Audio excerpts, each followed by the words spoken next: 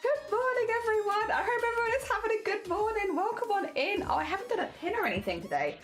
Ooh. Well, you know what? You know what? I think we should probably pin the Boobtober stuff, huh? So let me get a Boobtober pin.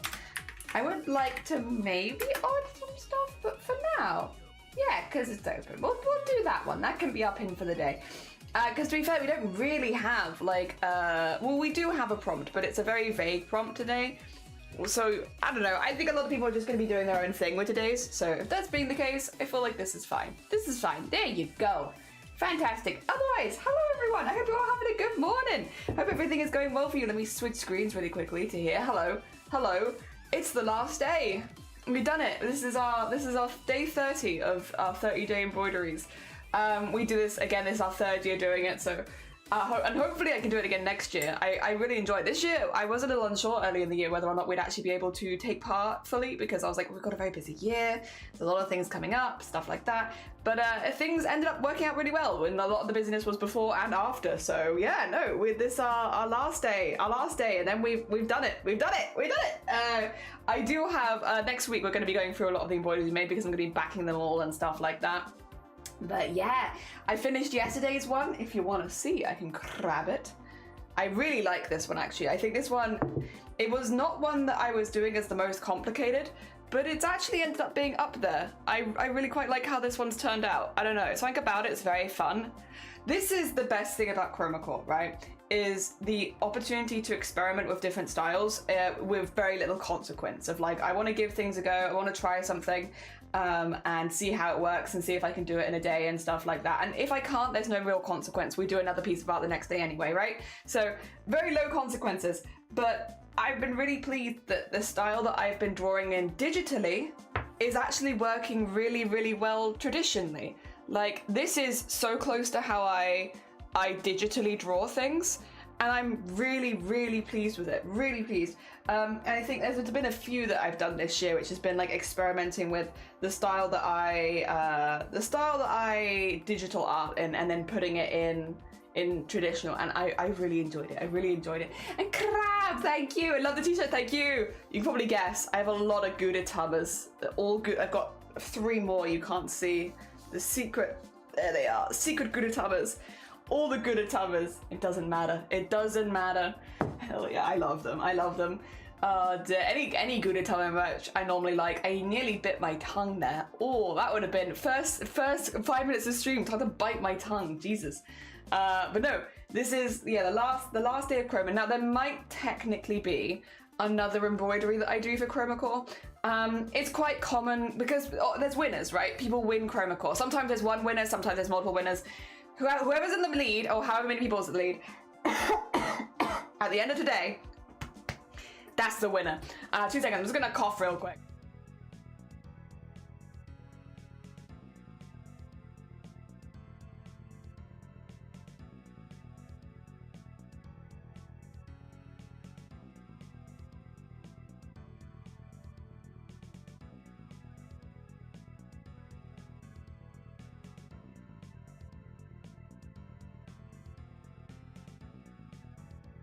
Sorry, I have a bit of a rough cough this morning.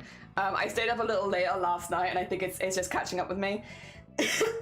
So I might cough a bit. I might be clearing my lungs a little bit this morning, but it's the last day. I really love the aesthetic you're going for too, like how the line art is deliberately inside the blocks of fabric you used. Yeah, I really like it. Again, like I've just been trying to, because I've been drawing digitally for like the last year, like practicing a lot, and obviously the last couple of years I've been practicing embroidery. I'm just trying to like merge those styles a little bit more.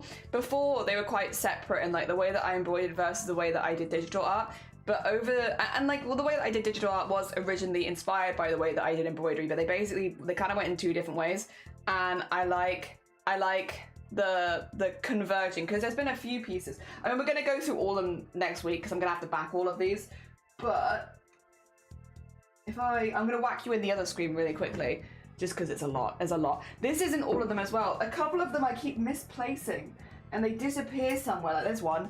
I need to find them.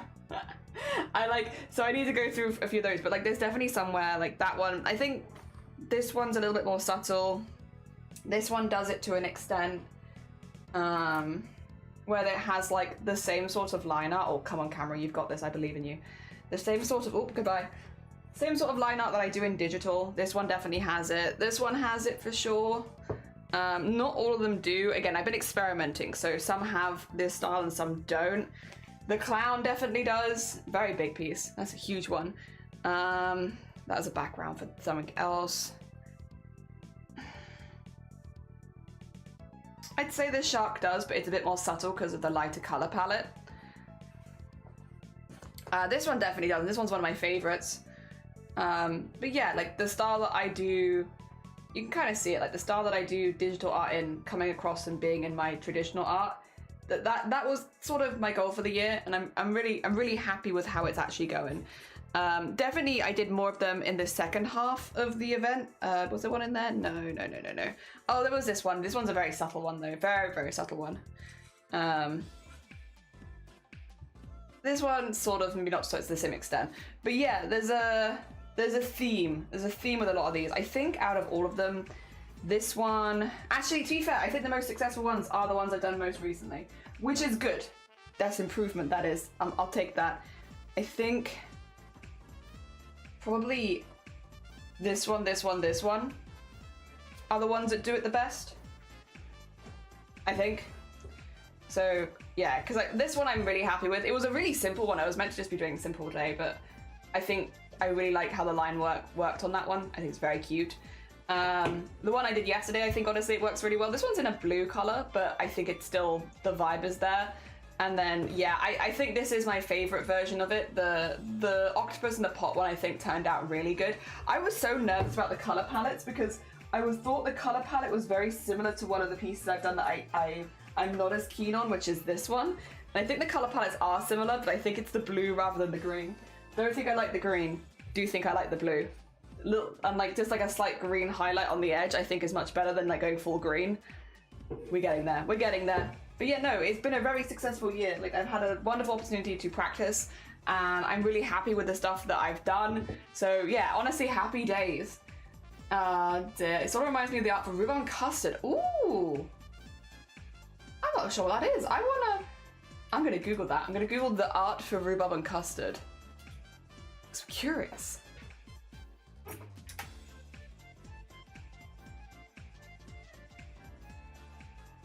Oh wait, no, I do. Is this the dog and the cat?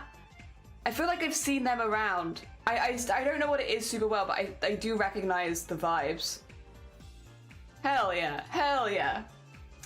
And Lovey, good morning. Welcome on in. I hope you're doing well. Good morning, good morning. How go it? How go it? I hope you were doing good. Last day, and then we've done 30 days of embroidery. Although technically we did also make a shirt. Although I've pinned the buttons on. People seem to think I've pinned the whole shirt. That's not true. Like the sleeves are fully finished. That is fully finished. All of the, like, I haven't hemmed the bottom edge, but everything else, the collar is attached. Everything else is sewn. I just haven't corrected anyone, so everyone's like, it's really impressive that Jelly managed to even just cut the pieces out, and I'm like,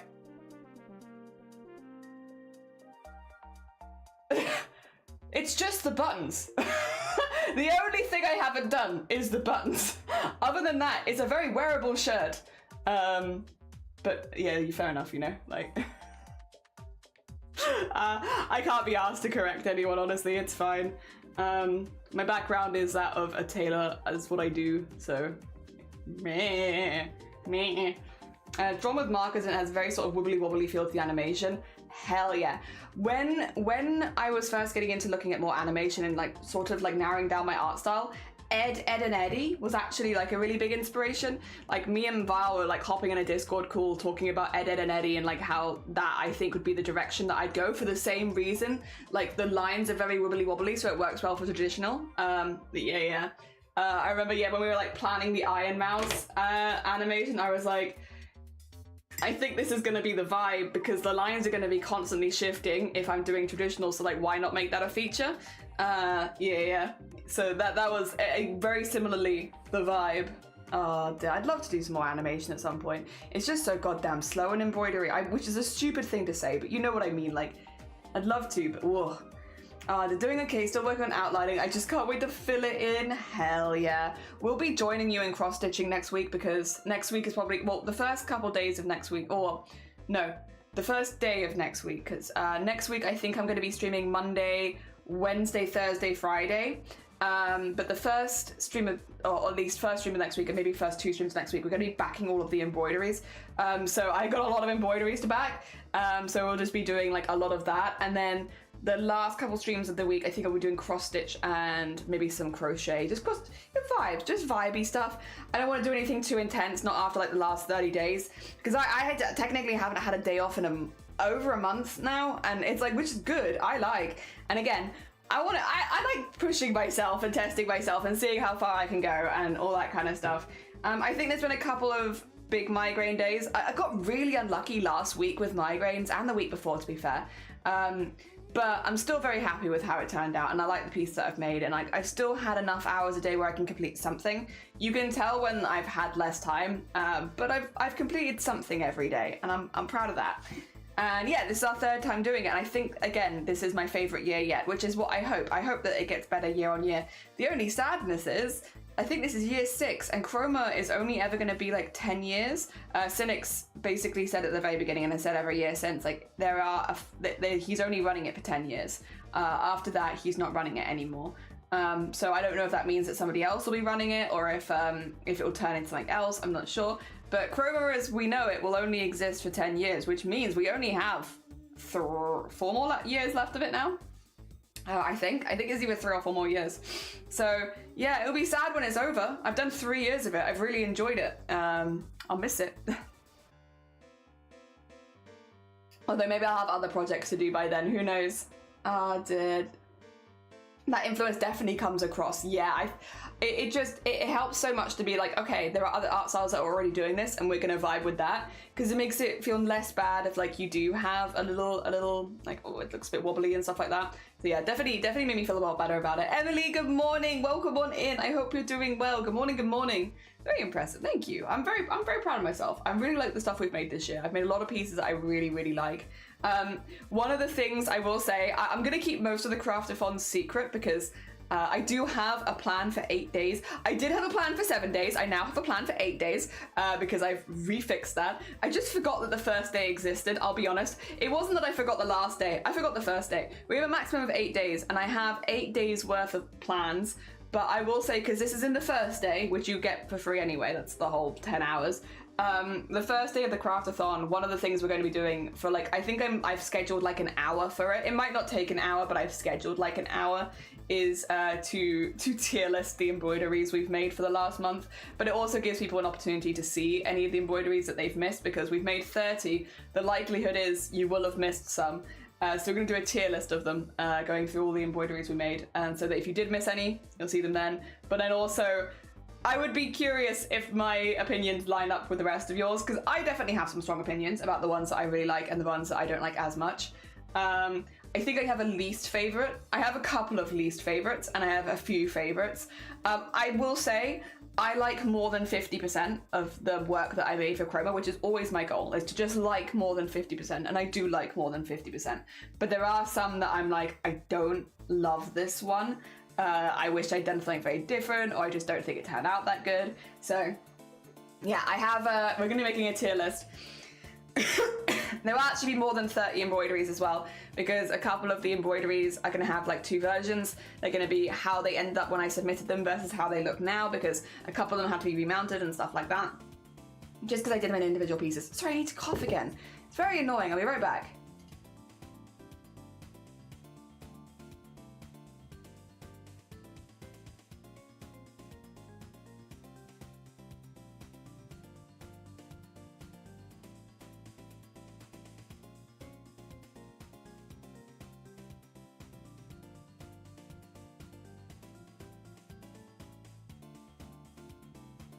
Have a good BRB. You also BRB. Sorry. Yeah, my lungs are just like, whoa, this morning. And I was like, whoa. Is it? Are we doing that this morning? We having a good cough? I suppose so. Grubit, good morning. To you two. How goes it? How are you doing? 30 days. We've nearly done it again, which means I need to make a new slide for our starting soon screen, because I will have 3 years of Chroma Core. But yeah, no, nearly done. Who do you think, because Gro, I know you are in the Chroma Discord, who do you think, who do you bet on who's gonna win, or if there's gonna be multiple winners? I think there's gonna be multiple winners this year. If I had to guess, I think there'll be 2.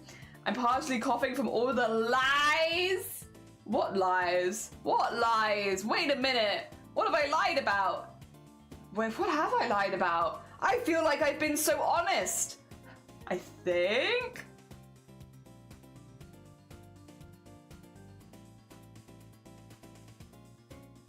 Like, we've nearly done 30 days, which is 30 embroideries. We've technically done more than 30 embroideries, but you know, we've done 30 embroideries. I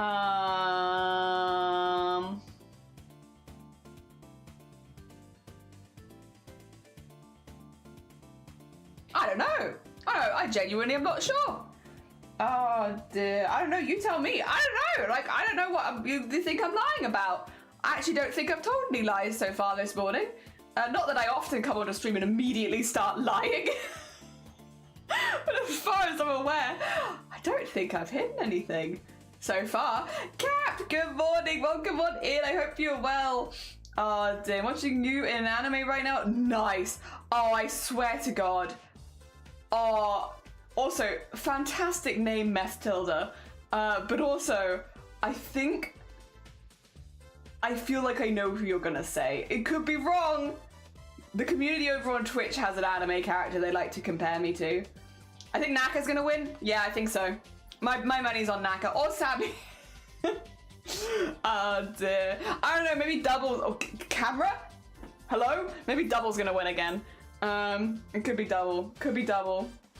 I'm not sure. I'm not sure. Oh dear. The thing is, I don't think I could pick someone. I think they all deserve to win, and I know that's a real cop-out answer, but genuinely, like, everyone who's still in is so ridiculously good. Like, I feel like they all... anyone could win and deserve it. Like, it's a hard one. Once again, glad I'm not a judge, because I'd hate to be the judge of it. I'd hate to be the judge of it. Thank you. Hell yeah. I hope you've been well. Yeah, I've been good. I'm like a bit coffee this morning, but like it's just I'm tired. I stayed up late last night, to be honest. And then yeah, other than that, I'm fine.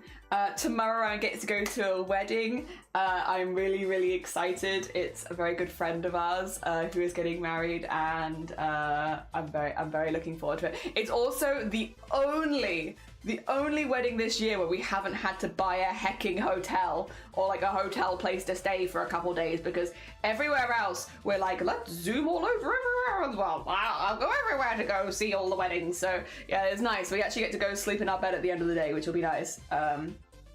All the other ones we have to travel very far away from.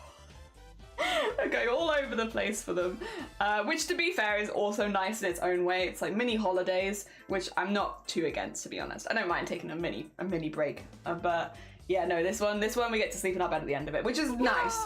Yo, listen up. Story. Bad little guy lived in a blue world. That's so cool. And heck yeah, save that hotel money. Yeah, I think the most expensive one is probably going to be France. That was, well, actually I say that though. The longest one is on October. The most expensive one I think was in France. But we also bought a lot of cheese in France, which definitely added up. But can you blame me? I'm just a little guy, I like cheese. Blue, Frankie as well, good morning. Cheese. Ah, do you miss the cheese? You miss it? You miss it? Oh dear. Die. Blue, dabble dee, dabble die. Ooh, for real? Yeah.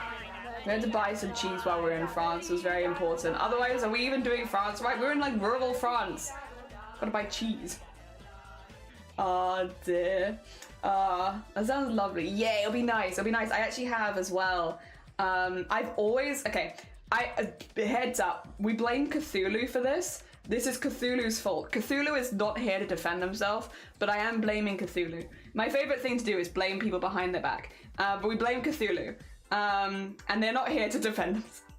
But Cthulhu has this really, really, really cool suit. Where, I will say, mine's not this cool, but they have like this really cool fitted suit, which is like, it's in these really cool colors. It's got a gorgeous pattern on it, the inside and outside. Like, it's just a beautiful, beautiful piece, right? And they wore it to my wedding last year, and I was like, I'm jealous, actually. I have a roaring jealousy inside my stomach. I like your suit. It's really cool. It's really, really cool, and I want it.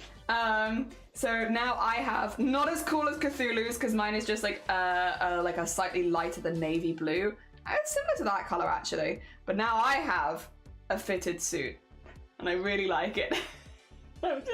Listen, I live off jealousy. I'm the worst with snacks. Listen, if someone else has got good snacks, I'm instantly jealous. And I'm like, well, it doesn't matter if I wasn't hungry or anything like that. You've got good snacks, I want good snacks. You got good suit, I want good suit. I'm just a jealous person. It's a crime to not. It is a crime to not. Exactly. Exactly. You gotta get the cheese while you're in France. What are you doing in France if you're not buying cheese and wine? Exactly. Well, going to a wedding, but like, you're so right though. You're so right. You gotta have the cheese. Luckily, some family did speak French, so it's like they went to the cheesemonger and got us some cool stuff. I don't speak French. I let the funky music do the talking. Oh, do you look different? Rambo! How are you doing? Oh my god, I hope you are good. I hope life's been treating you really well. Good morning. How are you doing? You've just joined us at the end of a marathon. This is our day 30. Day 30 of 30 marathon. We've been doing an embroidery every single day for 30 days. So if I look a little bit dead, don't worry about it. But yeah, that's why. It's because we've just done 30 embroideries in a row. I've been working for like 14 hours a day for like the last 29 days. But I hope you're doing good. I'm very good. I've really been enjoying the embroideries. Things have been good. Dear. What's your snack type? Sweet, salty, or barbecue? I am generally a savory sweet type. No, not savory sweet, a savory snack type. The things that I'll eat the most of are like generally savory, but I do like sweet chili. I like sweet chili things, which is like often a savory snack, but they have like that sweetness, right? I like sweet chili, and I like Biscoff specifically. Specifically Biscoff. It's my, yeah, that. But generally I would say I haven't got like a very good sweet tooth, so I can't have like a lot of sweet things, but I'm great savory tooth. I can graze all day. As a hell of a thing to say, Jelly. If I look a bit dead, don't worry about it. Yeah, if I look a bit dead, don't worry about it. It's just been 30 days. All the others are so good. Tough to pick a winner. I like Voland, but anyone else could win. Yeah, Voland, Mr. Green. I think, but then also Funky Pepe. Like, and Kuzleon and Diavite. Like, everyone's so good. Like, I don't know how you pick. I don't know how you pick between them. They're all so good. Has there ever been a woman winner? I don't know. I don't know what a woman is. I don't know who is a woman. I don't know. I'm I'm sorry. I don't know. I don't know any of their genders. I think Mr. Green with the name, I'd assume man, but I don't know. I don't know. Yes, me neither. Yeah, it's gotta be savory for the most part, but I can eat a lot of savory, so I'll go for that. I think it's your hair. I could have sworn it was a smidge longer. It's gone back to its like pre-streaming haircut. It's really funny. I actually match all the photos my parents have of me in their house now because, you know, funnily enough, during like the pandemic and stuff like that, I let my hair grow out because I was just like, meh. So we got it really long, and then I wanted to go back to what it was before. And yeah, so here we are. We're back to where we were before, and I'm much happier again. Little heartbreak I couldn't buy wine when I was in France because I only had hand luggage, and we went, oh, this little village for only a few hours. You could always go to France. Maybe this is a good excuse to go to France again. You deserve it to get the wine.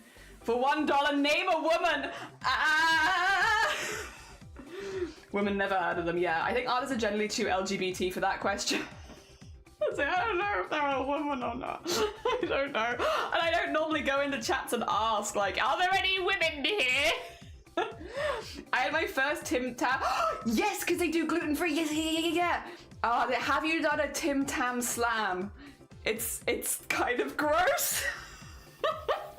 It's the thing where you bite like the ends off the Tim Tam and then drink your drink through it and then shove the whole thing in your mouth. I don't know if you've done it. It gets soft really quickly. Octogation, thank you for the hydrate. Good morning. Welcome on in. I love your shirt. Thank you. It doesn't matter. Is all the eggs. So many. Look at him go. He's got so many eggs. Oh, dear. Oh. I'm gonna assume anyone with Mr. is out of the woman. But you say that. I'm you know what? It's fine. Maybe I'm an outlier because I'm not particularly smart. But like my original Twitch name was Opni-Man, which funnily enough, people assumed, most fair, there was literally man in my name.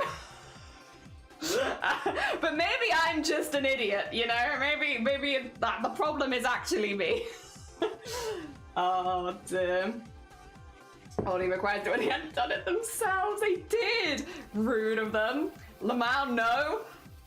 Well, now you know when you get your next pack of Tim Tams, ruin one of them. If you Google Tim Tam Slam, you'll see people doing it. It's very weird. Morning, are there any women here? Good morning, CJ. The person who licks. No, lick it. If you've never licked a Nintendo Switch cartridge, it's a human life experience. And you haven't had it. I shame people who haven't licked the Nintendo Switch cartridge, unless you don't have a Nintendo Switch, in which case it's very understandable that you've never licked a game from it. How do you like your eggs? Am I meant to do the song? Because I don't want my eggs with a, what was it? I don't want a kiss. It's nothing personal. I like to separate my food and everything else in my life. No romance with my food. Thank you very much. Dear, you stay away from my eggs. But otherwise, how do I like my eggs? Good scrambled egg is S tier, but bad scrambled egg is F tier. So it really depends. How good are you at cooking? If you're good at cooking, I probably want scrambled eggs. If you're bad at cooking, don't give me scrambled eggs. I'll just take like a fried egg or something. But yeah. Yeah, I'm in a world with he, him, lesbians. I just assume that it's not really my concern. It's like, listen, I don't need to know. I am very much of the vibe, like, unless... Actually, wait a minute. No, unless I'm planning to get into a relationship with you, I really don't care. The only time I ever need to know your gender is for that. Otherwise, I'm like, like, whatever is fine. No, not bothered. I mean, I guess... with friends, it's good to know so you can refer to them correctly, but generally I'm like, unless I'm planning to sleep with you, I don't really care. And honestly, I'm bisexual. Even if I am planning to sleep with you, I'm not sure that I really care. If you're bad at cooking eggs, the last person I ever cooking eggs are the last thing I'd want from that person. Bad eggs are bad. Strong points this morning with Jelly, but like, yeah, bad omelette is bad. A bad fried egg is gross. If you can't hard boil an egg, they're not good. Deviled eggs are bad if you can't. Yeah, if you're just not that good at cooking, maybe don't cook me eggs. That's fair. But told the posher someone is, the more liquid. What does that mean? Well, between licking cartridges, What a Woman, and Tim Tams, I'm getting a little conversational whiplash. Yep. Happy Fridays. Yeah, pronouns are extremely important. I personally think it's amazing. Yeah, it's like whatever makes you happy. I think everyone in the world is chasing their own happiness, and you should have the ability to assign yourself pronouns that make you happy. I have to be careful because sometimes when I say assign yourself, I want to switch to programs, which is not true unless you're a robot, in which case maybe. But if you're not a robot, pronouns that make you happy. Whatever makes you happy. Oh dear. I've got the same attitude. I want to know your pronouns, but I don't care about gender or sex. Yeah, it's not going to bother me, just so that I don't get it wrong. Oh dear. Oh, dating or filling out a form, because it's required to put that in the system for form. Yeah. The non-crab pronoun she had. Actually, so Clen very kindly sent me a video where you can get the pronoun add-on attached to your OBS, which would be really good because right now I actually can't see pronoun. Like, I have the pronoun add-on on my thing, which if you need it, !pronouns will get you the browser add-on thing, so you can have it next to your name. And like, yeah, when I go onto here, like I can see non-crab she her, Grobert he him, Mossy they he, Emily she her, Octogacia she other. Yeah, I can see them here, but then as soon as I go into my OBS, which is where I read most of chat from, I can't see them. My problems should involve insomnia. Hell yeah. What problems? Pronouns. My pronouns should involve insomnia. Hell yeah. Well, you need pronouns with an S on the end. Because I think pronouns with an S on the end. So you're very close. There it is. Also, hi, good morning. Don't have the same altitude, you're on a hill. It's so true. I am higher up than you. Probably. I think most people that live in Wales are probably higher up. We're a very hilly space. Oh dear. Yep.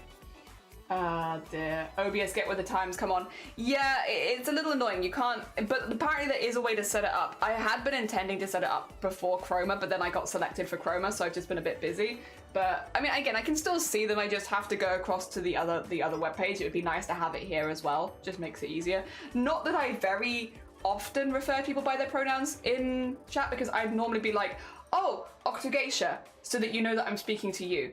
But it is good to know, because especially when it comes to shouting people out that aren't here. I think that's the main time that I use pronouns with people in chat, is if I'm shouting someone out who isn't actively in chat, which does happen obviously because of like the Discord art share and stuff like that.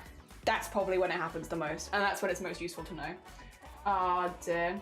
Oh wait, did they not have the neon pronouns at Zay? Did they not? Oh. I feel like that's one that I see relatively often, but fair enough. I guess, yeah. I'm kind of surprised.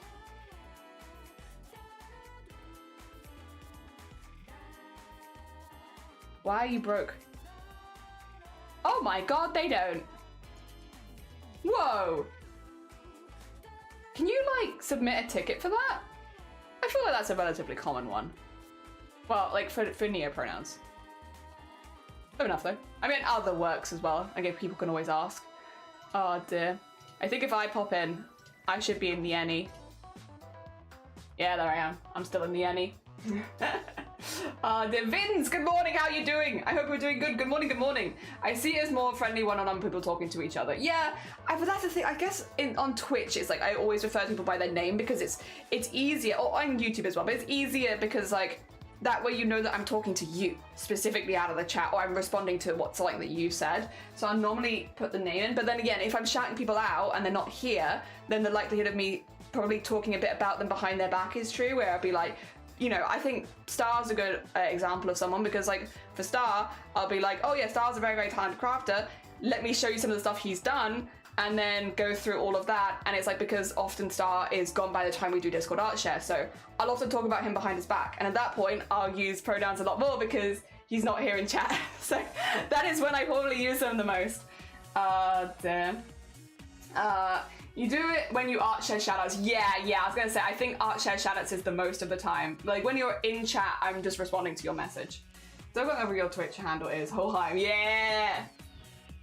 It's got a whole thing. I didn't even ask them in the Discord if, okay, they get a ton of requests. It's half of my given name and the other half is deep lore. We love some deep lore. And they keep not, oh, I see. I could, but I don't want to bother them, honestly. That's such a fair. That is such a fair and vibe. Understandable, honestly. Dear. Yeah, I have well, some of you know I have a goal. But I'm not telling you what it is. If I say it, then it will never come true. I have goals. Dear. How's doing? It's doing good. How's you doing? How are you doing? Dear. We are having a nice chill morning. It's the last day of the embroidery marathon. You in abandonment issues?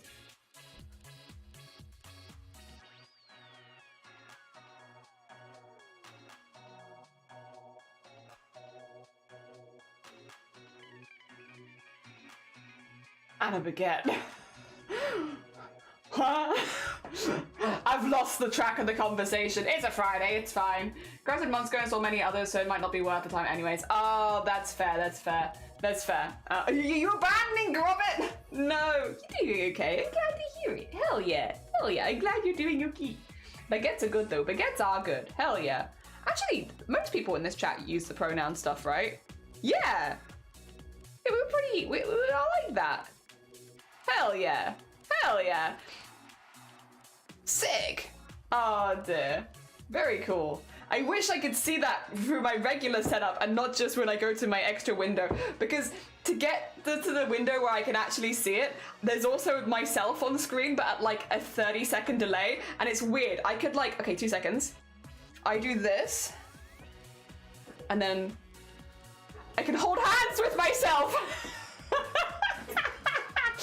It's very stupid.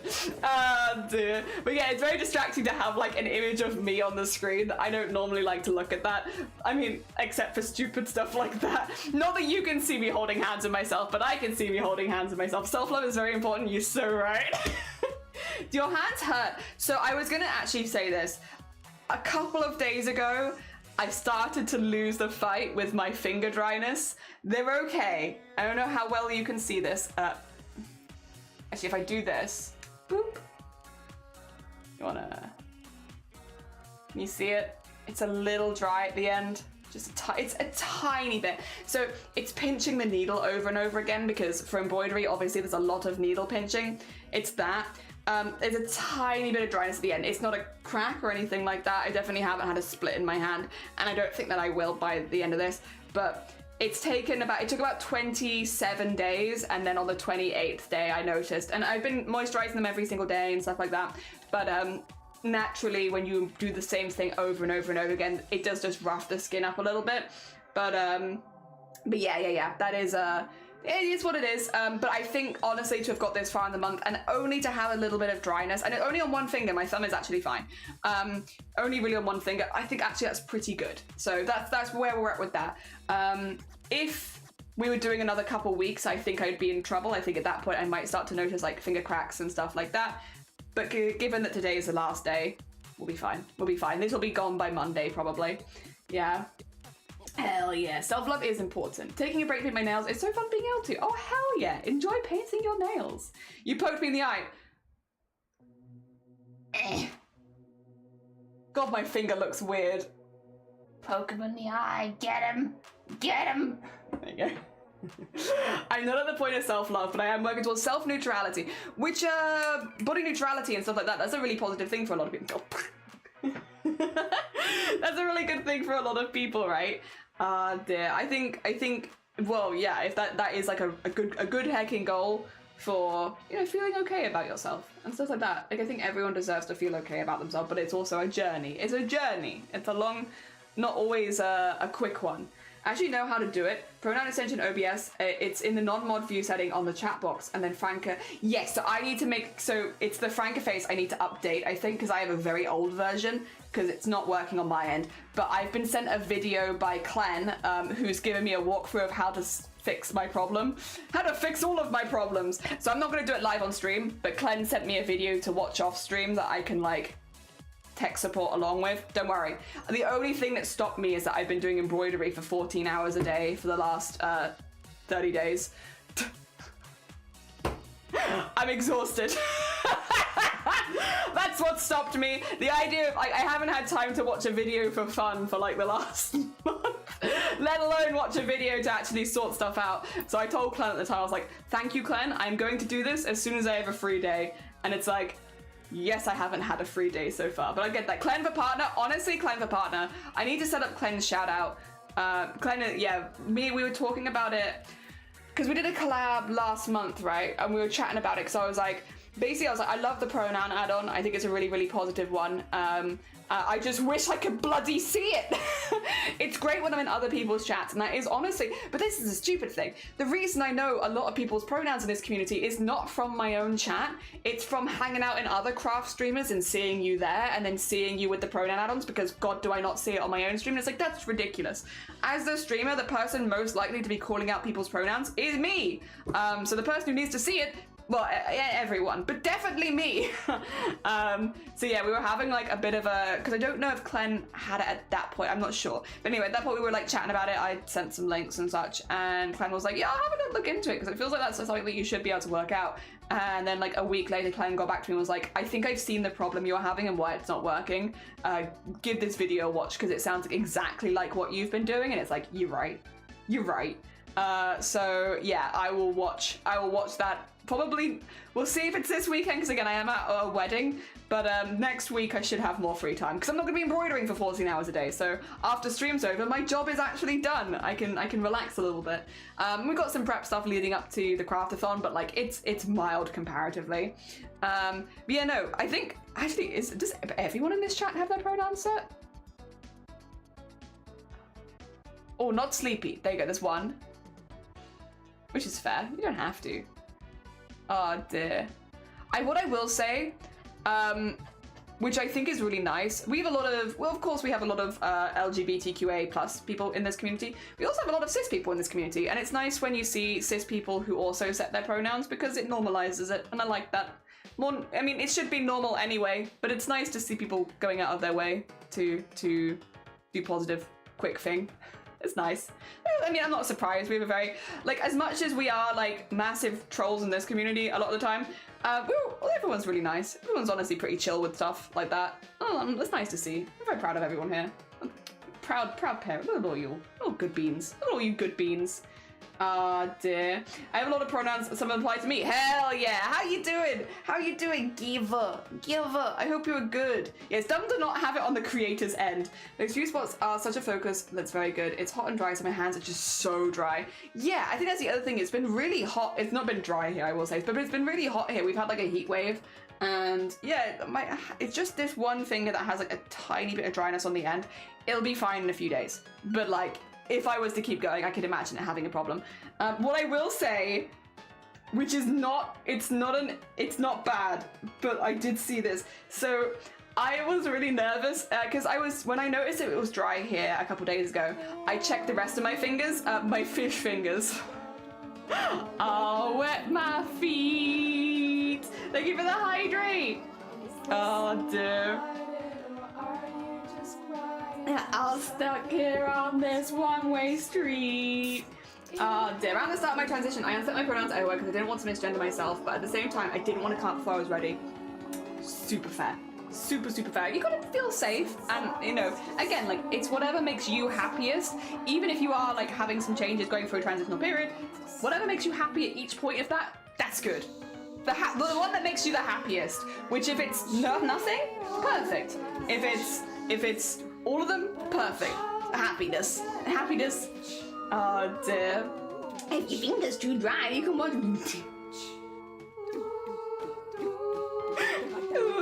Fish whispers.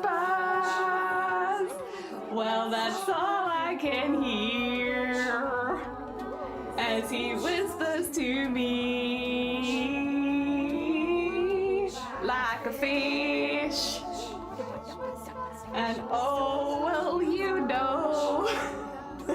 Do you know what that means? That was done for Booptober, and depending on how well we do with the craftathon in a couple weeks, you guys can actually pick the next song we cover. We have that as one of the goals for the craftathon.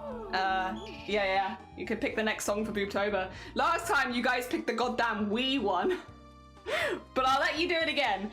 You know, you're gonna get another chance. What was I gonna say? Oh yeah, when I was checking my finger because it was dry, I was like checking all of them to make sure that there weren't any other issues because, you know, logically makes sense. And I was like, oh my god, I have a rash on this finger. Oh god, what are all these tiny red little marks? It's not a rash. It's not a rash.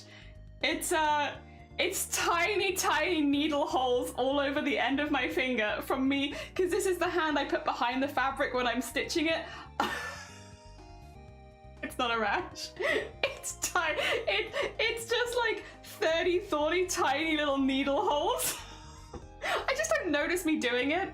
Ba ba da ba da ba. Dan, good morning. How you doing? I hope you're doing well. Good morning. Good morning. But be warned, your bizarre music taste. Don't worry, you fit right in. The suggestions we had last year were wild. Whack!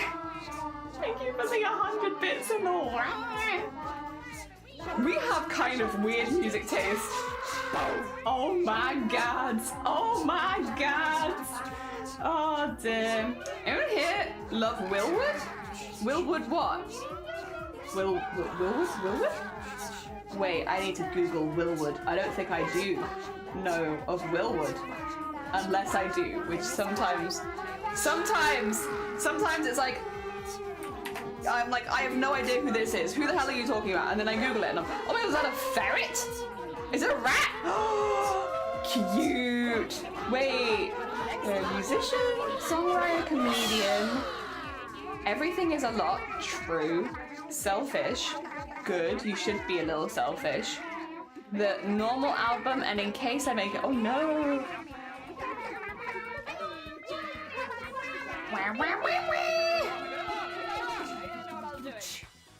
Music is easy. I don't know that I do know Willwood. I'm not sure that I do. I might have to look them up. Ah, dear. You do! We found one! We found one! Oh, dear. Hell yeah. There you go. Hoheim knows. Hoheim knows. They're the best music taste. We have to, yeah, this community has great music taste. It's varied, and I like that. I like the variety. I was impressed. I am a sentient octopus. The only thing is, and this is, I mentioned this last time, so the way that we do it is, if you guys do unlock that particular event, we'll have a very temporary channel in the Discord where you can suggest songs. Now, what I will say, I'll pick the top 5 songs and then you guys can vote between those 5. So last time we had like 40, 50 songs suggested and I picked my top 5 and you guys voted between those. I will likely only pick songs that I already vaguely know. If I don't know the song, I'm really sorry. It's simply because it's very difficult to do a song cover like this unless you know the song really, really well. And so just to help me a little bit to be able to split it into everything, I'll normally only pick songs I know. So if you pick a song, even if it's a really good song, if I don't know it, then there's a chance I won't pick it for that reason. So I don't want you to be like, oh, but I picked this song that's perfect for your channel and you didn't pick it as one of your top 5. I probably just didn't know the song that well. Yes, so that is a heads up, because yeah, I know that came up last time as well, where people suggested songs and they were like, those would have been really perfect for you, Johnny. It's like, I just didn't know the song. And when you're like splitting it into like 100 layers, you kind of want to know the song pretty well. What do you watch? I actually don't watch movies or television. I'm so boring. I'm so sorry. I haven't watched a single movie this year or television. No, that's not true. I watched the documentary on dinosaurs that I think it was called Prehistoric Planet that David Attenborough worked on. That's the only thing I've watched this year. I didn't watch a single movie or television show last year either. I don't watch movies and I don't watch television, so I don't have like any interest there. I just don't like it. It's not a form of media I've ever really enjoyed, so I just don't. I don't do a lot of music. I watch like a lot of streams. Sometimes I watch videos and stuff like that. I'm just not as into the television and films. I just, yeah, I like crafts. I don't know. But we warned you're gonna have deep and dark topics for some songs, but I like that though. I don't think that's a bad thing. Yeah, the chants are the fun part. I like voting. There's always on Case Banner 433. I don't know what that is. You watch CJ's? True. Technically, I watched CJ's movie. I just meant that it'd be easy to learn. Just no, you're fine. You're fine. I don't know what it means, and I would not have taken it in the wrong way. Favorite meme though? God, well there is a meme that's been getting stuck in my head recently. It's, I don't know what it means. I don't know what it means, but it's the goddamn Deltarune Asgore driving in my car thing. Every time I scroll through any social media, I hear it. I'm not gonna say it's my favorite meme, because it's not, but God do I hear it. The driving in my car right after a beer. Oh, that lump, it's shaped like a deer. DUI, how about you die? I would go 100 miles an hour. That one. I have heard that so many times. You can tell because I remember it. Oh dear. I'm not good at singing though, I will say. It's out of my range. Also, the vibe today was like photo finish. So I'm just doing a hand going up towards the finish line. I wanted something relatively simple for the last one, so that I could just like chip away at throughout the day. So that's what we're doing. Oh, that is probably, I like that meme more. I like the meme more. I just wanted to call you to tell you that I love you and I miss you. And I'm really hoping that you call me back. And I know you said that you were done. Oh dear. Bean of Culture. I had the song stuck in my head so bad. We found the OG Mary song because my husband made me hum to Google. He was a 20th century avant-garde composer. It was 430. Oh, it was just 430 silence. The idea being you listen to the silence around you. That's really cool. Oh hell yeah. The chemicals in the water though, they are turning the freaking frogs gay. Oh dear. Yeah, hands-on stuff. Yeah, I'd rather be doing things and chatting and such. That's the other thing, I don't like just being quiet for like half an hour while you watch a television show. Like I want to talk to you. I'd probably like television more if I could talk to the person who I was watching it with the whole time. But obviously no one wants to do that, so yeah. He also has some really fun clapping pieces where the phrases like 5, 7, and 9 measures repeating in their own time. Oh, interesting. Interesting. You know, I haven't heard of that, but it is cool though. Oh dear. Driving in my car right after a beer. God. God, I don't want this song stuck in my head anymore. I don't even know what the hell it means. And I don't think that I want to know either. Well, no, I know vaguely that it's like a fan theory thing, but I'm also just like, why? Oh dear, chemicals are fine, just don't do drugs. Yeah, don't do drugs. Don't do kids drugs. Don't do kids drugs. Just don't do them. Don't do them. Oh, thank you for the horn. Television is trivia time. Yeah. Like maybe I'd like it more if it was like that though, and then I'd probably enjoy it. But like as television and movies are, I don't really like them. It's just not a form of media for me. Also, I'm doing fish fingers and you can't stop me. I understand that this could have been a realistic hand, but ha ha ha ha ha. Ha ha ha. No. It will not save the work. Beep boop skadoot doot doot doot. Saved. There we go. I legit looked at my husband in the store, and he asked, he said, I had this song about drunk driving stuck in my head. Yeah. Wait, Lovey, is it stuck in your head too? Wait, have you guys heard this? I'm gonna play it for you. I think I can play it for you, right? I want it stuck in your head too. I wish to not be alone with my thoughts anymore, and I'm gonna take you in here with me. How do I look this up? Because I've never looked this up. Is it just Asgore drunk driving? Maybe I could just try the lyrics. Driving in my car right after a beer. God, it's all over. It's all over my hacking. All over my hacking timeline. Driving in my car right after a beer. Hey, That bump is shaped like a deer. DUI, how about you die? I will go 100 miles an hour. little do you know, I filled up on gas.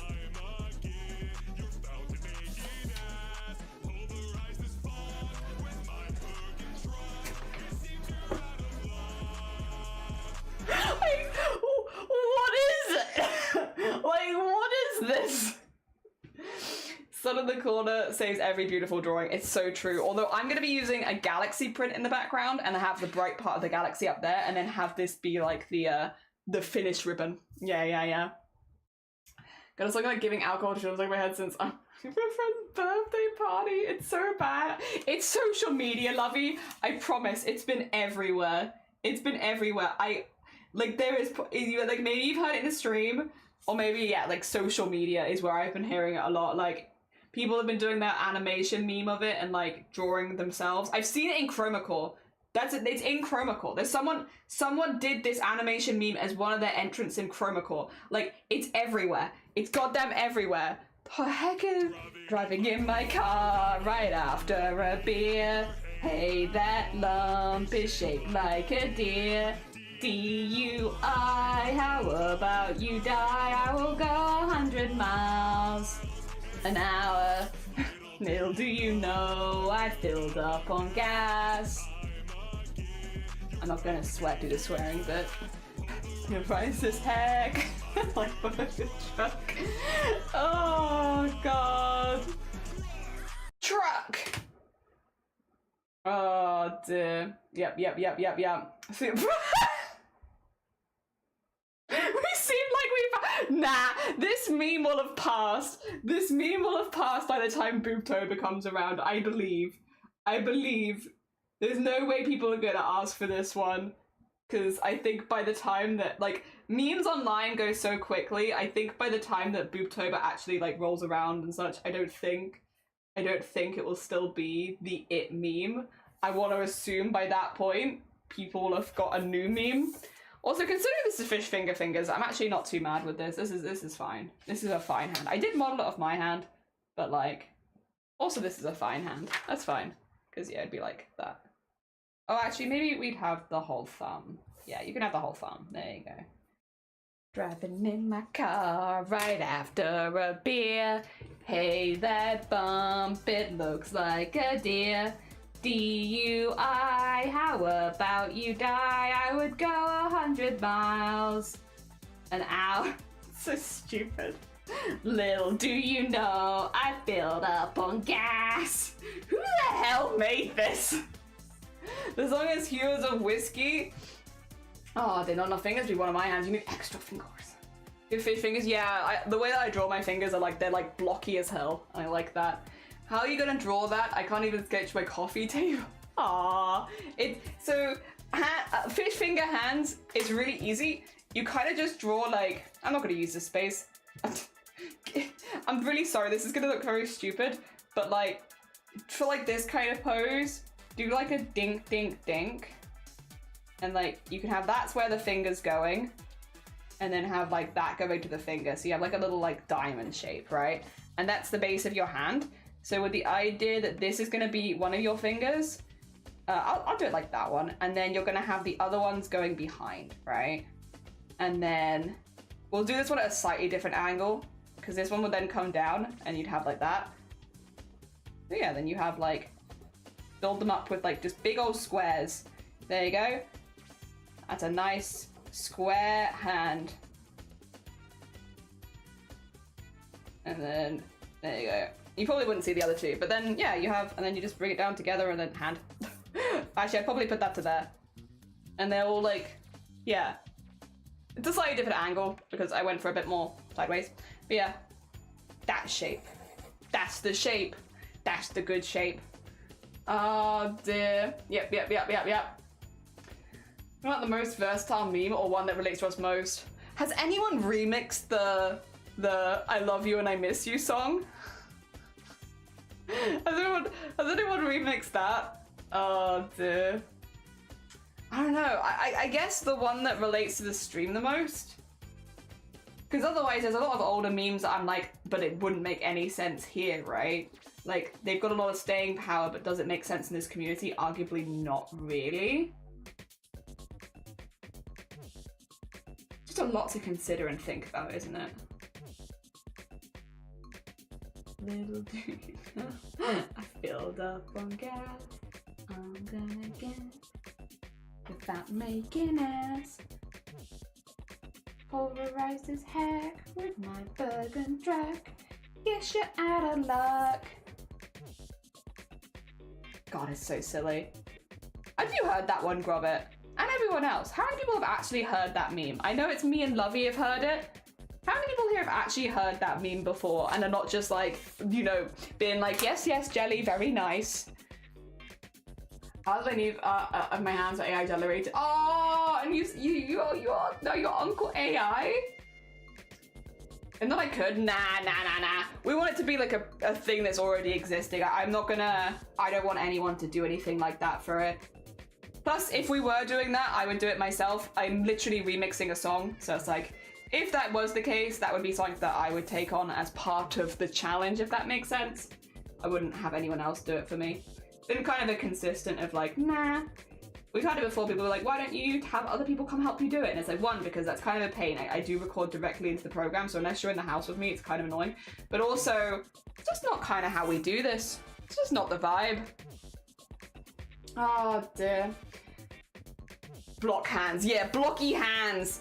Nice blocky hands. The thing is, if you're confident with your blocky hands, even if they're not 100% right, you can just do the whole, well, they're stylized card. It's so strong. It's so strong. Just be like, yeah, no, oh, you don't like it? Oh, well, it's just because they're stylized. Yeah, it's just a style difference, you know. You wouldn't get it. You wouldn't get it. Very strong. Very strong. Speech check 1000. So strong. Mine's probably, you turn the freaking frogs gay. Do you understand that? Turn the freaking frogs gay. Bum, bum, bum. Crap. Freaking frogs. Oh, God. You know what? I do know all the lyrics to that, so I guess you're on the right track there. I'm very in on the lyrics for that one. I loved sharing that with Blapple for the first time. Blapple, who had never heard of They Turn the Frickin' Frogs Gay. That was wonderful stuff. Wonderful. A wonderful moment in streaming for me was sharing the Turn the Frickin' Frogs Gay with Blapple. Oh dear. It's also really funny because my Discord just kept cutting out when I was singing it, which means on Blapple's side of things, you could just hear me being like, frogs! Frogs! It's not funny! Poor Blapple just being like, what the heck are you talking about? I loved it. I loved it. God, I will say, memes like that these days do make me feel a little older, because like, it is an older meme, but they still bring me joy. Turn the freaking frogs gay. Do you understand that? Turn the freaking frogs gay. Bum, bum, bum, crap. Freaking frogs. It's not funny. I'm gonna say it real slowly for you. Gay frogs. I sort of love the mentality with music, art, and all good creations. Yeah, it's like confidence. You confidently sell it. No one's gonna question you. Everyone's gonna be like, oh yeah, it's on purpose. I have it. I'm on YouTube and Tumblr. Oh really? Okay. Would you like to hear it again? Don't worry. I'll catch you up on it. Drinking my car right after a beer. Yay, that bump, it's shaped like a deer. DUI, how about you die? I would go 100 miles an hour. Did you know I filled up on gas? I'm gonna get you found making ass. With my fucking truck, I guess you're out of luck. Truck! There you go. just just here to make sure that you feel the same way that I do whenever I log into Blue Sky. Just this every day. I do it to fun to terrorize my friends. Oh, well, that's always a good reason to make something. You're so right. You're so right. That's the best reason to make something. Time to terrorize my friends? Hell yeah. So much creativity is inspired by that exact thought process. Like, I'm just stretching it up because the fabric's gonna stretch up. You're not gonna see any of that, so stretch it up. Shoes? Oh my god. Shoes. Oh my god, shoes. That's an old one. God, how old is shoes? I feel like it's been 10 years since anyone even mentioned it. Shoes. Dear. Label hasn't heard of Smashburger or seen a rainbow. Grobit, did you see? Okay, so one of the Boobtober emotes, we wanted it to have a rainbow coming out behind it. I don't know if you've seen this. Blapple hasn't. Blapple hasn't seen it. Or if they have seen it, they haven't noticed.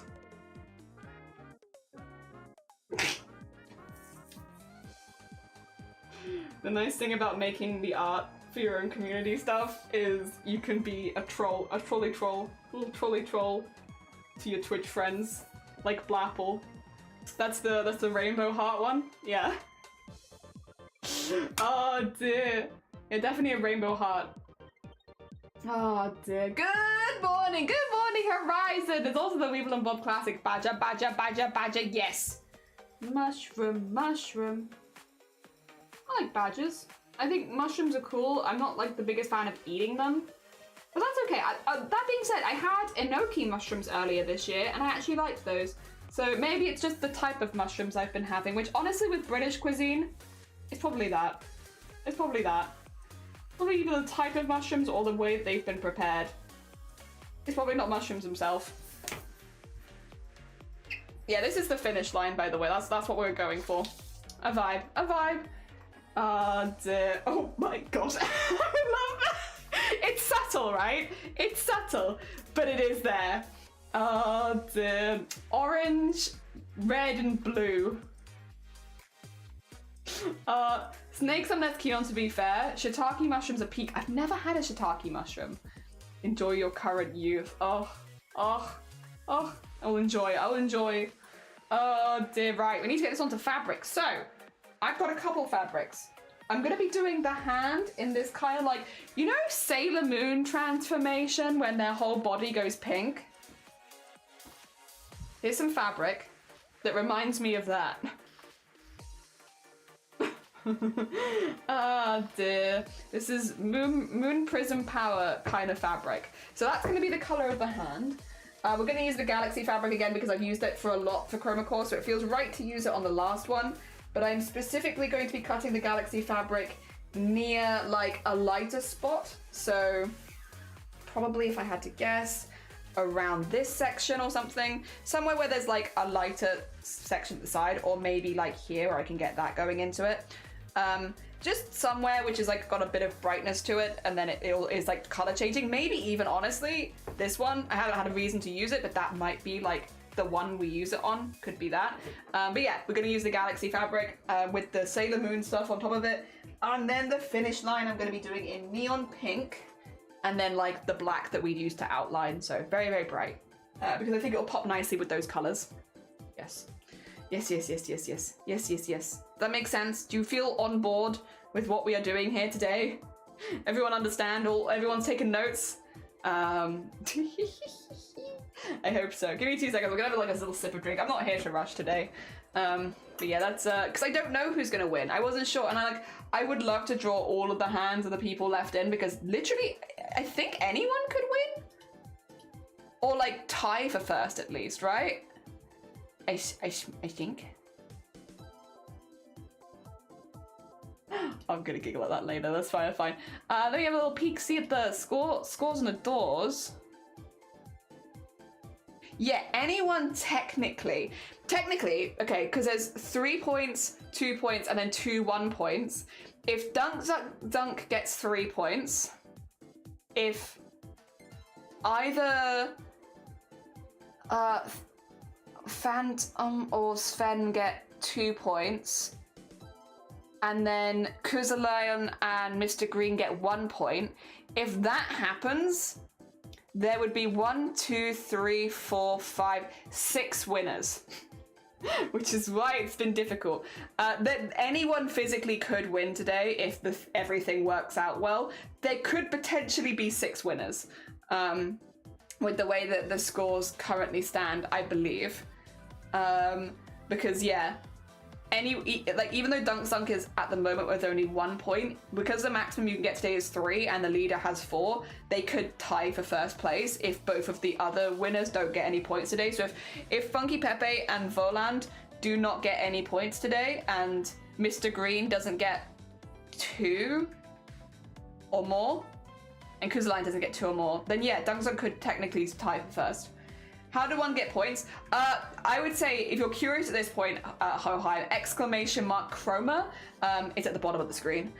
There is a video that's like 8 minutes long that explains the whole scoring system, but I'm not going to explain the whole scoring system on the last day of the event. Yeah, there you go. First video there. Oh dear. My hair is more than 5 foot long again! That means your hair is longer than Blapple. You need to go into Blapple's stream and be like, my hair is longer than you. No, you don't need to do that. But I do think Blapple is live right now, which means realistically, you could go into Blapple's stream and be like, you want to know what's taller than you? My hair. I'll do the small shout out. I won't fight them with the big one. Also, thank you for the follow. That's very kind of you. Good morning. Ah dear. We are doing our last embroidery after a marathon. This will be embroidery 30 in a row. Yeah, we're the last one. We've got the finish line within our grasp kind of thing. The prompt is photo finish. I was really confused of what the prompt was today, to be honest. I woke up and I was like, where's the prompt? But it does say on the top banner it is technically photo finish.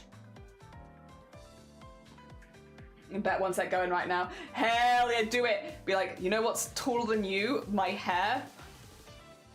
1 hair off my head is taller than you are, Blapple. Very funny. Blapple does not deserve, but it is very funny. We love Blapple. We love Blapple. All right.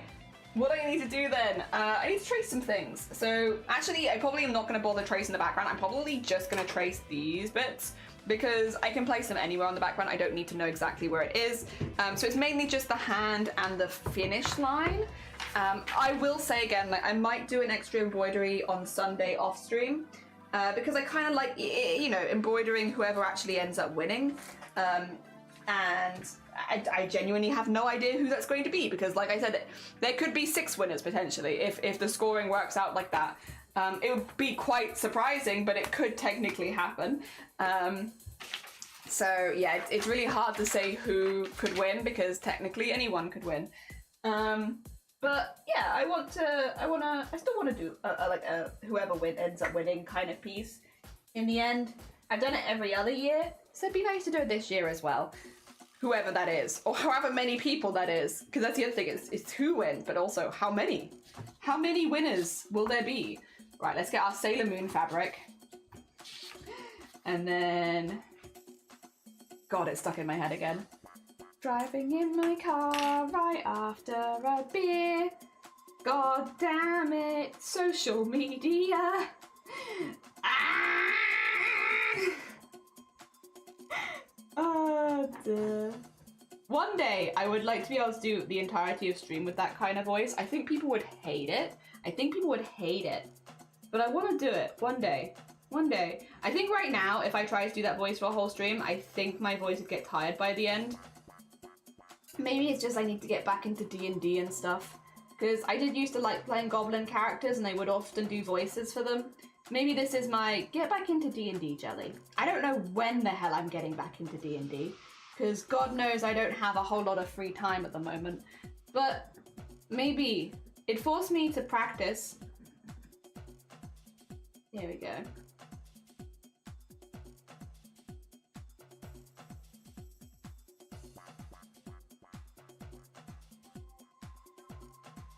There we are. So I'm doing big hand. big hander, concentration. Getting all of the fingies in, all my fish fingers. Very important. My fish finger shaped fingers.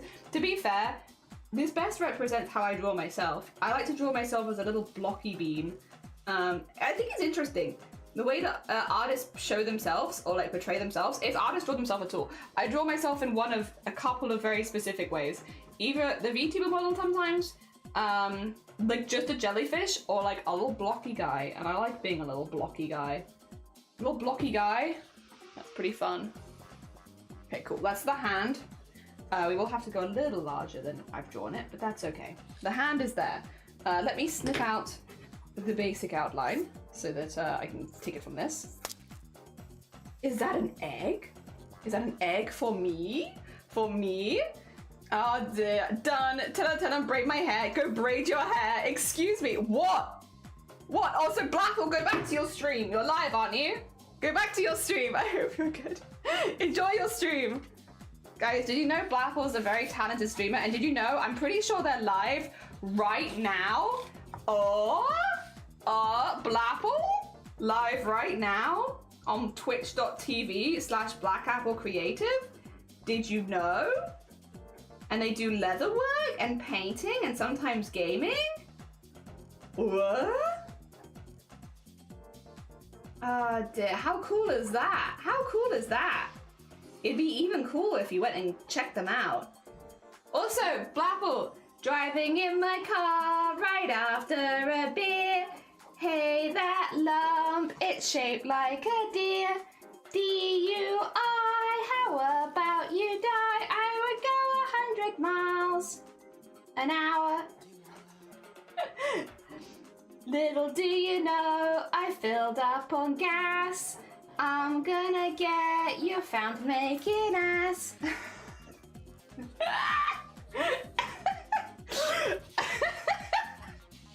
It's my job to piss Blapple off with all the most recent memes that Blapple probably has literally no idea about and doesn't need to know anything about. You know, they can happily live in ignorance away from me.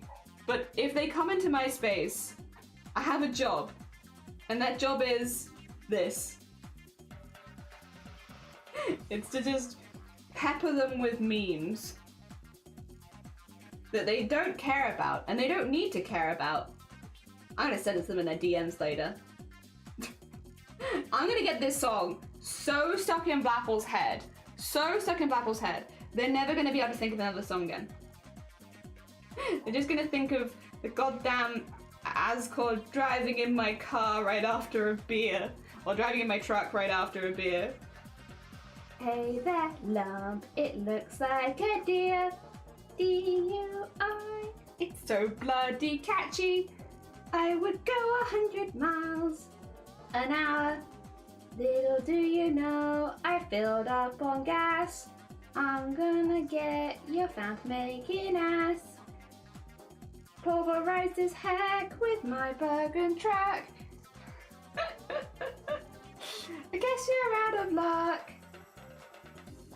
Dooba-dooba-doo, booba-dooba-doo, booba-dooba-doo, booba-dooba-doo, booba-dooba-doo, booba-dooba-doo, bam bam bam ba-ba-dam bam, booba-dooba-doo, booba-dooba-doo, booba-dooba-doo, booba-dooba-doo, booba-dooba-doo, booba-dooba-doo, dam bam bam ba-ba-dam ba-dam bam, bam bam bam. Thing is, the original song's really good. It's just one of the songs from Undertale, by the way. It's Asgore's theme from Undertale. It's a really good song. But now, I mean, it's still a really good song. But also, Grobber, you telling on me? You're telling on me? Should I be also check the streamers out? That sounds like a scam. Marion, good morning. Oh dear, you telling on me? Squid, good morning. Squid, Grobbit, Lamar, good morning. Don't say things like that on stream. Grobber might think you're drunk driving. I don't have a license. So if I was driving in my car, it'd be a lot worse. Driving in my car, I don't have a license. This would be a massive problem. I'd be causing more issues. I also don't drink, really. So it'd be like driving in my car. I simply don't have a license. I'm not allowed to drive. And I also don't have a car. Whose car is this? Whose license is this? It's definitely not mine. I can only assume in this situation, I've robbed someone of their driving license and their car. So I'm driving in their car. Maybe I am drunk. And maybe I'd have to be drunk for that, because like, that doesn't sound like me, I don't know. There you go, I've got all this up here. Right after a beer, hey, that lump, it's shaped like a deer. D-U-I, I really wish this song wasn't so stuck in my head. And it's all social media's fault. I fill up on gas. Oh dear. I kind of hope if someone's supposed to use this song with no context. I hope they'd have song. It's literally everywhere. Robert isn't excited to sing. Oh no, Lovey and you to being aggressively pointed at. It's you. I can point at you too. I can point at you twice. Can I get my hand in both spaces at once? No. Damn it. I tried. Oh dear. I like pointing at you. Jelly's done said a lot of questionable things that I have not reported. Thank you. I appreciate your support of my Twitch channel. Thank you. That's very kind of you. Oh, you. Look at you. Not reporting me. Oh. To be fair, we have said and done a lot of questionable things on Twitch, but nothing against TOS, I don't believe. Like, actually against, like, nothing bad. Nothing really bad. Like, we are pretty tame in the grand scheme of things. We meme a lot, but that's about it. Oh, dear. You know, I've been pretty clear, like, with the title and rules and stuff, that this is an 18+ space. So anything that we do get into that is a little bit more questionable at the very least, like, I've been really clear about, this is not a space for minors. And there's only so much you can do with stuff like that. But yeah, we've worked our best, I would say. I think we've done pretty good. Do what you can. Oh dear. I know how to draw a rainbow. Yeah. Who's being mean to Blapple? Who's bullying? Is Blapple, has someone come across and started bullying you? I will tell you right now that I didn't send them. That wasn't me. I haven't sent anyone to come bully you. Oh dear. Are you actually live? Do you... You're live right now, right? What are you doing in my stream? Are you live right now? I'll cool you if you're not careful. Get ready. You wanna get cooled? You wanna get cooled in the middle of your stream? Oh dear. I'm threatening you with social interaction. Actually, that's a very me threat. Arguably the most me threat you've ever seen. Oh dear. Whenever you point a finger with 4 fingers point back, it's so true. So I have to do this. Oh dear. If you rob a car, you make art jelly stew where you craft a driver's license. But don't do it. Yeah, this for legal reasons. This is a joke. This is a joke. For legal reasons, this is a joke. But also, yeah, go on. Jelly, you told someone to tell Jelly their hair was longer than Blapple. Oh, that I did do. That I did do. But I didn't tell them to bully them about the rainbow. That wasn't true. That wasn't me at all. I just said the hair thing. That's all I said. Oh, dear. Yeah. Having a brekkie? Nice. Enjoy your brekkie. Hell yeah. Oh, dear. Oh, gosh. Gosh.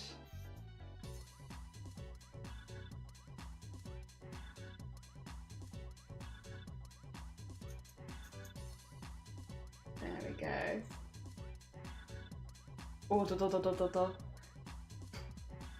Yeah, I think I specifically said keep the rainbow thing a secret. They don't know. I haven't told them.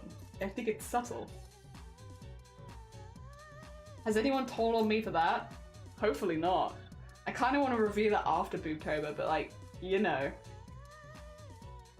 Oh dear. There we are. It was a great rainbow that Blapple drew that one collab though. Oh, it's probably one of my favorites. That was so fun to edit because I edited the video together, right? So that we had like highlights video from it. That was so much fun. Like, I am not a fan of editing at all. I do not like the process of editing. I understand that it's a thing that like you kind of want to do if you want to keep any content that you make long term, but it's like it's not a process that I particularly love, right? I don't love the process. However, that particular collab made me realize that I could enjoy editing. I just don't like editing me. You know, the bit that I do not like editing is actually the me. Because when I was editing Blackwell's part of that, I was grinning from ear to ear. It was so much fun. Dear.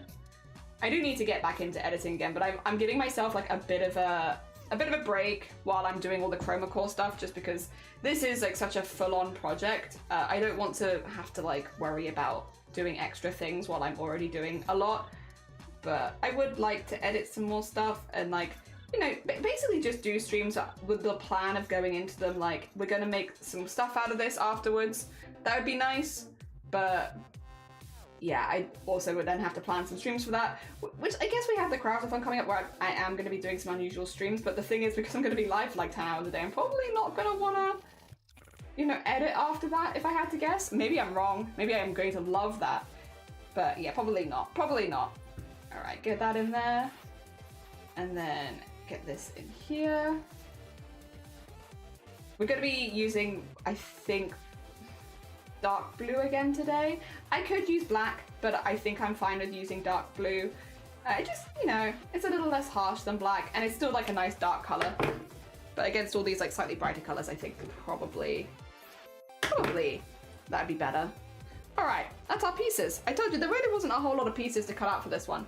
We have like the banner, we have the extra pieces, which I believe go here and here, and then the hand.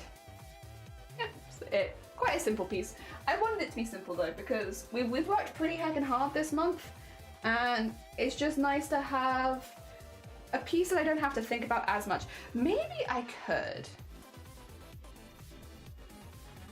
realistically do like this, couldn't I? I just don't know how well that's going to fit on the canvas. Canvas is how big?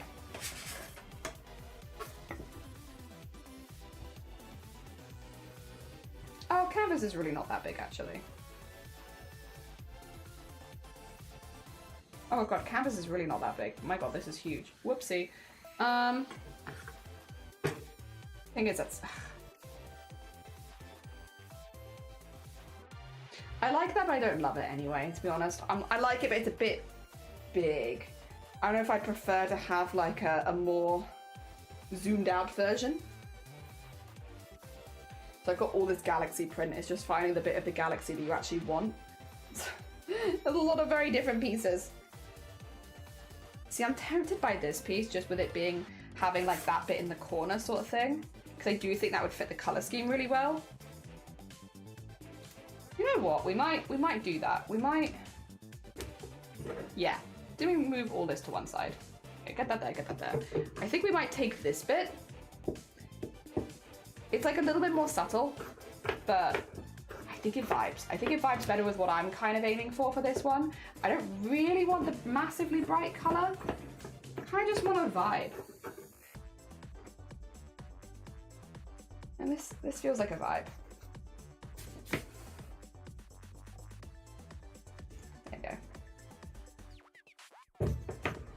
So I've just got it a little larger so we can reposition it, but that's probably what we want. Because then, yeah, I mean, it's a bit big on this side, to be honest, but yeah, so I can have the lighter bit in the corner.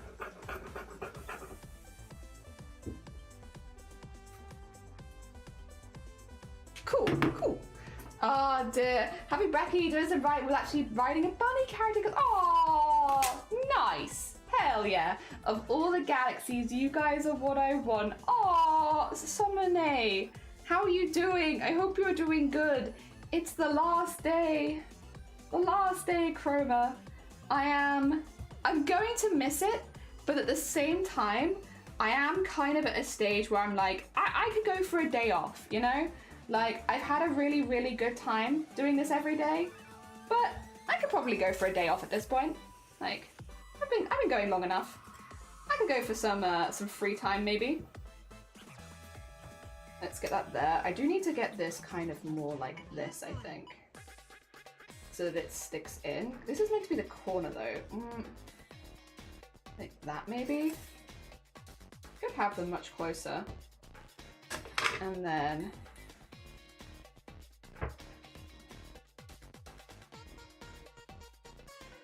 really can't see much of the background at all. You know what? I might just make this for a slightly bigger canvas. I'm gonna be ordering some slightly larger ones, probably after stream today actually. Like once I've calculated how many I need, I'm going to order a few more, just so that I have like everything I could possibly need. But yeah, maybe this is the vibe. And then put our Sailor Moon hand. Put it there.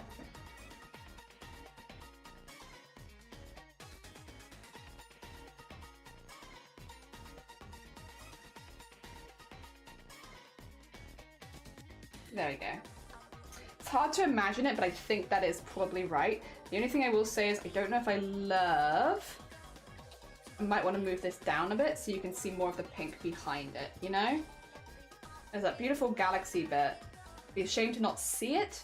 Sorry, I'm just repositioning like 1,000 times, but it's better to do that now, I think. Get it somewhere that I actually really like. Do I love that though? No, I do actually. No, you know what? Going straight back again, actually. I think I liked it where it was before. Just being indecisive. But yeah, after stream today, as long as I remember this evening, probably gonna look at ordering some of the extra backing things, since we have a lot of stuff to back.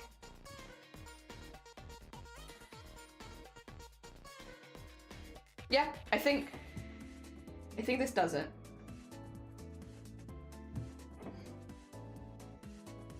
Gives me a Sailor Moon hand. Gives me the reaching for the finish line. Almost there, yeah. A day off after 30 days. Well, I'm actually going to a mate's wedding tomorrow, and then I'm gonna embroider whoever wins. Because again, we don't know who the winner's gonna be or how many people are gonna win, because there could be up to 6 winners. But yeah, we're gonna be doing that on Sunday, but I probably will do that off stream. So my first day off will be Monday, technically, but that's okay. Sandy, any fast? No, it was lovely to see you. Hey, Jodie, what was the lotion you use again? Working Hands by O'Keeffe's. This stuff. Yep. This is the stuff. Then take care of yourself, Emily. It was lovely to see you. Good luck at the airport. Moving into the art boarding school in 2 days. 2 days. Good luck with the move. I hope that it goes really well. I hope everything goes as smooth as possible for you. Hell yeah. Oh dear, very exciting. Very exciting. Well, let me get some backing fabric for this as well. Thank you, no, you're fine. Yeah, anything to do with stuff like that. Because, you know, if you're doing a lot of crafts, it's really important to look after your hands. So absolutely, always more than happy to share. There's definitely other options as well, but O'Keeffe's is like very available in this area, relatively cheap. Like, it's not the cheapest, but you don't get through it very quickly at all, so it's pretty good value for money. So I'm just getting some backing fabric again. You know how it is. This is a very... You've worked with the Galaxy fabric with me a few times. It's a very slippery fabric. If you don't back it with something, you're gonna regret it. At least where you're embroidering. It doesn't need to be the whole thing, but get a good amount for the embroidery bit.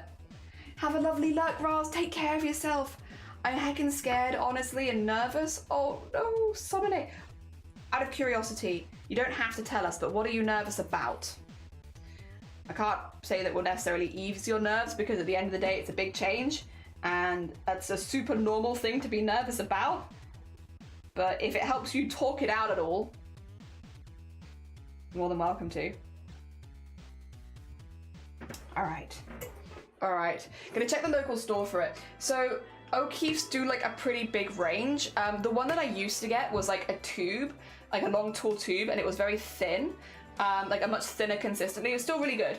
I've switched to this one because you could just dunk your fingers in it, and I love that. Oh wait, which side is it? Wait, where the heck? There's this side, there you go. You can just like tappy your fingers in it. Like this is how much I've used for the entirety of Chroma Core, by the way. And I've used this every day. Because I just like tappy. That's all you need, basically. Like literally that. And it goes in really quickly. So just do that. Just doing tippy tappy. There you go. So it's very good value for money, but you get through it really slowly. Just a little tippy tappy. Oh dear, mainly my mental health during my stay, but also the prospect of not being at home. I'm a very homey person. I've lived for almost 9 years in this appointment I live in now. It's a lot. That is a huge change. A huge change. Very understandable. I think there's a very, very understandable concern. I'm not gonna fault you for it. Like that's a really, really big change. Hopefully, once you get, it's probably gonna be a weird routine for a while, I'm sure, while you're getting used to everything. But hopefully once you start to settle in, it will feel like home quicker than you think it will. Fingers crossed for you. But yeah, definitely that's a really big change. I think that's a super valid and very normal concern. I do not blame you at all. I hope things go better than you think they will, for sure. And I wish you the very best of luck. And I'm sure once a little bit of time has passed, you'll feel much better about it and everything. But yeah, I'm not going to invalidate the fear. Ah, dear. I know when I made the big move from to Wales when I was like but a young bean, the big thing that made it much easier, because I'm not good at change. I'm not good at big moves or anything like that. I find it really stresses me out. The thing that made it really easy was because I was moving from England, I had a really good reason to quit my job that I absolutely hated. And I literally was like, I think I would have struggled so much more with the move if I wasn't moving away from something that I hated. And like, I don't necessarily recommend that as like a good way of like handling change, is like, just make sure that you really hate your current situation and then anything feels better. not a good and healthy mentality for it, but yeah, no, that's the only reason I think I was as okay as I was with the leaving, because I lived in that house for like 16 years, and it was like quite a big change for me. But luckily I hated a lot about my current situation where I was living. There was a lot of things going on, but the job was definitely a big part of it, and like leaving that made me feel so much better. But again, I don't necessarily recommend getting yourself into a position where you hate things so that change feels less scary. Oh dear. I always lotion every night, but I think I need to like made for this kind of work. Yeah, so working hands is made for cracking hands. I don't know if it says this. Yeah, so for extremely dry, cracked hands. The cracking is what I get from like, you can kind of see where this is gonna wanna crack maybe if it wants to focus, which it does not. Basically what I get is like, do you mind if I draw this? Because it's really subtle. I'm not gonna do anything gross or anything, but I'm just gonna give you like a really fair vibe of like what I get. So this is my finger, let's say. You can see like a bit of the nail on this side, yada yada. So this is the underside of my finger. There's my fingerprint. So what I tend to get from using like a needle for a really long time is I'll have this here and this here. And this is like dryness. And that's the bit where I'm pinching the needle, like right in between. So if I leave that too long, a crack will appear at this point of my finger, and then that takes a really long time to heal. And it's also my main working finger, so it prevents me from sewing. So that is, I really don't need a lot because I have like, again, a very specific area. The other bit that I can sometimes get is on this finger, which is like, I'll sometimes from crochet get like a little bit there from like the dryness of the yarn rubbing against it. But this one's the big one that I have to try and get rid of before it starts. And again, this has been wonderful for that. It's just like a little dent. It starts as a dent, and then you'll get like a little dry patch, which is where this is at now, and then it'll crack if I leave it. Yeah. Good luck. Yeah, good luck, Somone. Change can be energy. Yeah, very energy consuming. Very, very energy consuming. I'm sat here surrounded by wisteria petals, wondering why I offered to make these for my brother-in-law. Oh, gosh. Because you love them and you care. That's why. Oh, dear. I think what will keep me going is I ordered fancy nail polish to my dad's because they don't ship here, and it's fancy too. Hell, ooh, fancy. What color? I have a finger that's already showing stress from being against the needle. Yeah, so the needle pinching again and again and again definitely makes it a lot worse. I lived in a hold house for 19 years. Being forced to move out years ago was so difficult. I fully, like, yeah, old house. Sorry. Hope you're gonna, yeah, I really hope you enjoy your new home and it becomes like a home really quickly for you. I really hope. I stay on campus semester, so I have a place to stay, and it's only till the 20th of December. So, like, no actual worries about the practicality of it, luckily. I think I'd die if there was. No, that's fair. I'm glad. Hell yeah. Hell yeah. That sounds like a good heckin' plan. That just sounds like you've been planning well, to be honest. Oh, dear. Here we are.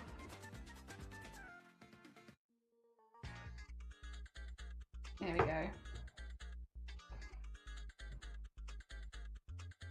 I don't know how other people feel about this. I also don't know if maybe this is like a bit of a rough conversation, but I'm curious. When it comes to like a place feeling like home, for you, is it the place itself or the people that make you feel it like home?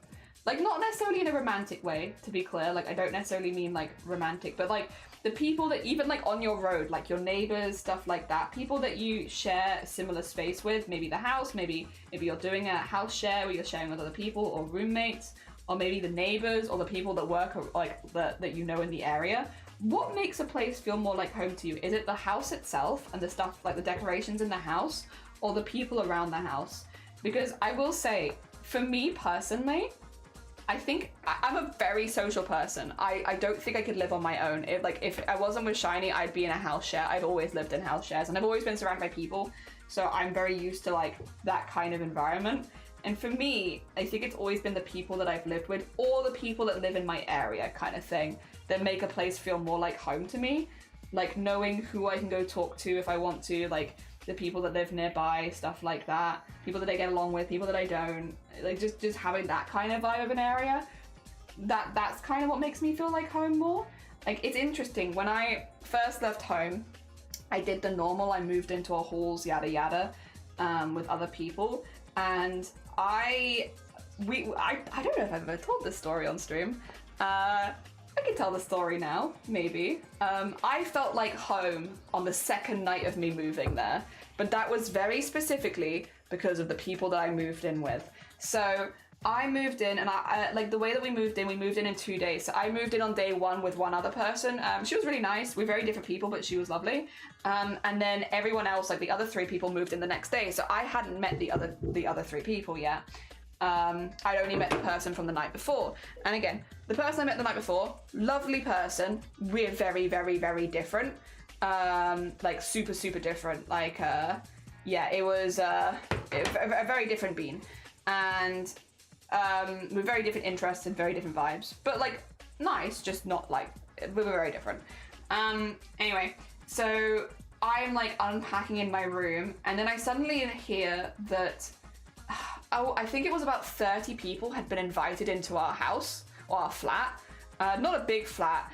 And there is like a party happening in my flat that on the second day that I lived there, of 30 people that I do not know and I had not invited. And then the girl that had moved in the day before was like, I hope you don't mind. I'm just, thought it'd be nice to throw a house party the second day we moved in just to celebrate. And I was like, interesting. Because, we've just had 3 housemates move in that have not had time to even settle, and you've just invited 30 people around the house, but like, that's neither here nor there. Sure, okay, cool.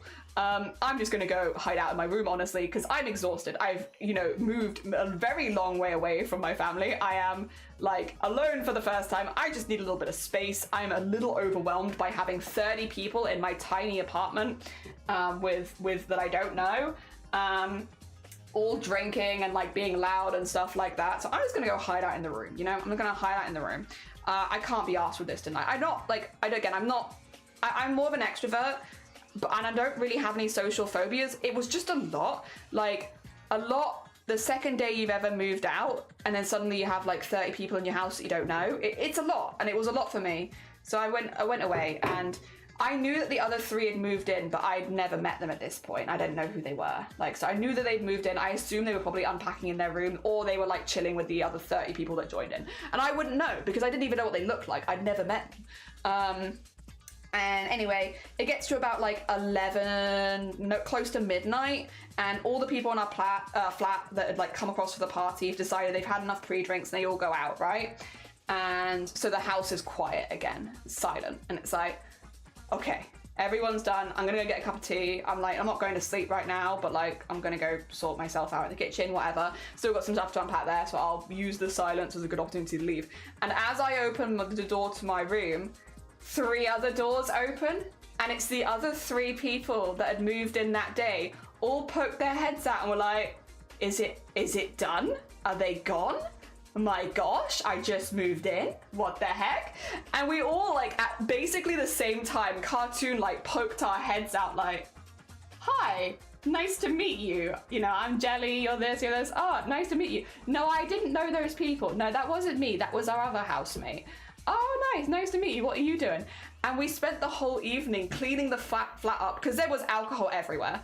Cleaning the flat up from that house party, chatting, and I am still best mates with all of those people. I moved in with 3 other nerds who were just like, nah, that was a lot. And we instantly all bonded over it, of being like, that was a lot on the first day of moving out. Like, that was too much for me. And yeah, with that being the case, that place felt like home almost instantly, because after one night of being there, I knew there were 3 other people who were like, we're the same. We're not this kind of person, and that's fine. I don't have to pretend. I think we all had the, because if 4 people in the house had been really like that, really outgoing, want to do parties every night, and then not you, I think all of us would have just gone along with it for the sake of not causing problems. But it was really nice to know that it was only one person. The rest of us were all like, yeah, this isn't exactly for us. We'd rather have like, you know, a chill D&D session in the corner, actually, thank you very much. Which we did a lot in first year.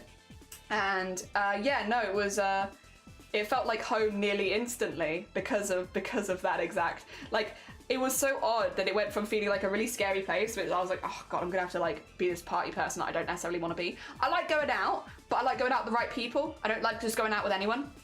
So I got going out with the right people, right? People that I definitely get along with and stuff like that. And yeah, no, it was nice. It was nice. So I had the same thing in second year as well. Like when I was moving in with other people. Yeah, it was just, yeah. Again, I moved in with different people. Like I stayed with a couple of mates, but we moved in with more people. So it was like just to share the bill cost. So there were people already there that I didn't know. And again, like you're moving into their space. You're like, I hope we get along and everything. I hope everything goes well, yada, yada. And it was fine. It was perfect. And again, like I felt like home within like a couple of days. So I've been very, very lucky. But I think that's to do with the people that I've lived with, not necessarily like the place itself. The place itself is whatever. It's the people that make it for me. And like in that particular house, I also knew the neighbors. I knew the people around the corner. So like I always had somewhere to be, and that was nice. Again, I'm a very social person, so living on my own wouldn't suit me anyway. Oh God, I'm behind. Oh no, I'm not planning to do this episode unless it was made. Oh, that's the concept. That's fair. How rude that work interrupt. That is rude. How dare. I got Hollow Taco. I know Hollow Taco. Hell yeah, Gold Shimmer Green. Oh, lovely. For me, it's the space. That's super fair as well. You know what goes well with jelly? Waffles. Yeah, because it's my guy. Hell yeah. Sounds nice concept of home and school. Yeah, it does sound nice. I can't say what it is because no matter where I've been my whole life, I just thought it, oh, that I just want to go home. Oh, bless you, lovey. Mine is the place. I live in a bedsit and it never feels like home. I have a separate living room, bedroom and kitchen, but I live where it's all one room and I hate it. That's super fair. Dear. For me, it's a little of both. The people, but then as long as I feel comfortable in my own space, true. I do like to have like a little space somewhere, like for my arts and crafts, because I do feel the most at home surrounded by that. Oh dear, I did, you were there. Yeah, Andy, also good morning. Welcome on in, I hope you're doing well. Home is more like people in the area and family friends nearby, and also things like in the city. I'm introverted enough to live by myself, and that's okay. Yeah, I'm very extroverted, so when I'm on my own, I tend to like be very like, oh. But yeah, everyone's different. I feel like a stranger when I'm in with a group of people I don't know, even in a familiar area that I love. Also, you want me to stretch? We can do that and hear him. Good morning, welcome on in. Oh my God, wait, what's not to like? Coming together through adversity, genuinely. Yeah, I was like, I don't know if I've told that story. Like when I left home, that was a heckin' busy couple of days because we moved straight into Freshers Week, and it was a lot. And again, like I am someone who does actually like to go out, especially in when I was a bit younger. Like I'd go out nearly every night with the right people. I don't normally go out with strangers. I'm like, I'll get my group and we'll go out kind of thing. And yeah, I hate when people don't clean up after themselves, even at restaurants at the end. I put everyone's plates together to make it easier. We did have a conversation with that housemate. I will say, and I want to be clear, this housemate, it was a really nice person. We were never going to be the best of mates because like we were very different people, but like we had a conversation with them about it. We were like, hey, listen, we've just had to like clear up the apartment after you on our second night of being here. And like, you know, it's not the best first introduction because, you know, we've just had to clean up after you. And she was like, yeah, no, honestly, it did get a bit out of hand. That wasn't my intention. Super good for the rest of the year. She let us know, like she still did parties in the flat, but she'd let us know ahead of time and also would clean up after them. So again, that first night was a hell of something, but like she was actually a pretty nice, chill person. We had a conversation and she was like, yeah, that's my bad. Won't do that again kind of thing. And she didn't. For the whole year we lived with her. Again, she did plenty of house parties and stuff like that, but she always cleaned up after herself and she always gave us notice it was happening in advance. So yeah, she was chill. Again, we were never going to be the best of friends, but I have no grudges against her. She wasn't a bad housemate. When I moved in with Grip, I was so nervous. You and everyone in the house, yeah, it was just nice. Like, everyone in that house were obviously great friends. It was nice to have someone come in with like a chill energy in that house. There was a lot of high energy people, and I know that I don't help with that because I'm also a high energy person. So why whenever me and Crip are together, we just bicker constantly.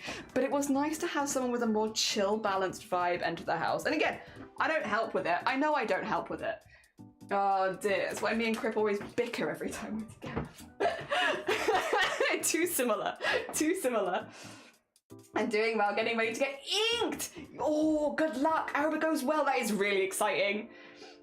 Dear. I do miss the house being busy. I went straight from parents living with to living with a husband, and it feels very empty sometimes because 4 people versus 2 is very different. That was also for me. Yeah, like we only started living together like, oh, I guess it was a while ago now, actually, like 6 years ago, maybe. Okay, so it has been actually a while. Before that, we always did like house shares. We lived with other people that were working and stuff like that. So there were always other people in the house. And again, that was always nice for me because I'm quite a social person. I've gotten used to it now, but it did take a few years, for sure, for sure. I tried to post it in the cord later. I'm excited because my own design.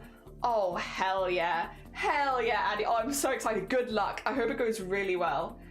I was about to say 2 is busy, and then I realized what you meant. Yeah. Like, I'm used to having, like, my siblings and stuff like that, and then when I left, and I went in moving with, like, 5 other people, and then even more.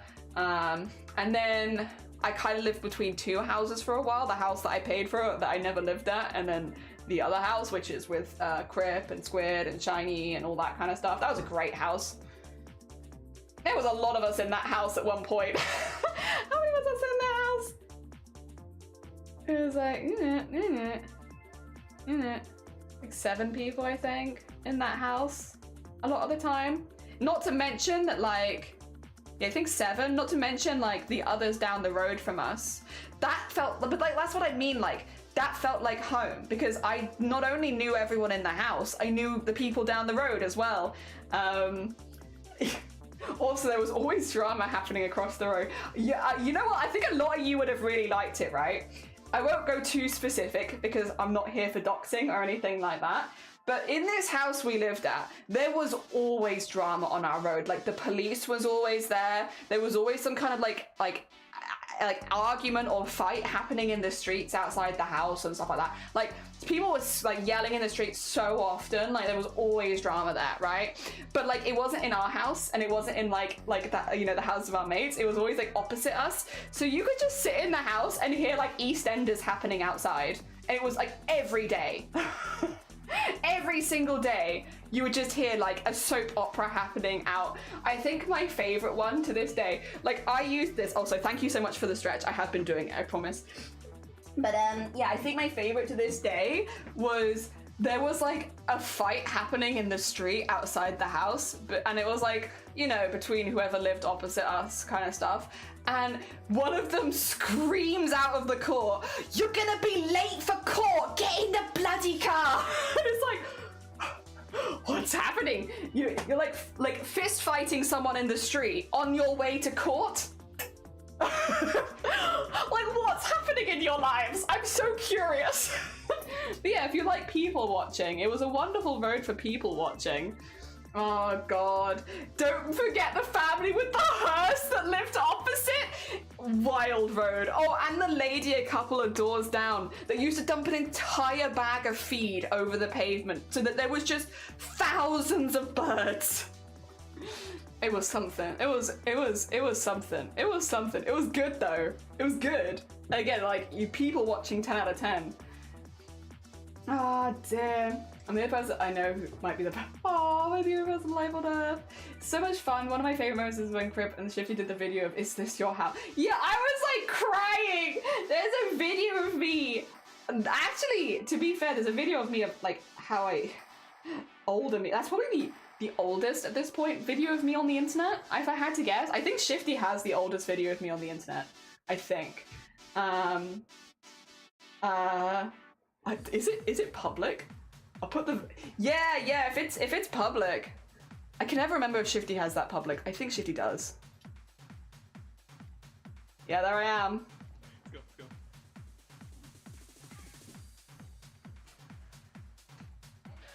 Hello and welcome. Sorry, I'm just listening to it. You want to see me crying? There I am. You want to see what I used to just do to me? That I would literally just kind of visit my friends. And they had this massive camera. And I just sit in the thing and cry. I just want to go, I just no. And then they kick me out. Constantly. The heck, Mars. Also, what's the thing with David Dickinson? I don't know. But yeah, it was a hell of a house. I think that is the oldest video of me on the internet, if I had to guess. That is from 10 years ago. I think that's the oldest me you'll find on the interwebs. Oh dear. A postal address is the Palace of Westminster, London, Swan, SW18. It does look like Swan. Oh my god, I live in Swan. I don't know. Part of me does wonder if that picture is still up. No, I think Shifty has it. I think if you ask to see it, Shifty can get it for you. If you want to see it again. I think Shifty has it. We definitely don't. Oh, dear. Hair. Alright. I will do the insides of all this as well, but I figured getting it attached first made the most sense. Yeah, that was a very fun house. I'm very lucky. I do think at every point of my life, there have been so many opportunities for me to meet like really not fun people, and I've met so many fun people. I thought the oldest video of you was when you used the insect deck. Shut up. Shouldn't comment. I'm gonna go back to having blue hair at some point. I'm just putting it out there. Blue is my hair color. Blue, like, it's my natural tone. I'm going to go back to blue at some point, and I will build a bug deck, and I will play Yu-Gi-Oh! Oh dear. And I will steal the legendary Exodia. Oh god. I need to find other people that just look like Yu-Gi-Oh! Characters, but I just feel like you don't come across people that look like Yu-Gi-Oh! Characters that often. But I will become Weevil Underwood once again. It's only a matter of time. Probably not this year. Again, like, the first time I dye my hair this year will probably be if we hit a golden starlight, so like, I can't imagine it'll be this year, but ideally I would like to dye my hair again a color before going to the cheese rolling, just so it's more obvious where I am on the hill. Because like having a neon hair color, whatever the hair color is, will make you stand out more on Cooper's Hill. So you guys can see the video afterwards, that hopefully Shiny takes, where I don't hopefully die. Fingers crossed. Oh dear.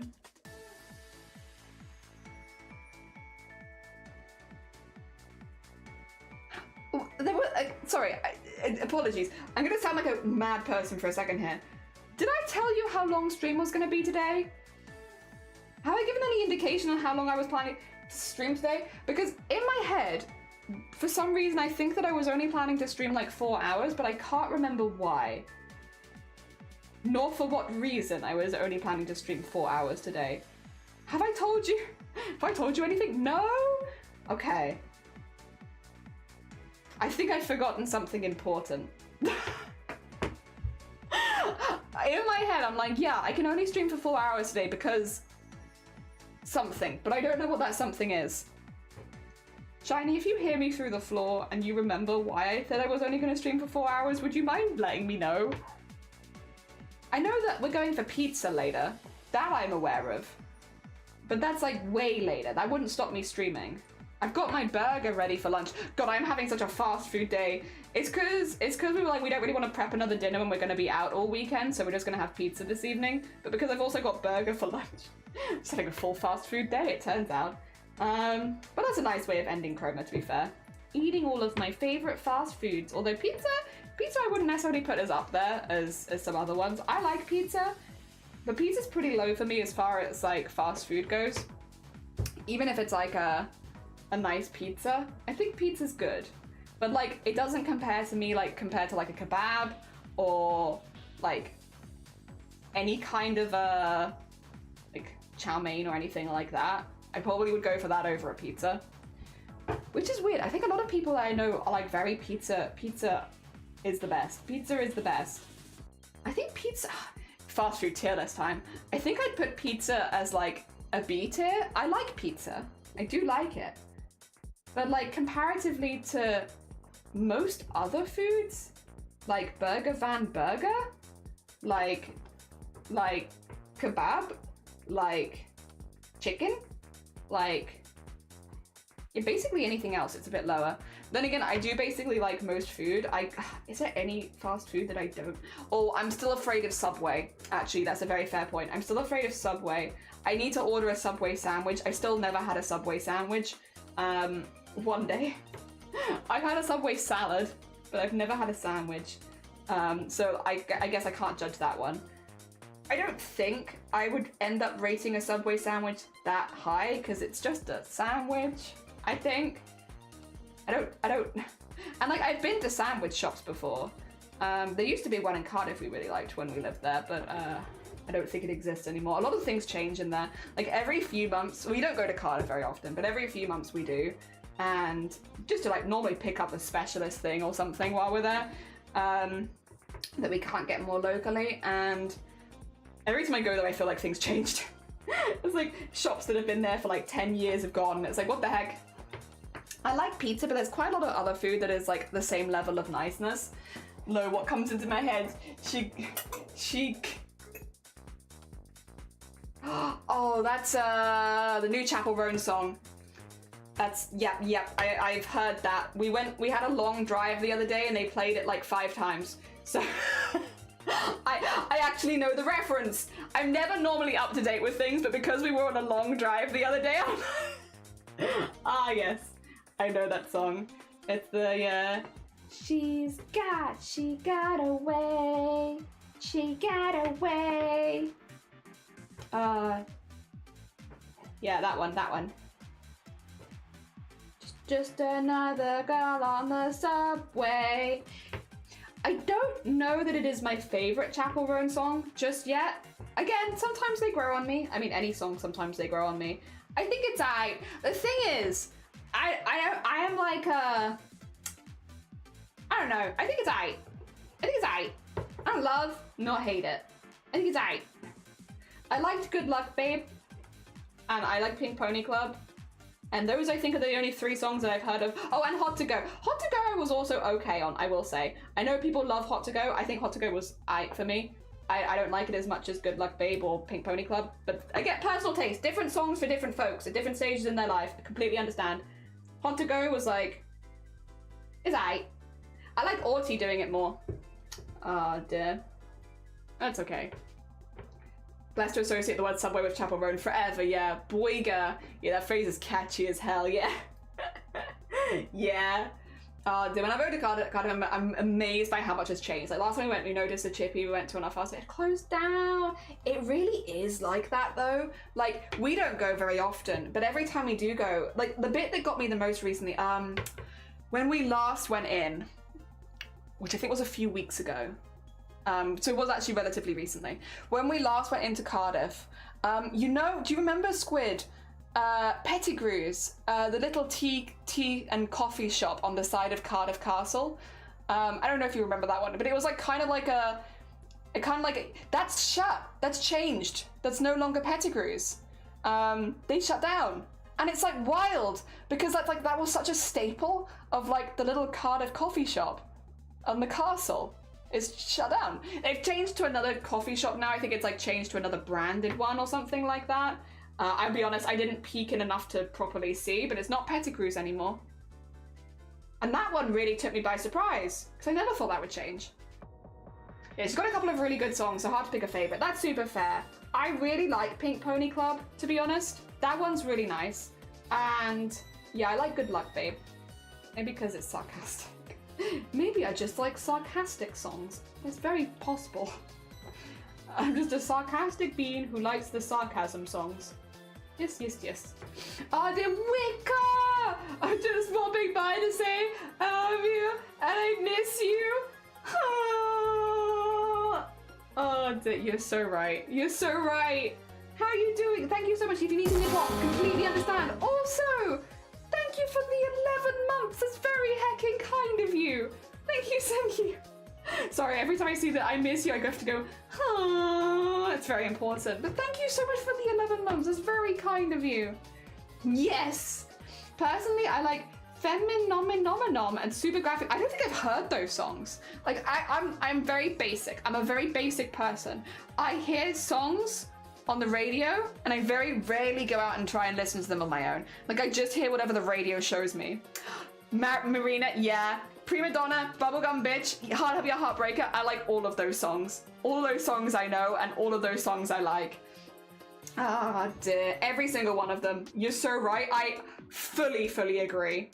Ah, dear. That is fair. Yeah, I'm sorry. I'm a very basic person. I just listen to what the radio plays me most of the time. I will try and go out of my way to listen. What were they? They were Phenomenom and Super. I'll try and listen to them because there's a very fair chance that I'll end up liking them more than some of the others as well. Yeah. Like, again, when I go and listen to songs, I often like them. I'm very boring. I wait for the radio to tell me. I love that you know the meme. I love it. I love you and I miss you. And I know that you said that you were done, but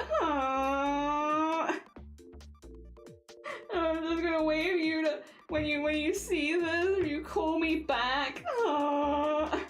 So good. It's like one of my favorite memes. I checked, and I'm allowed to tell you this. For Bateman's wedding, you're the Santa Bill's crypt. Please look after him.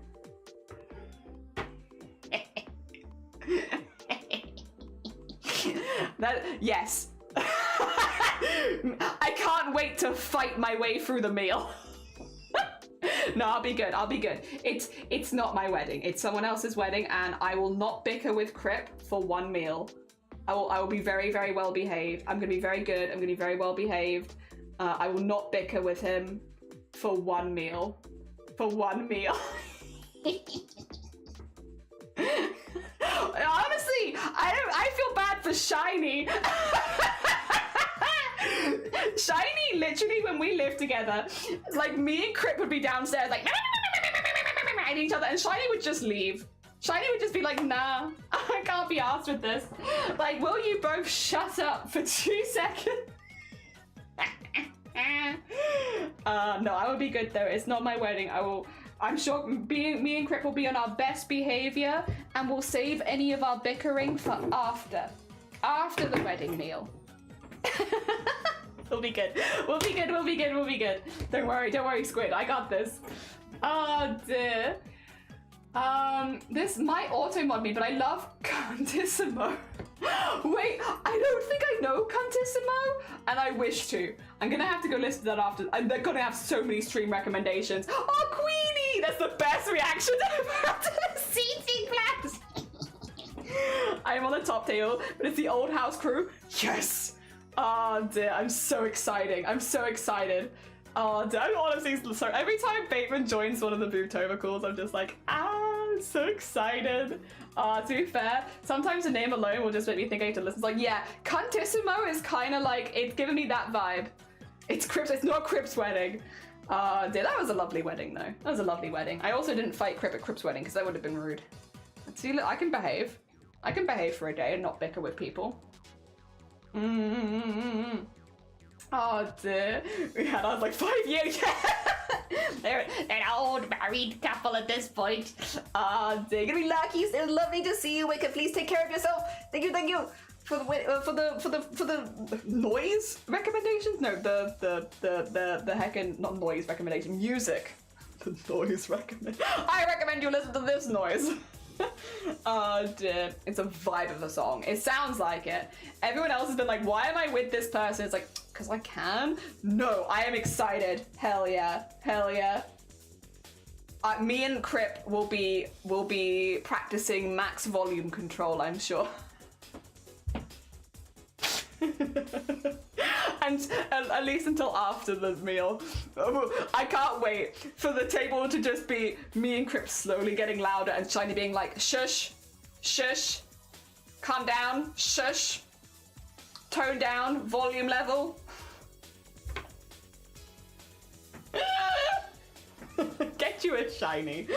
Someone that every now and again is like, volume level, you're indoors, volume level. Keep the noise down, please. Oh, dear, no, that's good. That's good. Excited. I'll look after. Don't worry. Wait, salute. We'll look after Crip. I love that you've said for me to look after Crip and not the other way around, though, as if we are not as bad as each other. But thank you. I'm gonna hold this against Crip now. I'm gonna be like, you know what Squid said? Squid said I had to look after you, which makes me the most responsible out of the two of us. Between me and you, Crip, I'm the most responsible, apparently. Yep. As according to your wife, I am the most responsible one. Thank you. I'm holding this against Crip now forever. Oh, dear. Should hope so. You're next to me. I'm very happy with where I am. Daw. I'm sure someone is into harsh certain noise. If you want recommendations, also. Ooh, I probably am. I do listen to like much more intense music when I'm crafting than people probably think that I do. I might be regretting you putting near the bar of Crip. No, I will look after it. I'm half expecting Crip to heckle me with my speak. What have I done? No, stick with it. Crip, did you know that your wife said that I should look after you, so I am more responsible than you? Oh dear. You know what's gonna happen again though? Can I tell you? Right, no, you're gonna get this. Both you and Queenie will, and probably other people here as well, right? One thing with meeting up with some of our friends, a lot of our friends are really tall. I don't know why this is, but a lot of our friends are really tall. Like Shiny, like Crip, like Shifty. Tall beans, all very tall. Specifically, Crip is very, very tall, as is Shiny. And the other day, goddamn, a group of our friends, including Shiny and Shifty, they had a conversation over my head. And I don't know that I've ever been so, like, passively offended. Like, they were just, I was stood in the middle of them, and they were talking to each other over my head. And it was like, excuse me. So I might be at a table where everyone's gonna speak over my head. So I have to have something. I gotta have some ammunition. Your wife said that I was more responsible than you because you're all gonna talk over my head. I think. They're all gonna talk over my head, aren't they? I think. If I had to guess, considering the height of our friendship group, they're gonna do the thing again, where they all talk over my head. I'm not even short. I'm 5'7". They're all gonna talk over my head again. That just sounds rude. Exactly, in it. They made a point of it as well. They were like, "Oh, don't worry about Jelly down there. No, we'll just talk up here." And it's like, bastards, bastards. This is why I have a height complex. Is this shit? I'm half joking, but I've listened to Sano and Kanate before. They're quite cool in their own ways. It's a long way from anything I've heard in your stream though. Well, on our stream, the music we listen to is video game music. We listen to video game music because it's, you know, safer for like DMCA and stuff like that, because most video game music you can use quite easily in the background of streams without having to be concerned about it. Some game audio is not that, but like most of it's pretty safe. So we generally listen to just like video game OSTs. It's why we don't take music suggestions and stuff like that here either. It's just because, like, you know,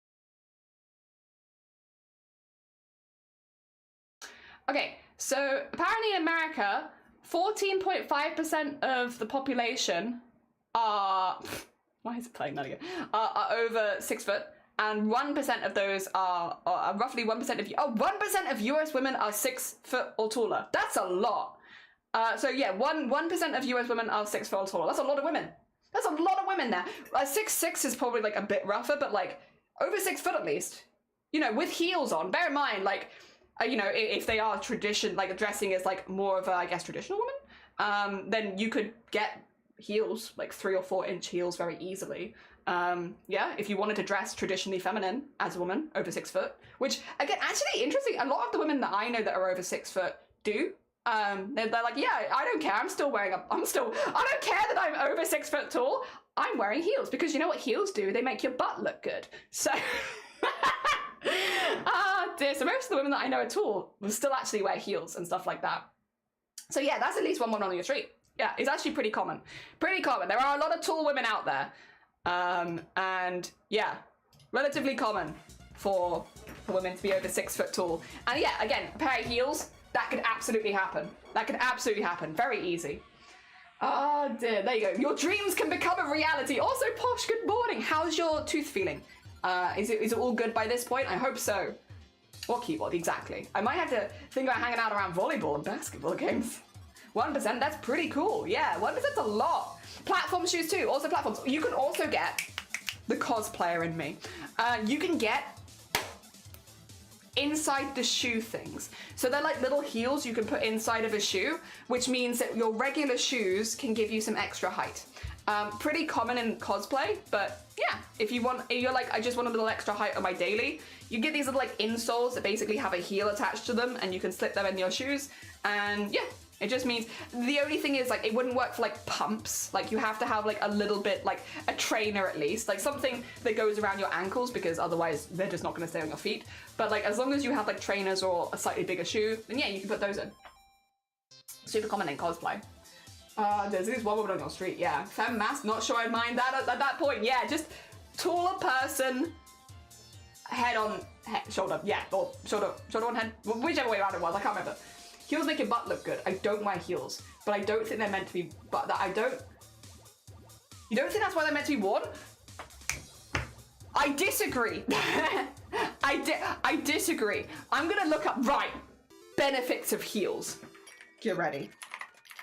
Well, because also, benefits of heels. Heeled shoes, sorry. Benefits of heeled shoes.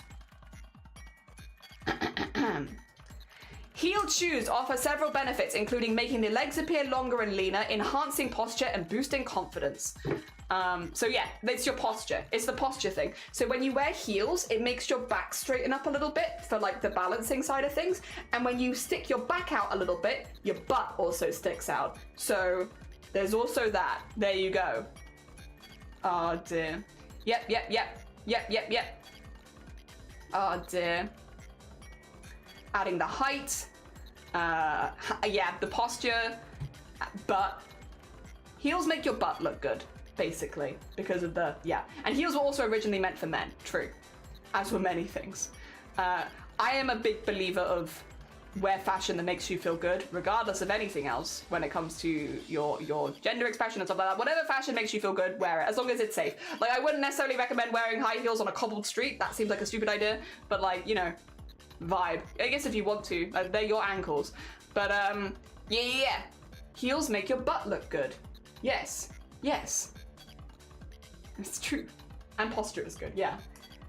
Oh dear. But again, like, you don't have to wear, like, it could just be a slip that you put inside of your shoe, right? And it can put like a little bit of a heel height to you, and that small thing can then make your posture better, which makes your butt stick out more. Listen. There are most things I'm very ignorant about, but I've done cosplay for a long time, and small things like that can make a big difference to how a costume looks. Oh, dear. Yeah, makes it harder for you to run away. No, okay. Also, Pooji, good morning. Thank you for the horn as well, Mario. Did you hear about the new machine that only clothes bears? I'm waiting for a punchline.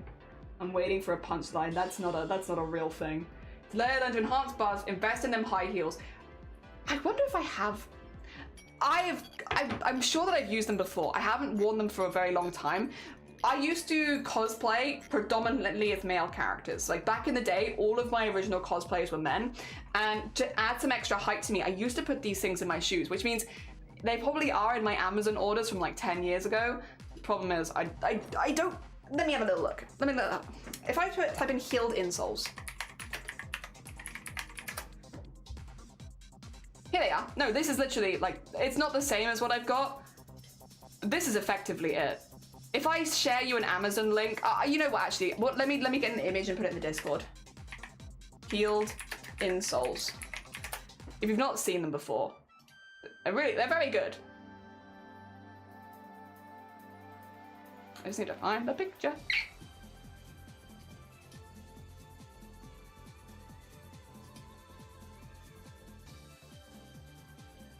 All right. I'm putting something in the live stream chat for you. Uh-oh. Oh no, Discord mad.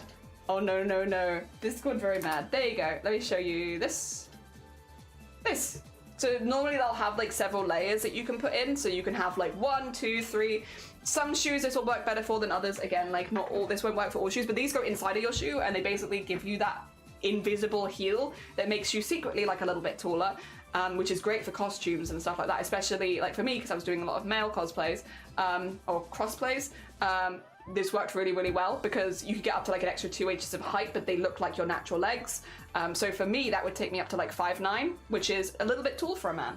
Yeah, not particularly tall, but like a little bit. And it helped me feel a lot more confident in those costumes. Oh dear. Skirts, makeup, leggings, corset, purses as well. Yeah, all that kind of stuff.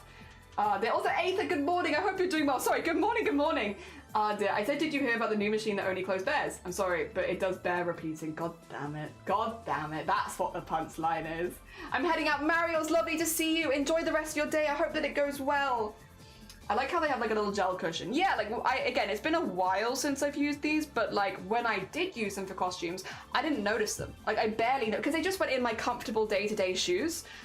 You don't really notice them. Maybe if you had, I think for me, I normally, because I had shorter shoes, would only use like 2. So like the top one and maybe like 1 extra. I wouldn't have used like all 4 because that would have been quite a big rise. But yeah, like whacking them in a regular trainer and it's just basically like an insole with a little bit of a boost. They're really cool. They're really cool and very comfy. You barely notice that you're wearing them. Yeah, that's about it. It's really easy. It's just an easy way.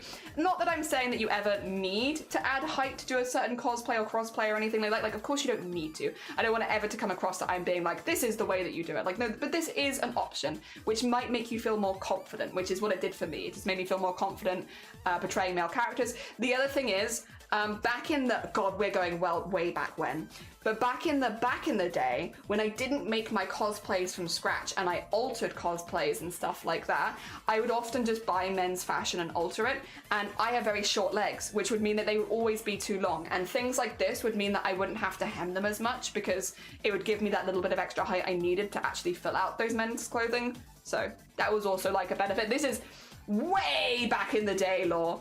But yeah, back in the day. Also, I'm just gonna put my aircon on, so I'm just hiding myself real quick because I need to open the window. But yeah, that was something that made me feel more confident. But again, it's been, these probably aren't the exact ones I own because it's been like, again, 10 years or so. It's been a minute, you know? I'm an old bean these days. I'm just an old bean. Ooh. There you go.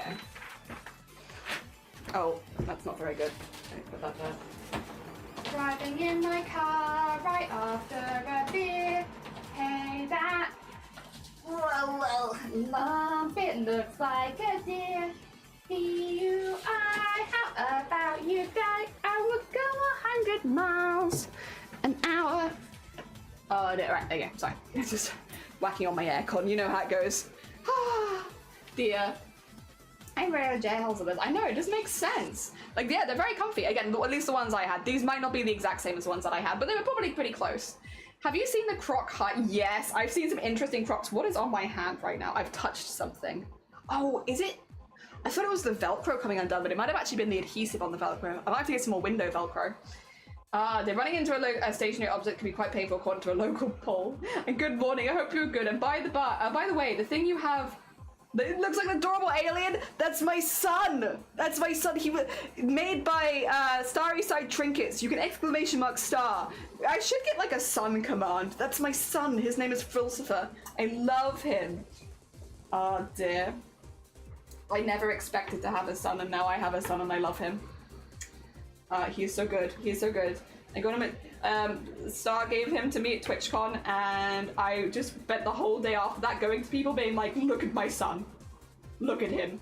I love him. He normally doesn't have like the human body underneath him, but like, yeah, I kind of like the display. I think he looks very fun. It's my son. I love him. Oh dear. What was I talking about? Oh yeah, cosplay things. There you go. Cosplay tips.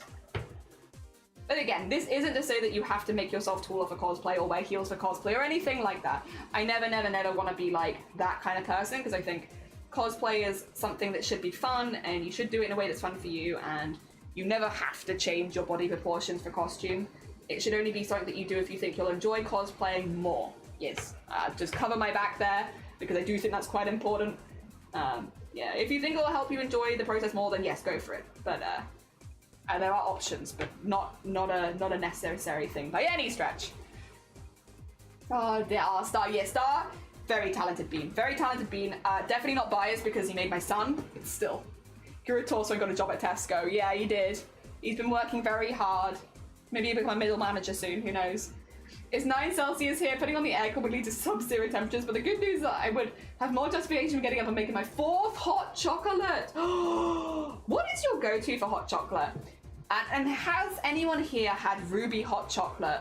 This was a real talking topic of stream like 4 years ago. You guys have ruby hot chocolate? It's really good. It's really, really good. It is the only hot chocolate I normally go for these days, because again, I can't really have like chocolate because migraines and stuff like that. And so if I have a hot chocolate, I want it to be a chocolate that I really, really like. And ruby hot chocolate is, oh, so good. So good. It's pink as well, which is an added bonus. He's done more than my cousin, and my cousin has been on Earth for 40 years. My god, your cousin is catching random shade. Your cousin's like rolling in their bed like, what the heck? Is someone talking shit? Is someone talking shit about me? In a Twitch stream? Oh dear, I want a hot chocolate now, kind of. It's a bit warm. Maybe a chocolate milkshake for me would be better. Although I tend to prefer strawberry, so maybe a strawberry milkshake for me. I hear ruby hot chocolate is a real gem. I mean, I know there's a pun there, but you are right. It is a real gem. It's really, really good. My hot chocolate is simple: vegan hot chocolate powder, chilled oat milk, and a dash of chocolate sauce. I mean, that sounds wonderful. That sounds wonderful. Simple but delicious. Hell yeah. Oh dear. I hope when you do get out of bed and get a hot chocolate that is lovely. Yep. Oh dear. Wow. I never really know on stream if we're going fast or slow. I feel like we're going slow today. I mean, it's getting in there. You're starting to see like a hand appear, but it's also not the most complicated design, so I guess even if we're going a little slow today, it's probably fine. Probably okay. Oh dear. Did you know, by the way, I've still got the song playing on repeat in my head? I know you can't hear it right now, but whenever there's like a small break in the music, all I can think of is driving in my car. I want to get it stuck in everyone here's head, which is a rude thing to do, and I'm very sorry. But I just don't want to be alone with it. I currently need my blanket burrito. Oh, with my little puppy. Hell yeah. That sounds lovely, especially in the current English heatwave. Oh dear. Yeah, this weekend's meant to be really warm now as well, isn't it? Like, I think today's meant to get pretty warm, but then I think this weekend it's a lot hotter than I think it was originally saying it was going to be, which is not my favorite way for the weather to go, but well. Are you gonna lurkies? No, you're fine. Good luck. I hope that the petals go as well as possible. Thank you for the news about the seeding plan as well. I will now hold that against Crypt. No, I am joking. I'll be very well behaved. Don't worry. Don't worry. I'll be very, very well behaved. And Shiny will make sure that I'm being very well behaved. If you don't trust me, you can at the very least trust Shiny. Shiny will make sure that I'm well behaved. Oh dear. There we go. Hello. Ghetto. Hello. We're doing a hand. It's also the last embroidery. It's the final embroidery.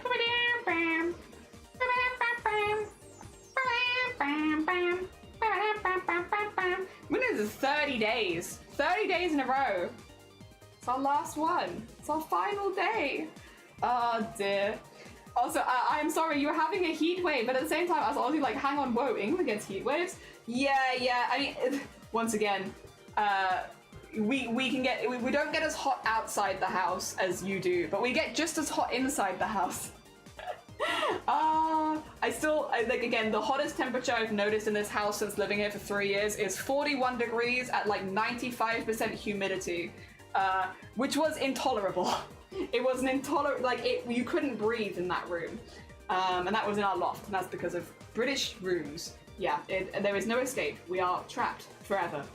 Darkness imprisoning me. We had 41 degrees at 95% humidity, and that was on the day that we moved here. So we were also moving house.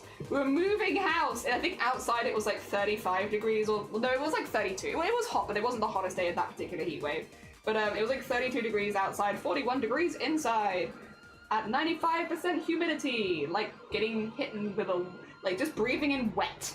It was just bleh. Gross.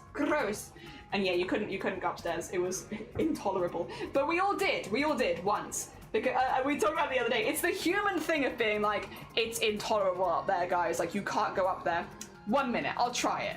And we'd all take turns, like, going up and down to see what it was like, and then coming back down and being like...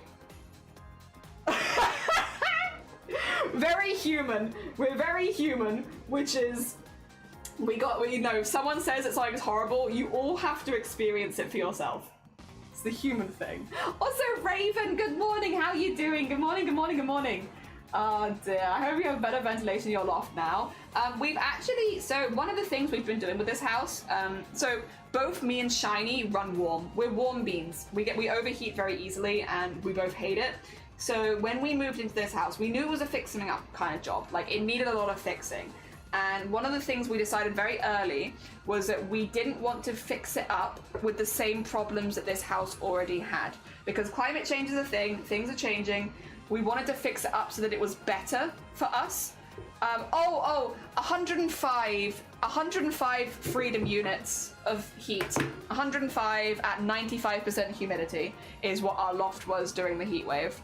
105. I believe. We calculated it the other day for freedom units. When the humidity hits the 90s, at that point you're breathing mold water, is what it felt like. But yeah, when we moved in here, we knew it was a fixer-up job, and we didn't want to fix it with the same problems that a lot of British houses already have. So we've been buying different insulation. It's expensive, and we have been redoing our whole house with it. It's basically insulation that's reflective, so the insulation reflective boards. What that means is it still keeps the heat in the winter, but it reflects the heat from the sun in the summer, so the house heats up a lot less. And we've done our entire roof and exterior, like, upper part of the house with it. It's been a really big job because it's like, that's a lot. And each of the boards is like a couple of £100. So you're buying a lot. It's very expensive. But the house is now like a very tolerable temperature. Like, it still gets hotter as the house goes up in it. Like, the upstairs is still hotter, but downstairs never becomes an uncomfortable temperature, which means basically, like, downstairs is always comfortable. So even if we're in the middle of a heat wave, it's never an uncomfortable temperature downstairs. As the rooms go up, because we have a lot of small box rooms like this one, there is very much less we can do about it. But yeah, we knew we were going to have to fix this house up. We just decided that we were going to stay here for a while if we could, so we would like to fix it in a way that is long-term comfortable. And yeah, the insulation was a big part of that. Because yeah, insulation also can keep you cool, but you just need the right stuff. And the cheap stuff that a lot of people use, the fluffy stuff, that's just going to keep you warm.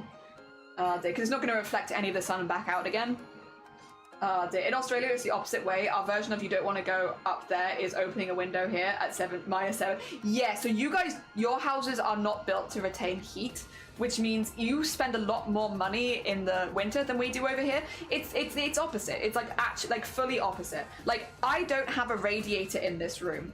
This is how I often describe it. There's no radiator in this room. We don't have to heat this room. The small rooms in this house do not need heating in them because the house maintains its warmth even in like -10. It will never get uncomfortable in this room because the house is small, like all of the small rooms, all the insulation, it stays warm.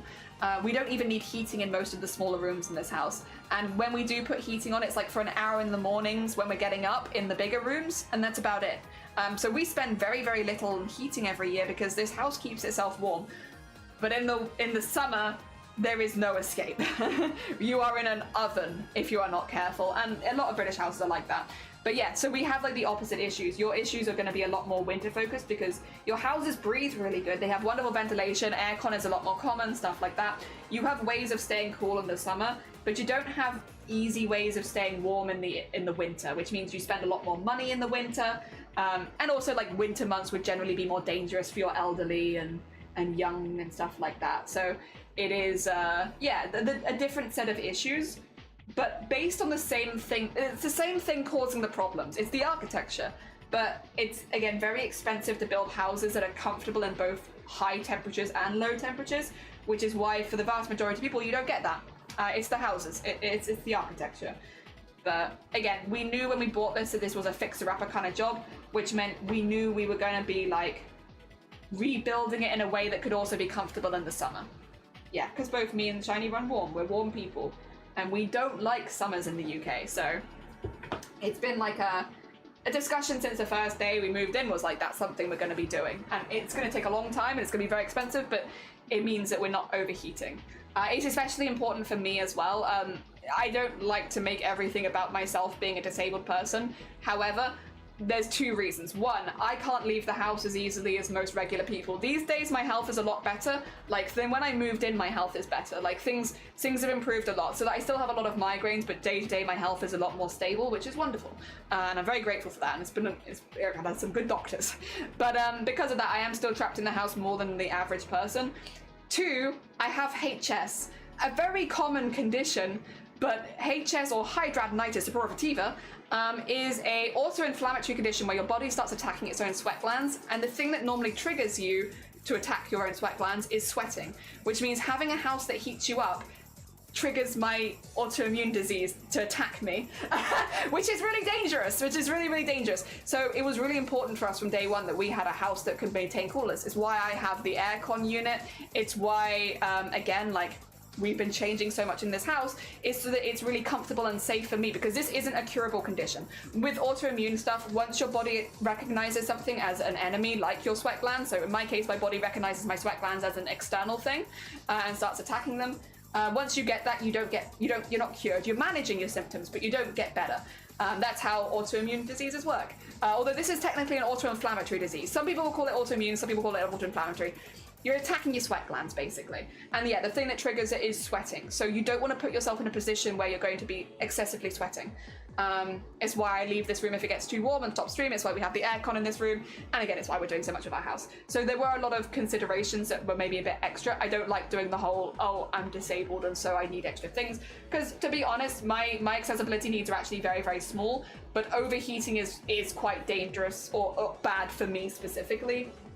Maybe more than your average person, because when it happens, if it causes a flare-up, the more flare-ups you have, the more scar tissue buildup you get, and also the more you get, like, where your sweat glands that are affected are, you get like large boils, abscesses, and open wounds. It leaves you really open to infection and sepsis, which is the main risk factors with HS, is infection and sepsis, which is very dangerous. So you want to be avoiding flare-ups as often as you physically can, so that you're not getting those build-ups if you can. It's not your fault. I don't want it to come out like, do things that make it better. At the end of the day, there is only so much you can do. Your body is attacking itself. Like, what are you going to do? Like, I'm not trying to blame anyone that has the same condition, nor am I trying to blame myself. But, you know, it's going to happen. But, yeah, you want to avoid it. It must be harder to sweat through scar tissue. It's not that. Well, yes, but that's not the issue. I don't want to get too into this because it's quite... HS is a very visible condition and it's very stigmatized, which is not good. And that's why I say that I have it, to try and, you know, make it a bit more normal, because it's a really common condition. But visibly, it's quite graphic. It's a visibly graphic. I'm not sure how to best explain this because I don't want to add to stigma, because at the end of the day, it's not because you're dirty, it's not because anything's wrong with you, it's because your body's attacking itself, and it's attacking the top level where the skin is, which means it's really visible. It's a very, very visible condition, and it's quite graphic. It causes like gashes to appear in your skin, like weeping sores and wounds, which will never close on their own. You can't close them. You have to wait for them to close on their own. There's a lot of blood. There's a lot of gunk. It's very visible. And very graphic, which is why I'm being a little bit careful with how far I go into a description, because it's just, without a trigger warning, a bit much. But it's not the buildup of scar tissue per se that makes it hard or worse. It's tracks under the skin. So I'll keep this as vague as possible without avoiding the topic, because again, I don't want to add to stigma.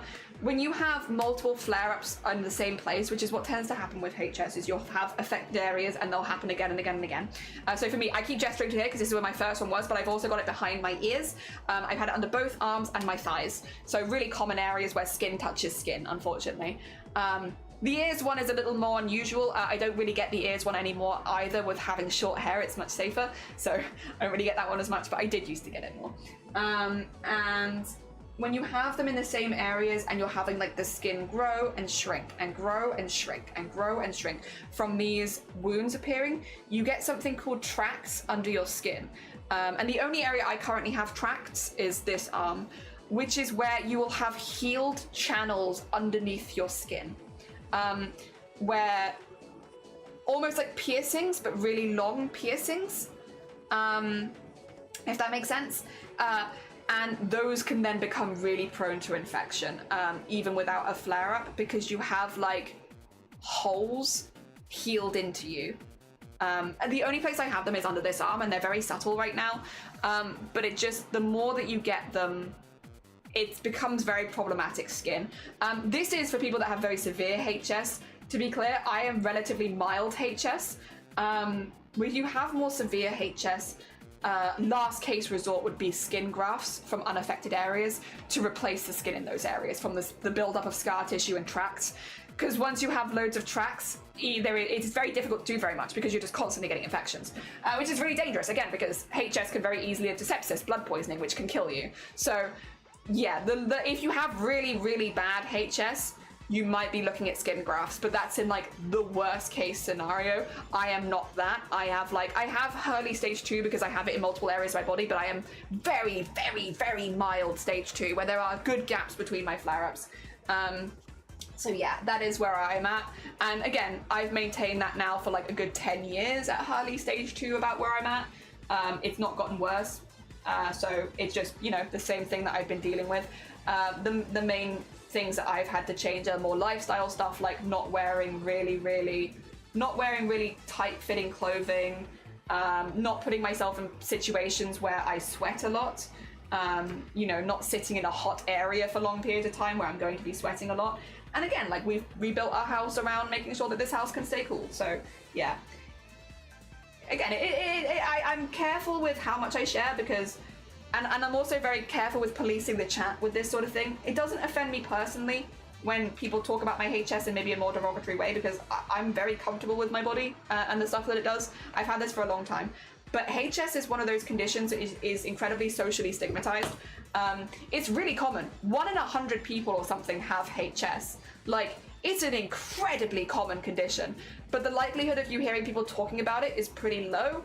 And it's because, unfortunately, it's one of those conditions where a lot of social blame is put on the people that have it. So again, which is another reason that I like to speak about it, because I am not what stereotypically people think of when they think of a HS sufferer.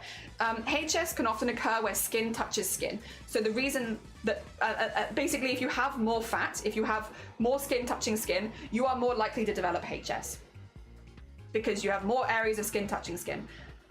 But that's kind of given it a bit of a stereotype where people will be like, it's your fault you've got it. It's like, no, it's an autoimmune condition. It runs in family, stuff like that. It's no one's fault that they've got it. There are risk factors that can make you more likely to get it. But just because you fit into those risk factors does not necessarily mean that it's still your fault. And again, there are plenty of people who can get HS without fitting into those risk factors. The main risk factors for HS are smoking. If you're a smoker, you're more likely to get it, and being overweight. If you're being overweight, you're more likely to get it. Oh, and biological women. People who are born female at birth are more likely to get it as well. And unfortunately, the triad of those things leads to a lot of blame on people that have it, which is very frustrating. It's kind of the way that I describe it is the same way that like diabetes is in the media. A lot of people will be like, oh, it's your fault for eating lots of food, or it's your fault for overindulging and stuff like that. When in reality, diabetes can also just run in the family. A lot of people are born with diabetes. You know, it's one of those things. Yes, there are things that can increase your risk factors, but it's not, blaming people that get it is not productive at all. It's important to identify risk factors, because if you're someone who has HS run in the family, it might be worth you not taking up smoking, you know? It might be worth you not taking up smoking because you know that it runs in your family and that's a risk factor. But at the end of the day, if you get it, you get it. You know, it's an autoimmune thing. Your body started attacking itself. I don't know, it's a tricky one. And again, it's why I've always, like, I've never hidden that one on stream, because again, I don't smoke, I've never been overweight, and yet I got HS at age 20. It doesn't run in my family either. So it's not even like there's that, it's just unlucky. Again, there are just people that are unlucky, and by being more visible as a person with HS, I hope that it starts to take away a little bit of the stigma of a certain type of person getting it. I have a few mates that have HS, and none of us have fit into those. Oh, I think one of my friends smokes. That's it. And none of us fit into those social stigmas of it. It's just a condition. And again, the other unfortunate side of HS is that it's a very visible condition, like very visible. It's pretty intense. It's again, like I'm gonna go subtle with this a little bit. You can smell HS flare-ups. They have a smell to them, like rotten smell, because your body is attacking itself and killing it and creating that rotting smell. There is that. So it's a very difficult condition to hide. And yeah, it gives a lot of people a lot of really big self-conscious stuff. Like, again, the social stigma of it, misogyny, and the fact that it is an incredibly visible condition, a lot of people, it really affects their self-confidence, and it can get like a really bad one. And in my case, that's not the case. I am a very confident person that has HS. I've got pictures of them I got a folder on my PC where I have a picture of every, because I had to document it when I was getting my diagnosis and everything. So I've got pictures of abscesses on my face. I've got pictures of the ones under my arms. I've got the collection of lumps before any of them ever open. I've got the ones behind my ears. I got like a whole library of them. I'm not ashamed of having it. It's a condition that I have, and that it's not contagious. You can't catch it. The only way I could possibly pass it on is by having biological children, because there is a hereditary aspect of it. And that's it. And yeah, you can't catch it by coming near me.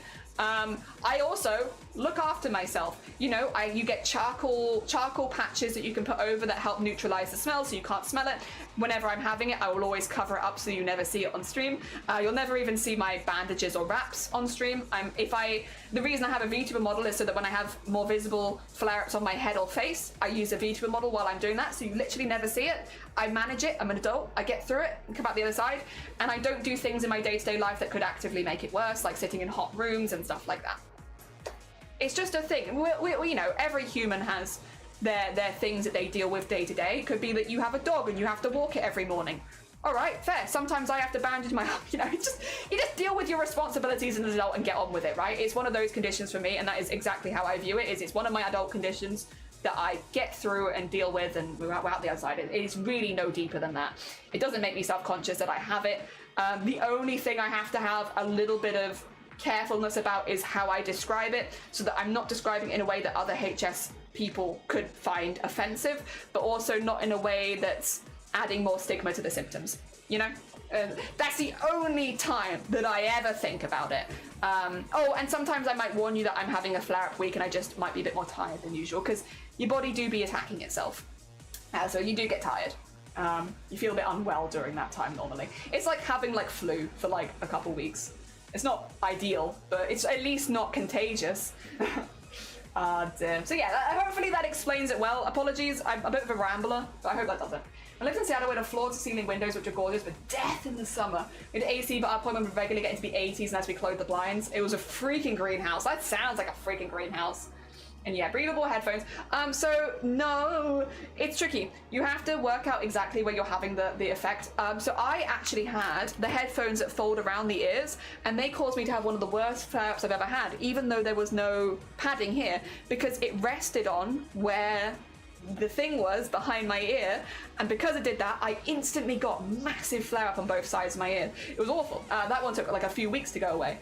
So yeah, in my case, these kind of ones are like padded and squishy. As long as, again, I'm not letting it get too hot. I don't have long hair either. I have like a shaved head around there, so there's not really a lot of extra things to like keep it warm. These have been much better. I do not get flare-ups with these. But yeah, the ones that were like just the folded over, those ones did. It's interesting, and so, you know, there is a bit of trial and error along with it of like finding the ones that work for you personally, because sweat glands are a little bit different, again, and not all of my sweat glands are an enemy. There's specific ones, so like there's 5 under this arm, I have the 2 across here on my eyebrow, there's like a couple behind both of my ears, only one on this side, one. And it's just like random ones where it's like this one will attack and this one. Once a sweat gland is being attacked by HS though, that is it. That one, it will never like not be okay again. So once it's identified as a threat, it will always be a threat. You can't really unthreatening it. You just manage the symptoms. I love that you're retrofitting your house in a way with multiple goals for you. Yeah! And misogyny could be a part of it for sure. It's like cancer and diabetes. So many non-smokers who live very healthy lives can get it. Yeah, it's just, again, it's useful to know risk factors, especially if it's something that runs in your family. But it's not the fault of the people that get it most of the time. Yeah, it's not like you're purposefully going out of your way to get it, you know? I go on and on about how they designate my family. I went to my doctor and they all said the same thing. It's what we eat, but sadly it's nearly everything. Oh, god damn it. Yeah. Oh dear. Also, hi Ward! Hi Ward, don't get me wrong, smoking kills, but processed foods will like get you too. There's so much. You're a rockstar. No, you Teal, and how are you doing? Oh yeah, I've got a VTuber model. Wait a minute. Where are they? Where's my selling myself? Oh, I'm not here. Well, I'm not here. But wait, and neither's yeah, this is my VTuber model. I've had a few over the years. I made my first one like 4 years ago. But this is the one that I currently use. They're just a little guy. They're just my little guy. Look at them. They're so disgusted and everything, and there they are. Just my little guy. So if I'm having a flap on my face and I don't want to show my face for whatever reason, I use that. Yeah. It's like eczema, people thinking it's contagious. Yeah, it's like, it's not. You cannot capture this. The thing with, I think a lot of it is, again, they're quite, I'm trying to be really careful with how I describe HS. What I would say is you can Google HS and you will see pictures, but I don't recommend it if you have weak stomach, because if you've never seen a weeping wound, that's what you're going to see. Abscesses and wounds. And they are normally very wet. So be careful. If you are Googling it, be careful. Dear. A silly headphone joke. I just got back from a dog walk and I'm very sorry. I don't take it lightly. I instantly joked as soon as I got back to chat. You know I love you and forgive me. Oh no, you're fine. I wasn't offended by anything you did. I was just like, yeah, just clarifying. You're all good. I would recommend learning from all the wonderful people on YouTube who do tutorials. Yee! Yee! Dear. I'm starting to help for creating a VTuber avatar. Yee! Like eczema and people thinking it's contagious. Thank you as well. I'm good. I got my first tattoo! Hey! Oh, 2 seconds. I'm gonna have to delete this. We do have a no ages in chat policy just to protect, Twitch is one of those spaces where once someone puts ages in chat, loads of people put ages in chat. It's a protect minors kind of vibe to prevent people coming out of chat and being like, I'm 12. Just a standard rule. But yes, other than that though, incredibly exciting. How did you find it? Was it okay? Was it as bad as you thought it was going to be? Or was it worse? I'm curious. And also, where on your body did you get it? And what did you get? Are we back? Yes, you're fine. Welcome back whenever you like. The stuff you see in Google is probably worst cases. You would be surprised. Actually, I'm curious. I'm not going to show this on stream, obviously. When I Googled it, they looked like me, and I'm a very average. But I could be wrong, could be wrong. Could be wrong. Let me double check.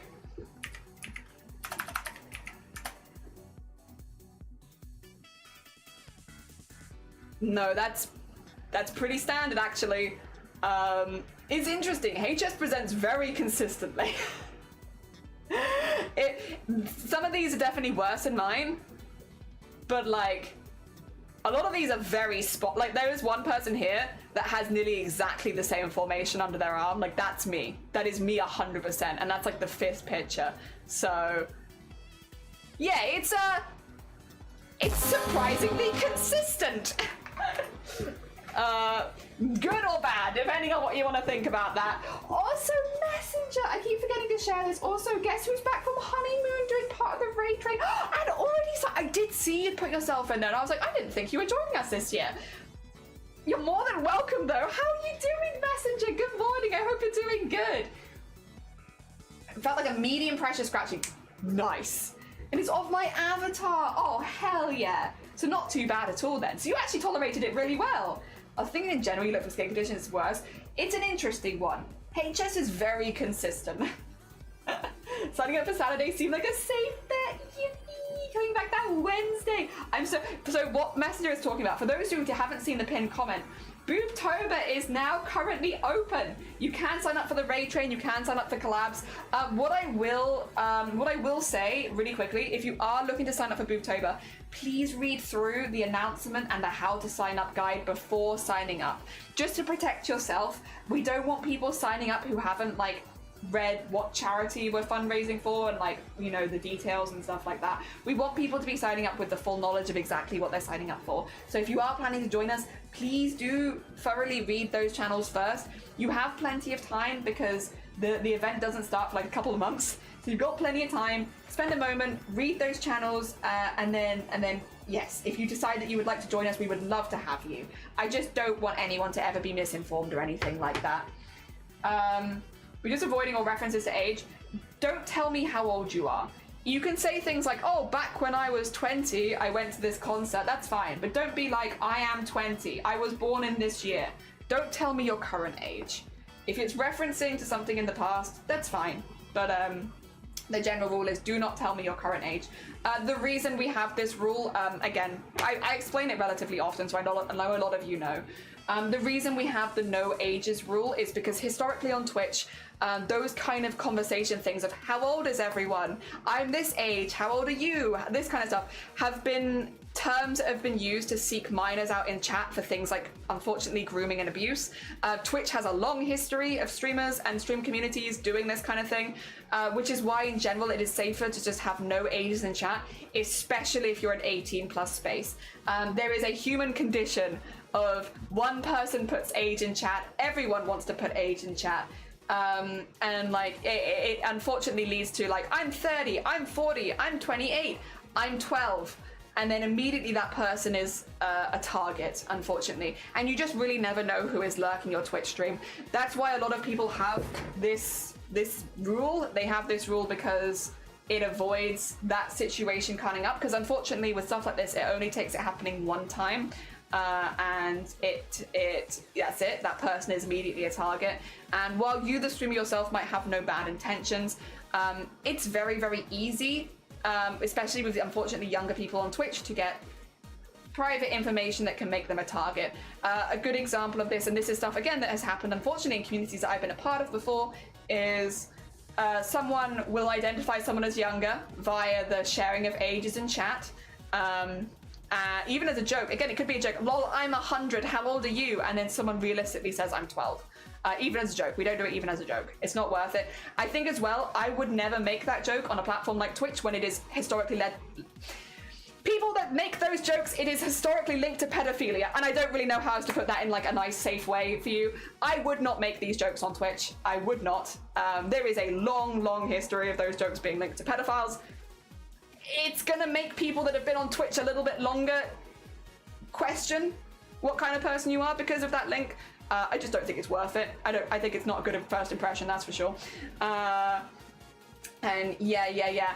I remember back in the day, Yeah, I remember back in the day how incredibly common those kind of questions are, and like again, it's a leading question to try and get someone young to come out and say that they're young, and then the next thing would be open up about something in chat, see if anyone opens up as well, and then use that to be like, I'm in your DMs now. You said that you were having these problems with your parents. I feel the same. I'm having that same thing. We can link up.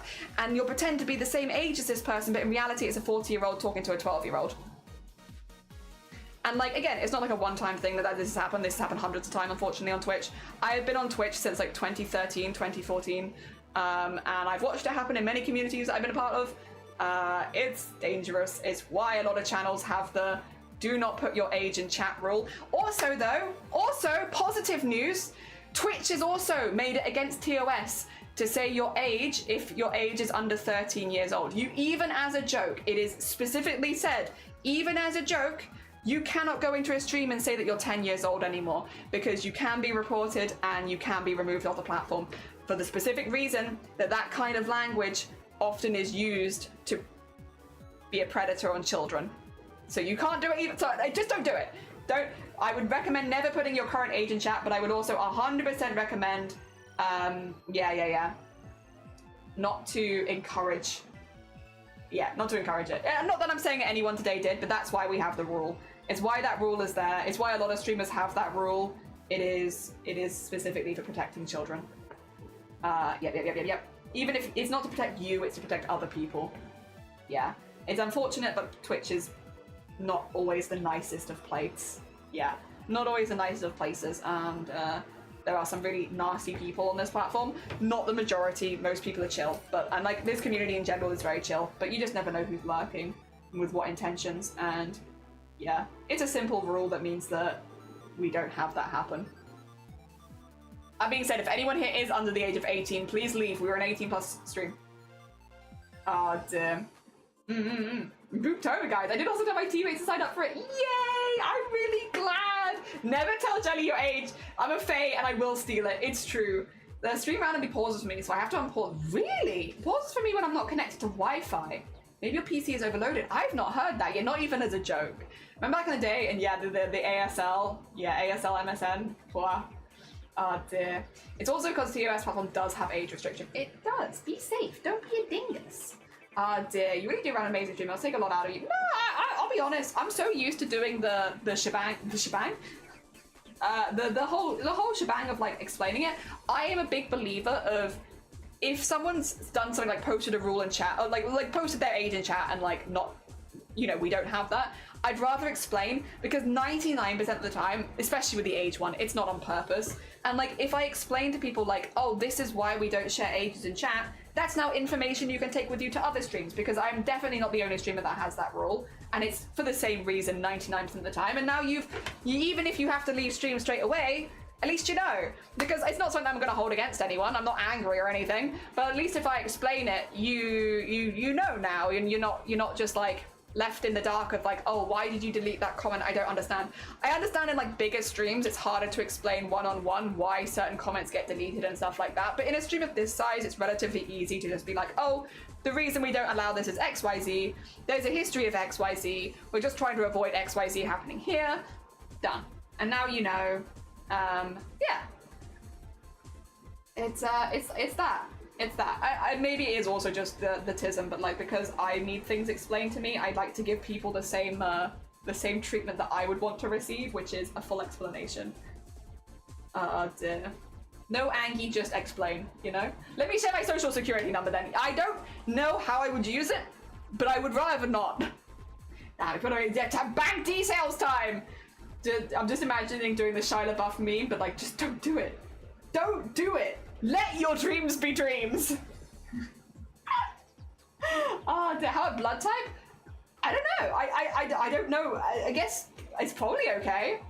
I would be careful about personal info, but I think it'd be hard to find, unless you have like someone who has a really rare blood type maybe. I don't know how easy it is to find people via the blood. You just sniff you out. Go for it, Hunter 2. Never seen my age, even though it was allowed. Dear. I'm gonna have to delete that, Naz, because I literally just say, like, don't do it. Again, I think it's really important to be clear even as a joke, the rule is in place to protect minors. So I don't think joking or trying to like pussyfoot around that rule is like generally going to get you the best standing in the community. There are things you joke about, and then there are things that I'll probably draw the line at. And again, if I've just fully explained that this is to keep children safe, it's probably not the best one to joke about, personally. That's again, there is going to be there's going to be some limits there. That would be that it. Oh dear. Also, because if you let one slide, then other people will do it, and it's better just to be firm on boundaries. Real firm. It's easier to follow a firm boundary, isn't it? And blood type is commonly linked to personality. Oh, really? That's kind of cool. Does that mean a lot of people have a very common personality, though? When you start reading every single chat rules I go into in full, there's normally reason people have those rules. Ah, dear. Yeah, normally. I remember as a beginner Twitch viewer, I didn't know Twitch etiquette, so it was nice when I did something that wasn't appropriate that I either got called out and explained why it was a good thing. Yeah, I'd also rather... Okay, everyone's different with this sort of thing. If possible, I'd rather explain to the chatter myself why it's not okay or why I don't like it. Because when other people explain for you, or when all of chat gangs up and explains it, it can feel like you're being ganged up on. And even if that's not the intention, having 10 people type the same thing at you can feel quite overwhelming. Whereas a streamer being like, take a minute, this is why we don't do it, X, Y, Z. The other thing is you can see my facial expression and my tone as I'm speaking, which I think makes it much easier to be like, oh, Jelly's not angry, they're just explaining. Whereas someone in chat without emotions, it can make it a bit harder to read whether or not the person is angry or pissed off and stuff like that. Whereas I can show you my face and be like, yeah, no, I'm not angry, I'm not upset or anything like that, but this is, let me do the explanation of why, and yeah, then we'll normally move on a little quicker than this, but you get the vibe. And yeah, it just feels a little bit more human. Again, I understand in a larger chat that this isn't necessarily a thing, and I'm not trying to say that other streamers are doing it right or wrong. Everyone has their own way of handling their Twitch chat. This is just personally how I do it. Ah, dear. I just discovered a new one I thought I had. Oh yeah? A new blood type. Oh, really? Interesting. As an old vampire, that's fair. So when someone doesn't follow Twitch etiquette, I'd also want to explain the rules on how to be a nice viewer. I mean, again, I don't think as well that I don't want to insinuate that anyone that breaks the age rule is a bad person or a pedophile or anything like that. That's definitely not what I think. But I would rather explain how it could be of why people have this rule and how purposefully breaking that rule could make you appear. Not saying that is you. There is just that, like, there's an association, and that's why. Yeah. And mod for a streamer where the streamer kept bringing up their age and unintentionally prompting age swap. I had to keep in mind not to mention the ages of people in chat because it could have prompted. I had banned 3 people because they mentioned their age that was under 18. Yeah. Yeah. Again, like, it's so common to be like, it's a normal thing to talk about in day-to-day life. It's not as normal on Twitch. And I can understand that overlap makes it really difficult. I discovered pretty recently that I'm a different blood type than I thought I was told, and different from my parents. I mean, totally reasonable. It was a surprise. Oh my gosh. Yeah, you can go, like, ask your GP, right? If you ever, like, want to find out your blood type for whatever reason. Like, if you message them, just DM them, you know, DM your GP. Like, what's my blood type again? I've forgotten. They should tell you. Dataverse, the reason why I purposely give the wrong answers why everyone else is giving the right. Yeah. Dale, so Dataverse, how you doing? Same here. I discovered in high school since science class we did blood typing. It didn't match my... Oh my god. Wait, how do you get that fixed? Do you have to have your birth certificate changed if that's the case? For, like, identification purposes? What do you do? It's more of a, this Twitch rule we just have, we all have to follow rather than how dare you? Yeah, it's just like, this is why we have it. Unfortunate. Most people on Twitch are chill. 1% are not, and we have to have it for that 1%. Same with most Twitch rules, to be honest. Like, what are my Twitch rules? Sorry, let me... I don't remember them. What are my Twitch rules again?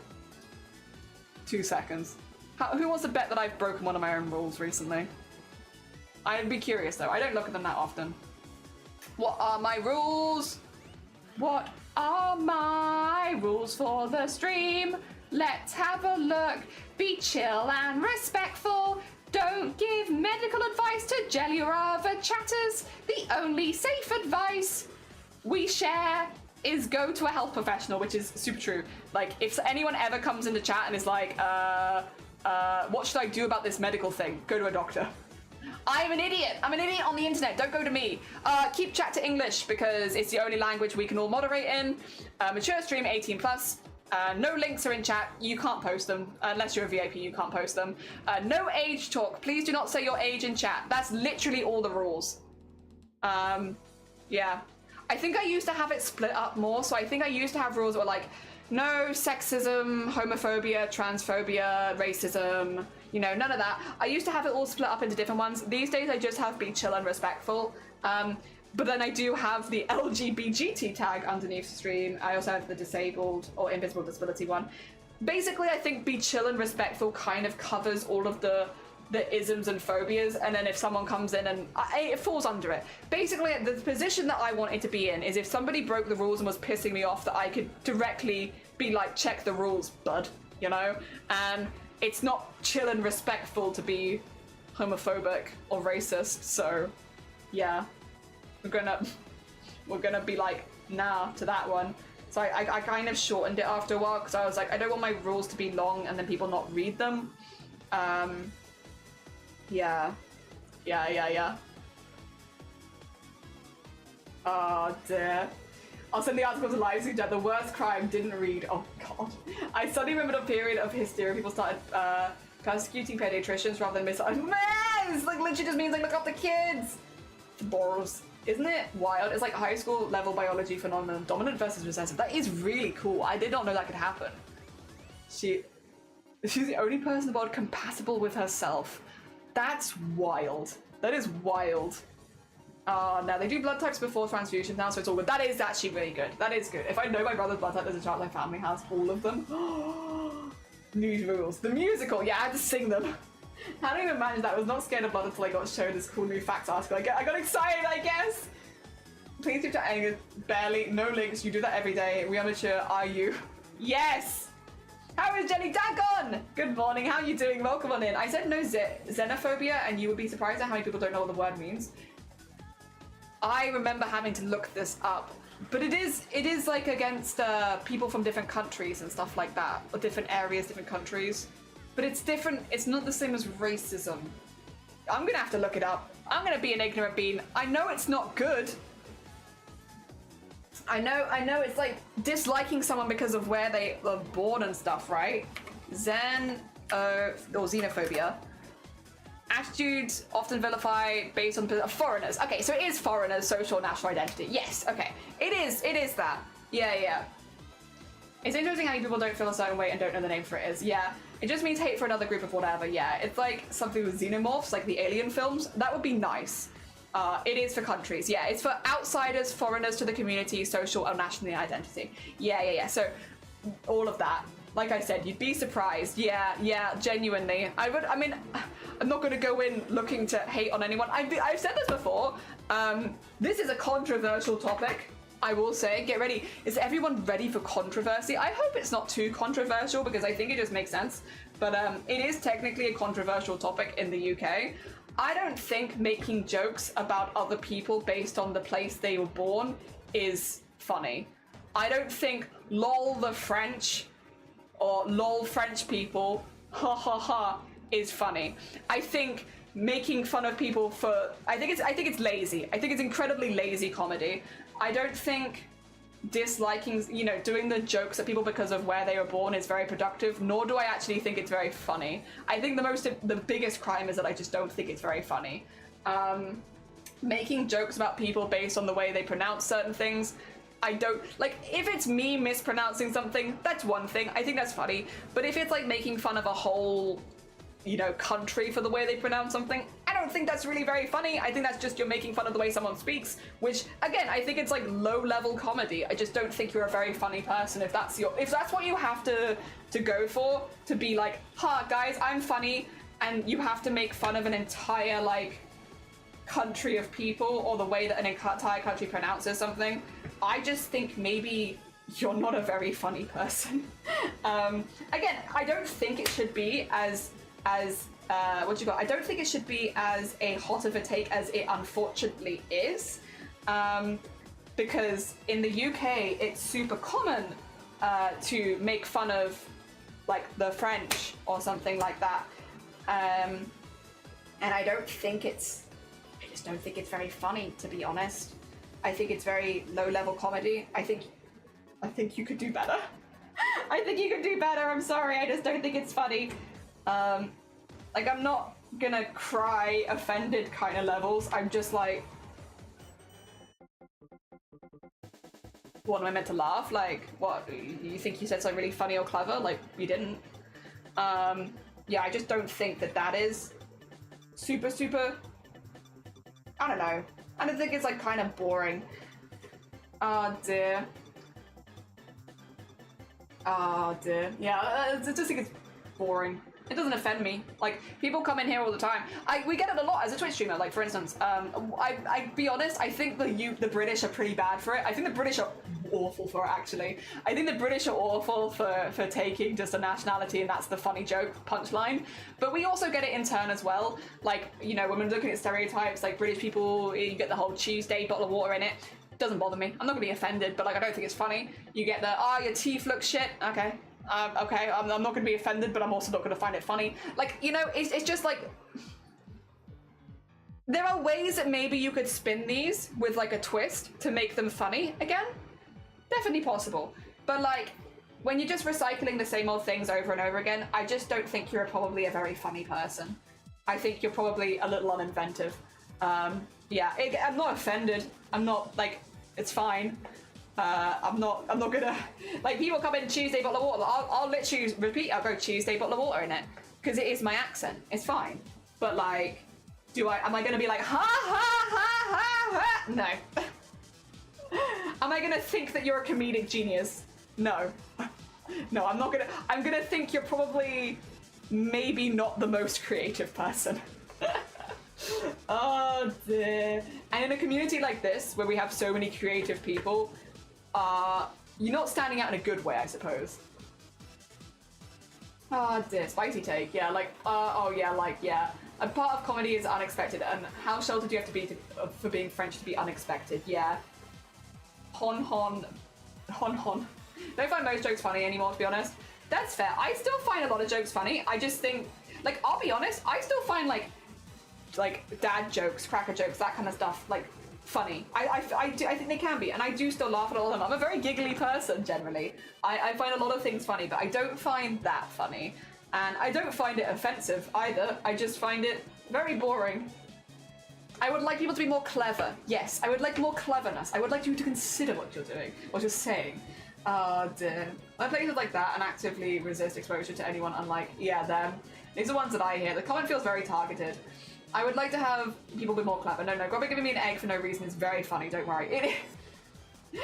I heard all mine as well. I just get tired of people saying the same thing, like, say butterfly in German. Yeah.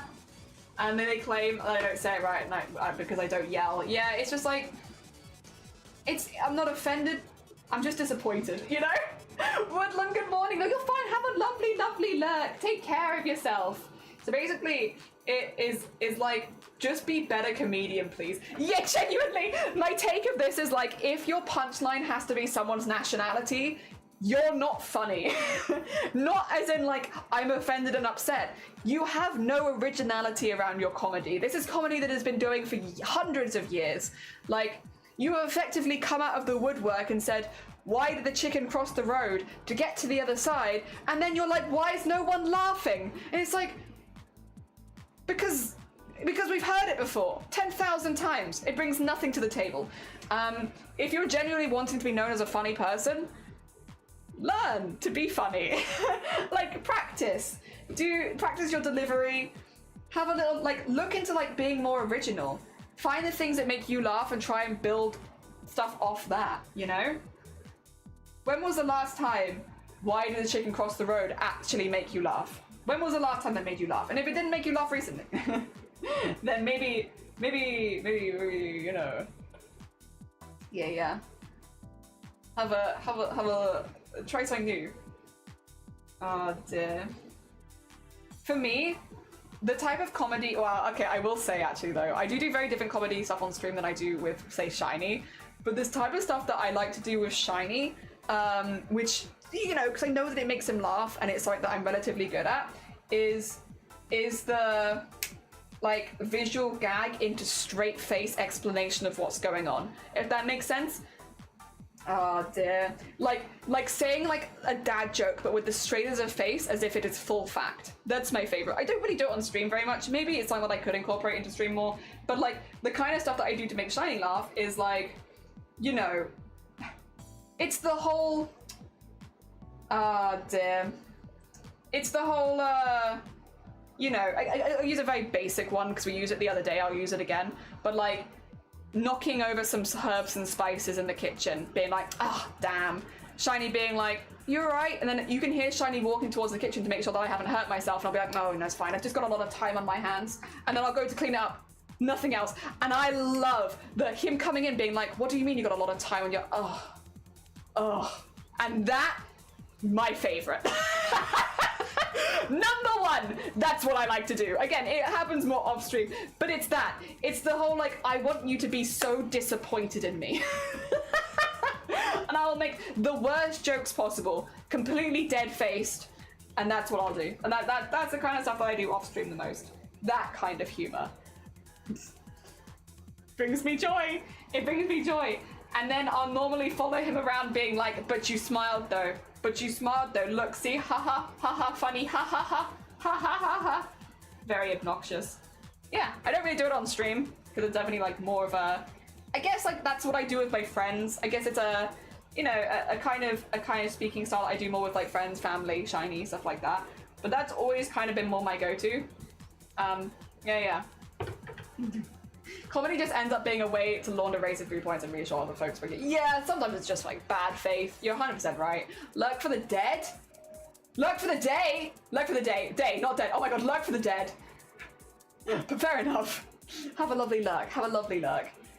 My humor is literal and absurdist. I love absurdist humor. Absurdist humor I also really enjoy. Yeah. Dear, what's the first time that made you laugh? I mean... The why did the chicken cross the road joke is quite dark, right? Because if memory serves, the why does the chicken cross the road to get to the other side is indicating that the chicken is crossing the road to die, because they would die if a chicken crossed the road, or something along those lines. Isn't it quite like a dark joke, technically? And like, dark humor can be really good, but like, you've heard that song since you were 3. There's no way you haven't heard not a song like that joke. Oh dear, visual gag, yeah. Oh dear. There's a local comedian that unfortunately relies a lot on my wife's jokes, and I'm just like, get better material, man. I like dad jokes. I like dad jokes too. Yeah, what is it? You see a lot in like TikTok. Like, so much of like the jokes are like, I hate my partner, and it's like, are you guys okay? Like, are you right? You're right. Do you hate your partner?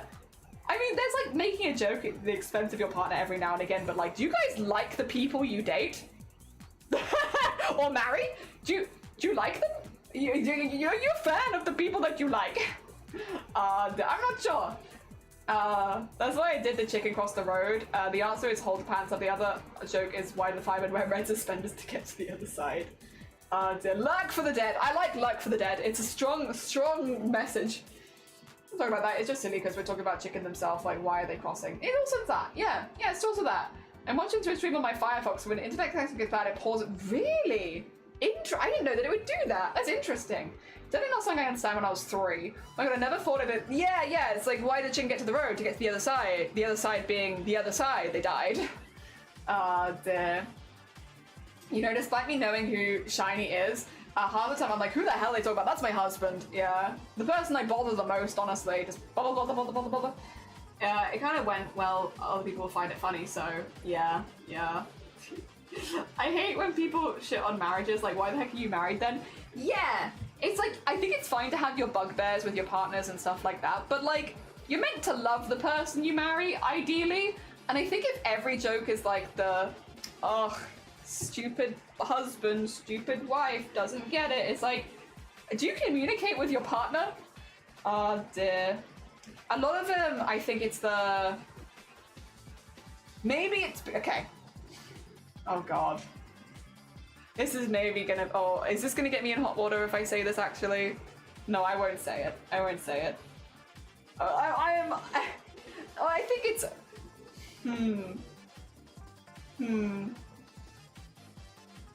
Say it?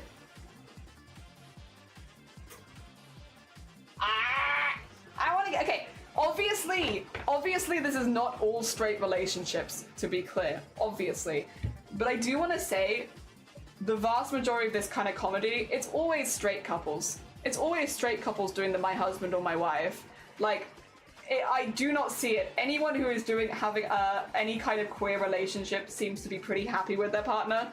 But for some reason, it's always the my wife, like as a husband talking about their wife, or like a group of girls bickering about their husbands. And it's like, do you guys love your partners?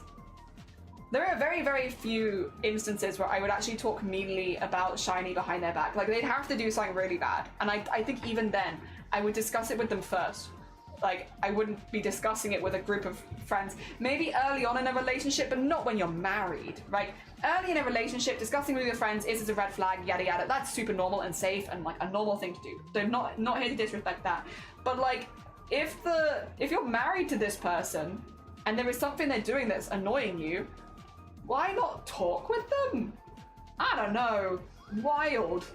Communication. I mean, I'd say that at any point, but yeah. Like on this code of communicate, what is it? It's if you have a problem, talking to them about it, explaining why you have a problem, because, you know, the mutual respect of like, you're having an issue with this, you've explained to me why you don't like this, and I am going to work on it kind of thing. As long as it's not like asking you know, you can't go into a relationship and change your partner, but as long as it's not like a ridiculous amount of things, like, yeah, you know, just like hey, you know, when you're putting away the washing up, can you put the bowls on top of the plates instead of the plates on top of the bowls? Because when you do it the other way around, it's quite heavy for me and I'm just a little guy.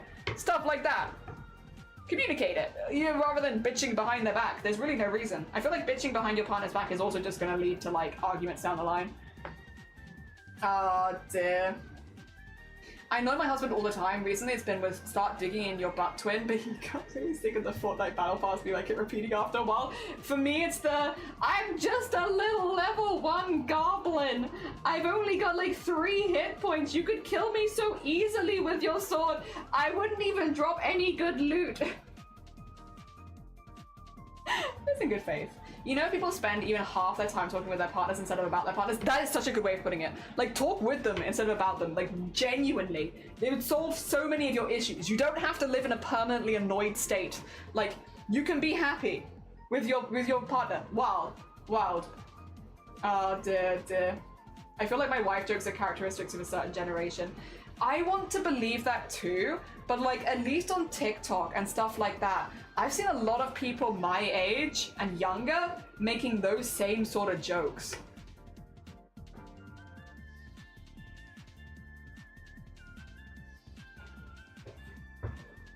Oh, dude, you'd be surprised. I hear it from this generation just, you literally, me too, I was literally about to say like TikTok. Wow, Jelly really does stick to a few things to be obsessed with. I am a very boring person. I have my interests. They do not change that often. Dear. With a close friend, it's one thing. If they're shit talking to strangers, that's very telling. Yeah, like, I guess me coming on stream, for instance, or making TikToks, or making public content about like how much my husband annoys me. Like, I do talk about my husband on stream from time to time. They're not like a constant, but like, you know, we do silly things. They sometimes join me. I will sometimes bring them up in streams. I've never hidden the fact that I've had a long-term partner. I don't think there's any problem with hiding that, because I think your private life is your private life, and what you share on a stream or a public thing, that's your choice, and it should always be your choice. But in my case, with being disabled and him also being my carer, it's made more sense to talk about certain things with the knowledge that he exists. It just, because otherwise, how am I doing these things? It's not possible without help. So, yeah, I've always been relatively open about that. I keep most of the stuff about him very, very private, because I would rather keep that offline, and he'd also rather that. But people are aware that he exists. I would be concerned if I was coming online and just shit-talking him every day. That doesn't sound healthy. The only times I really talk about him are, like, again, normally it's me saying things I do to piss him off. But also, like, only ever, like, I would never come onto stream and talk about him in a negative light, because it just doesn't feel fair. He's not in any position to defend himself here. There's no reason for me to do that. And if I genuinely have a problem where I'm like, this is causing, like, me distress, that's something that I bring up with him, not with my Twitch audience. That wouldn't make any sense. Like, it's not your business. Dear. I love those videos that make arguments funny, like HR department. And your relationship is totally going to improve when you drag them in front of a bunch of strangers. Yeah, I realized I thought it was in your Discord, and I kept saying I left a picture, and it was totally, really? Oh, but I bet they love that, though. I bet they love that. They were like, oh my god, we're getting all this cool art suddenly. Amazing. If you need a Discord server, !Discord gets you linked to the server. !Discord. If you need the Booptober one, that's !Booptober. That is specifically the fundraising Discord. That's for charity stuff. If you want the personal one, it's !Discord. You don't shit talk your ex-wife. True, I do. Me and Black will bicker all the time. All the time. But that is also the thing of like, we are not actually married. And we do care about each other. We are very good friends. Me and Black will like have pretty much constant dialogue off stream. And like, if there was ever something they did that went too far, or if there was ever something that I did that went too far for them, we're good enough friends, we would tell each other. Yeah. Like, we're pretty chill with that sort of thing. Oh dear. I think Blackwall really does know where like most of my boundaries lie, and I know a lot about Blackwall's boundaries lie. So like, as much as we do bicker on stream a lot, it never goes to the point where we actually be upsetting or offending each other. Like, because we don't want to. We don't actually want to upset the other one. Like, we want to have fun, you know, messing with the other one a little bit, but not. I would never want to see Blackwall legitimately upset. Ever. I would never want to be the reason Blackwall was upset. I would never want to in any way do anything that could make them uncomfortable. Like, absolutely not. And I trust that if that ever did happen, which I don't believe it has to this point, but if it ever did, that Blackwall would tell me. Because they're a good friend of mine. Yeah. Oh dear. Yeah. And I'm very lucky to have relationships with that, like, with people online, because yeah, that can be a difficult line to tread. Oh dear, they did. Yeah, I bet they were like, oh, this is sick. Like, maybe it's not on purpose, but they're like, yeah, I'm getting all the art suddenly. Speaking of, did anyone ever remember why I need to end stream? I don't remember. Oh dear. I'm not sure. Oh god. Well, you know what? It'll be fine.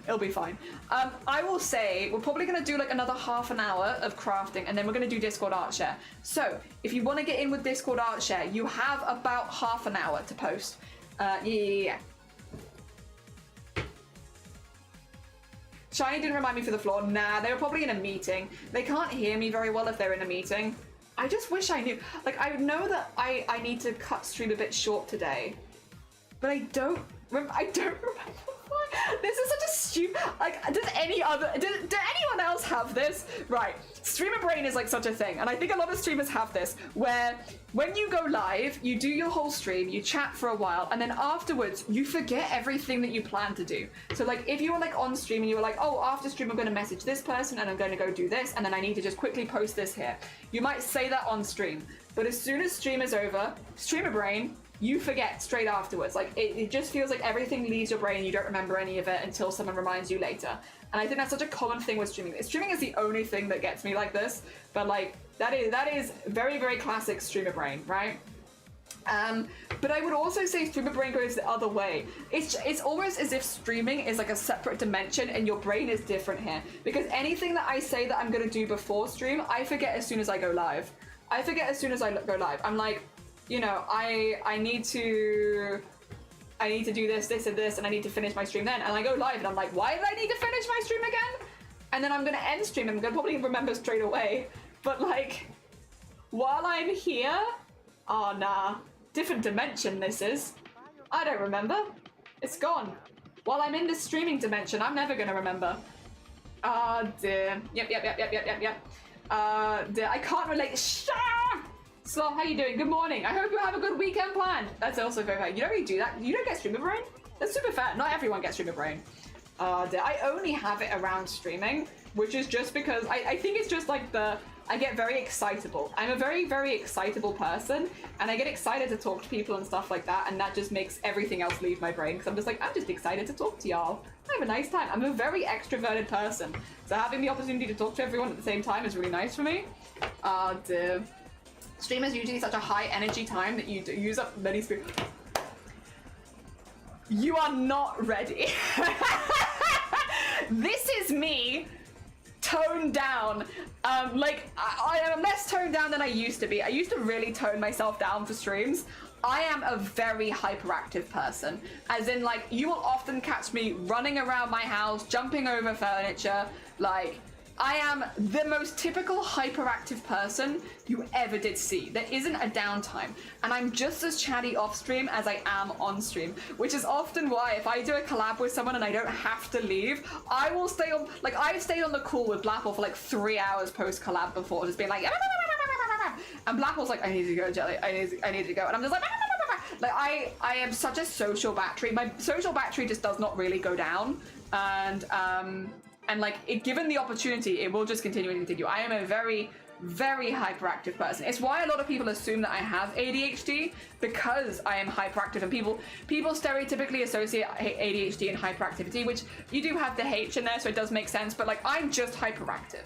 I don't have any of the other stuff. The attention deficit, none of that. I'm just a hyperactive being. And before anyone's like, are you sure, Jelly? Yes.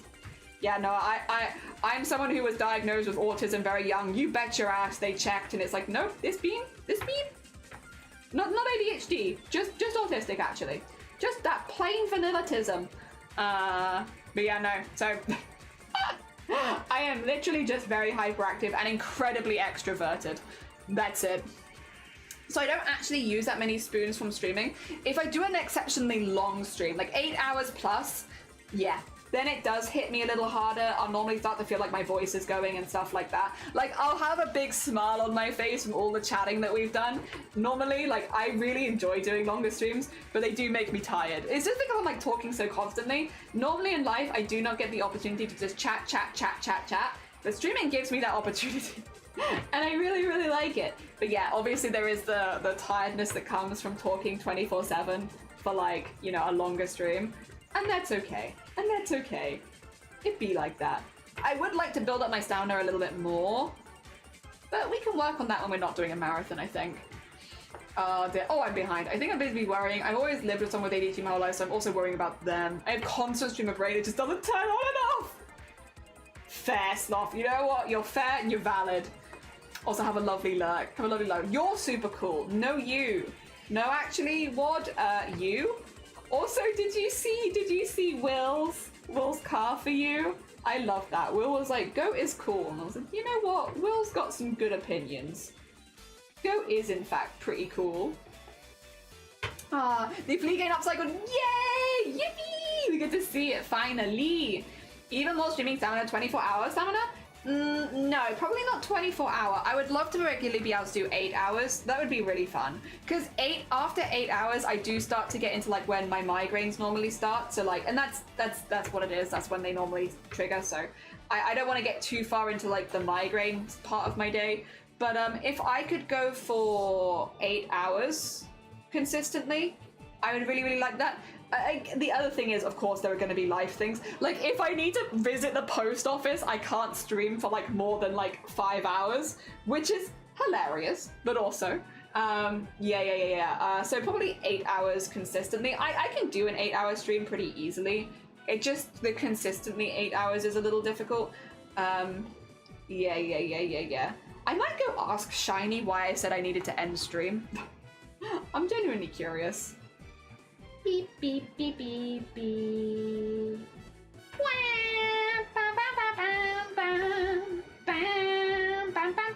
I saw it too. I'm glad Will think you're cool. Yeah, Will got good opinion. Also, your video, yes, of going in and with the nibble. Oh my god, it was so good. So I never said that, but that was also so good. That was so long as well. That must have taken you so much work. GG's on that though. It was very heckin' impressive. It's over. It's over. He's the last one. It is the last one. Although I probably will make some art of whoever ends up winning. Do you like my Sailor Moon hand reaching towards the goalpost? I don't know who's gonna win, because technically there is the potential that 6 people win this year. Because if we discussed it before stream, because there is 1 3 points, 2 2 points, no 1 2 points and 2 1 points to be given out today, right? Which means 2 seconds. I have been received a DM. 2 seconds. Should I I was planning on making something, I am halfway through an embroidery, but I could manage a second something if there's a group project. Okay, sorry. I'm trying so hard to stay on top of things, but I'm behind. I'm behind Bean. Oh, there's a magma as well. Oh god, there's so many things happening. What was I even looking for? I was gonna look for... Oh yeah, I've got a response. Let me sort this out. Gotcha.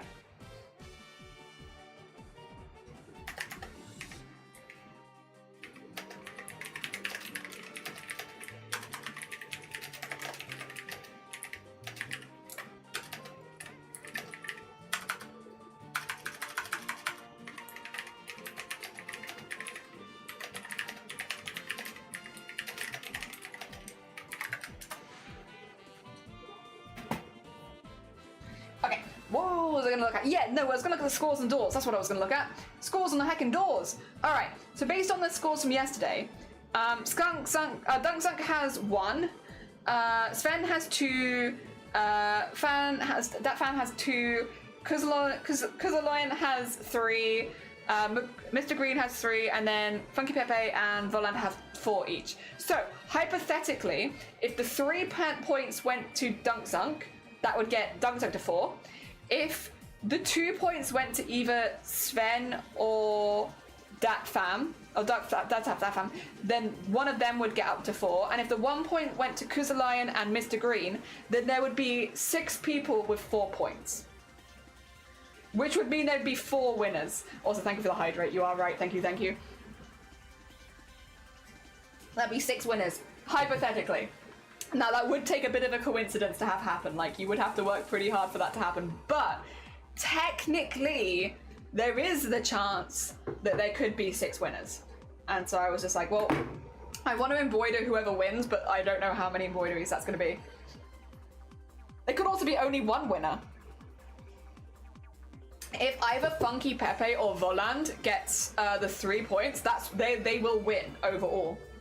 And no one will be on the same level as them. So there is also the chance that there is only 1 winner. So they could be anywhere from 6 to 1 winner. Needed a nap between since brain overload. Luckily I used many shortcut tricks I could do to extend the time, not to work too much. I started later in the day and finished before 12. Oh, Ace, you didn't really sacrifice sleep either. GG's. GG's, well done. Hell yeah. So typically my brain says only 1 win this year, despite me wanting to draw that this year too. It's hard, because obviously I don't know what everyone's working on. This last prompt as well is quite vague. You know, it is a tricky one. I don't know. I really don't know how many winners there are going to be. Again, I would love to see multiple winners, but I'm just not sure. Yanni, good morning. Welcome on in. I hope you're doing well. Yeah, Boobtober has opened its gates for the year. And we've already got 40 streamers who are saying, like, I'm going to join. And it's like, oh my gosh, this is going to be a big year. But, like, again, that's all I could ever hope for. It's all for charity. It's all for a very good cause. The more people that would like to join us, the better. I should say, actually, I don't know if I've done my spiel today. Would you like a spiel? For anyone who's not aware, Boobtober is an annual event that we run every year for the BCRF, which is the Breast Cancer Research Foundation. We run it to fundraise for them. We talk about breast cancer awareness throughout the month of October, so it lasts from the 1st of October to the 31st of October. Streamers can join us for 1 stream, 2 stream, a week of streaming, or a whole month of streaming, depending on what they would like to do. It is completely up to them. We have some people do 1 stream with us. We have some people do multiple streams with us. It's just up to you and how much you would like to spend on how much time you'd like to spend fundraising. There is no right or wrong way to do that. We often have a raid train running through the month. We have a couple of team collabs. We also have a lot of other collabs hopefully being planned, including crafting collabs this year, which is very exciting, being hosted by Saki. So we have lots of events happening throughout the month. It's a very, very busy month where we are doing lots and lots of stuff for charity. And this year is our 5-year anniversary, because we've actually been doing Boobtober for 5 years as of this year. Again, it was an event that I founded 5 years ago by accident. It was never meant to be a team event. It was meant to be just something that I wanted to do on this channel because breast cancer is very, very close to my heart. It was literally my job was to fit people going through breast cancer for many, many years with their post-surgery bras and stuff like that. And so it's super, super close to my heart. And I just wanted to talk a little bit more about it and like the early signs and symptoms on Twitch. And that is what we've used it for. And since then, we've had many, many, many amazing streamers join us. It has been an absolute joy to meet so many people while fundraising for a cause that means so much to me. So yeah, I am incredibly grateful for the streamers that join us year after year after year. We also have a lot of people joining us for the first time this year, which is incredibly exciting. It's always lovely to see people who have heard of Booktober throughout the year or seen it last year and been like, you know what? This is the year I'm going to join too. Like it's such a huge compliment. And I'm so, so glad to see so many new faces joining us this year already. As well as, of course, a lot of returning people who have joined us year after year as well. It's lovely to see. It's lovely just to see like a mixture of like new and returning people, and I can't wait to see all the amazing streams that everyone has planned. If you would like to join the raid train, we do have a raid train running from the 20th or the 19th. No, it is the 20th. The 20th to the 26th of October. Obviously, that might vary slightly depending on your time zone. But yeah, for the 20th to the 26th, we have a week-long raid train where we are looking to get as many Booktober streamers featured as possible. You can sign up to as many slots as you like during the raid train. We will try and get everyone at least one raid. We can't always guarantee a raid for every single slot though. So if you sign up for like 5 slots in the train, we'll try our best to get you as many raids, but there is a chance that you might only get 1 or 2 raids just because we want to prioritize one raid for everybody. But yeah, that's happening again, which is really, really good because that's been a consistent favorite for many people. We also have a couple of peak collabs happening. We have some crafting collabs being hosted again by Saki, which is really exciting. I know that there's a couple of other people that are also looking to host collabs, which you should be hearing about soon.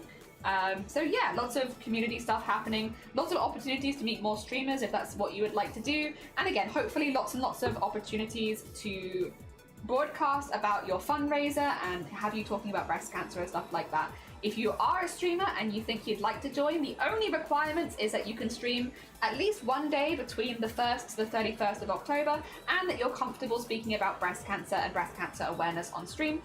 What I would say in regards to that, there is a lot of different topics you can actually focus on when it comes to breast cancer.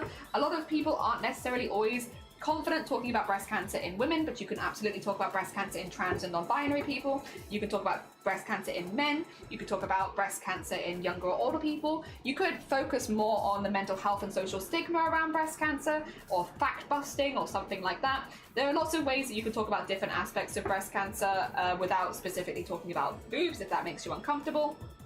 And again, we'll be posting more tutorials about all that kind of stuff leading up to the event because at the end of the day, myself and the rest of the Booktober team are there to support you so that you can have the most fun possible while fundraising with us.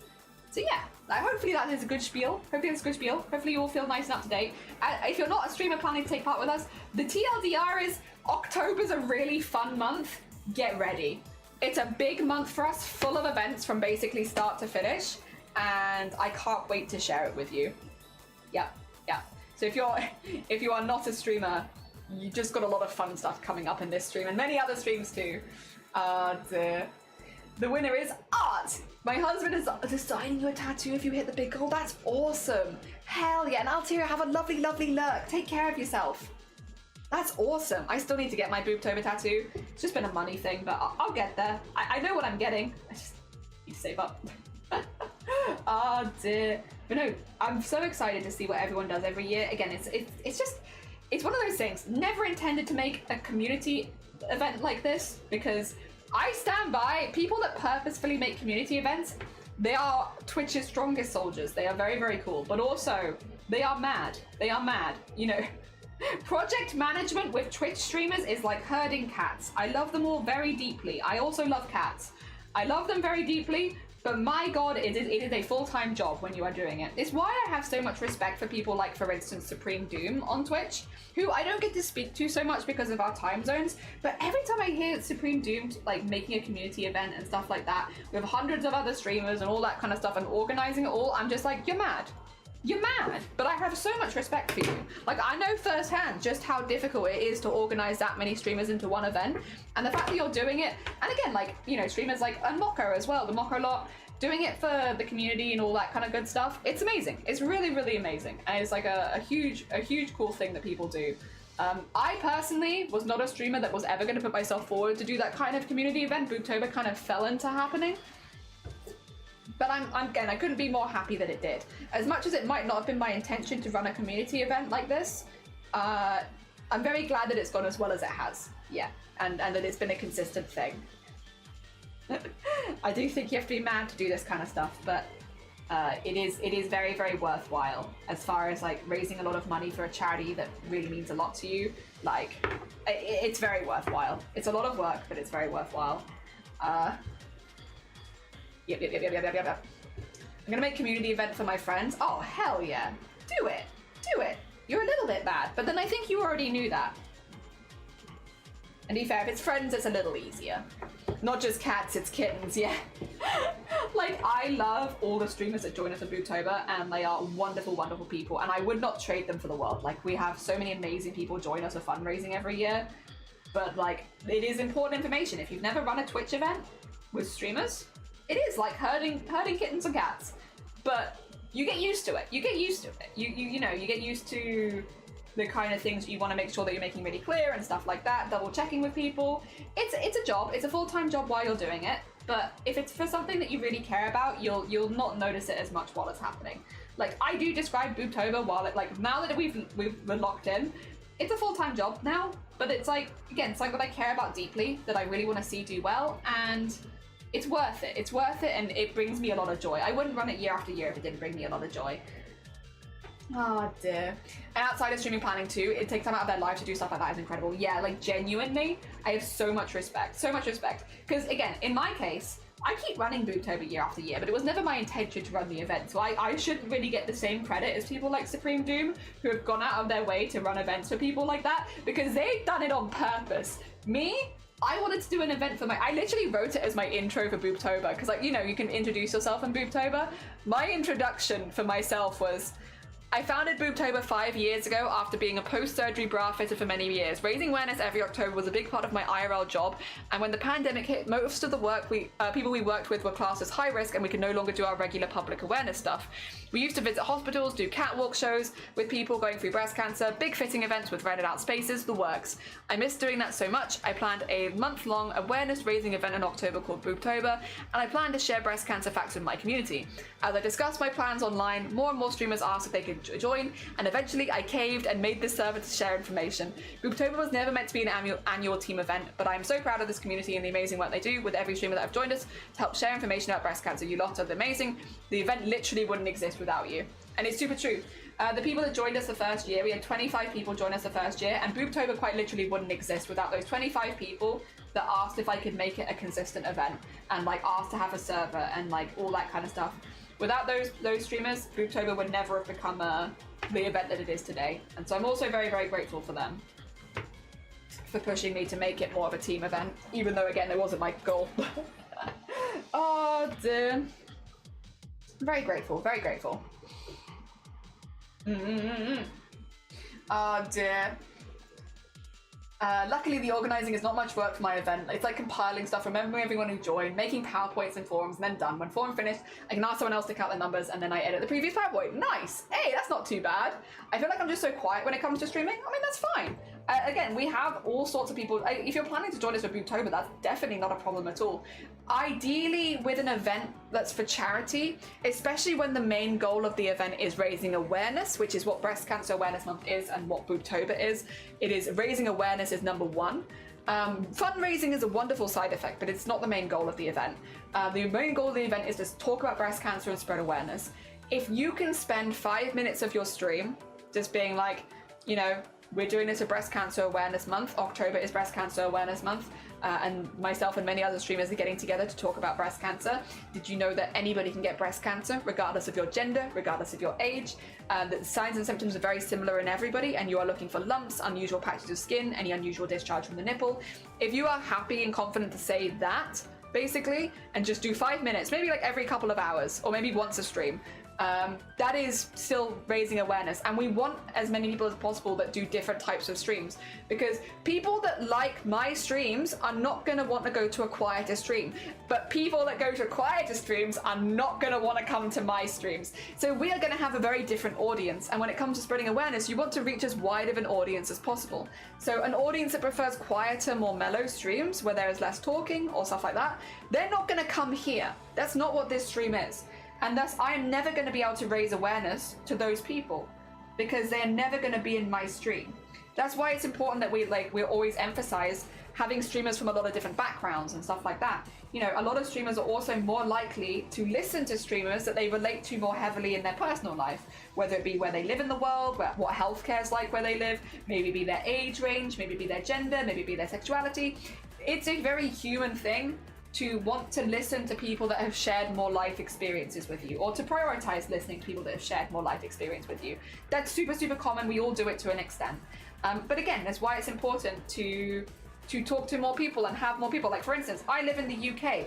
Our healthcare is paid for by taxes, which means me saying, go to the doctor and get a checkup is super normal, because it doesn't cost you anything. It might take a couple weeks to see someone, but like you don't pay anything. So I don't have to worry about like me telling you to go see a doctor. There is no financial aspect to that. However, if you live in other parts of the world where you have to pay for your healthcare, or you have to pay for your general practitioner, or it doesn't fall under your insurance, that is going to be an aspect that I just cannot talk about. It's a small thing, but it's, you know, it's something that I have no say in. People are not going to listen to me in that side of things if they have a very different experience with their healthcare system. It's even little things like that, where it's like, it is important to get as many different streamers from as many different places, in as many different backgrounds as possible, so that we can reach as many people as possible, so that people can protect themselves and know what's normal for them, and know how to do breast checks and stuff like that, or chest checks. We want a lot of different streamers. What we don't want is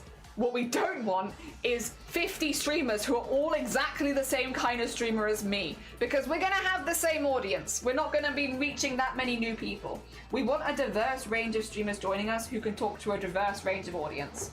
That's what we want. Which means different types of streams, different stream vibes, people from all over the world, people from different ethnicities, people from different wealth, people from different genders, people from different sexualities, people from different communities in general, to speak to their own communities about breast cancer, to speak to them about the early signs and symptoms and educate them. We want as many different people as possible. We do not want carbon copies of me over and over again. That's just going to reach this as boring. It's also boring. Can't stand a boring then. No, absolutely not. So boring. My gosh.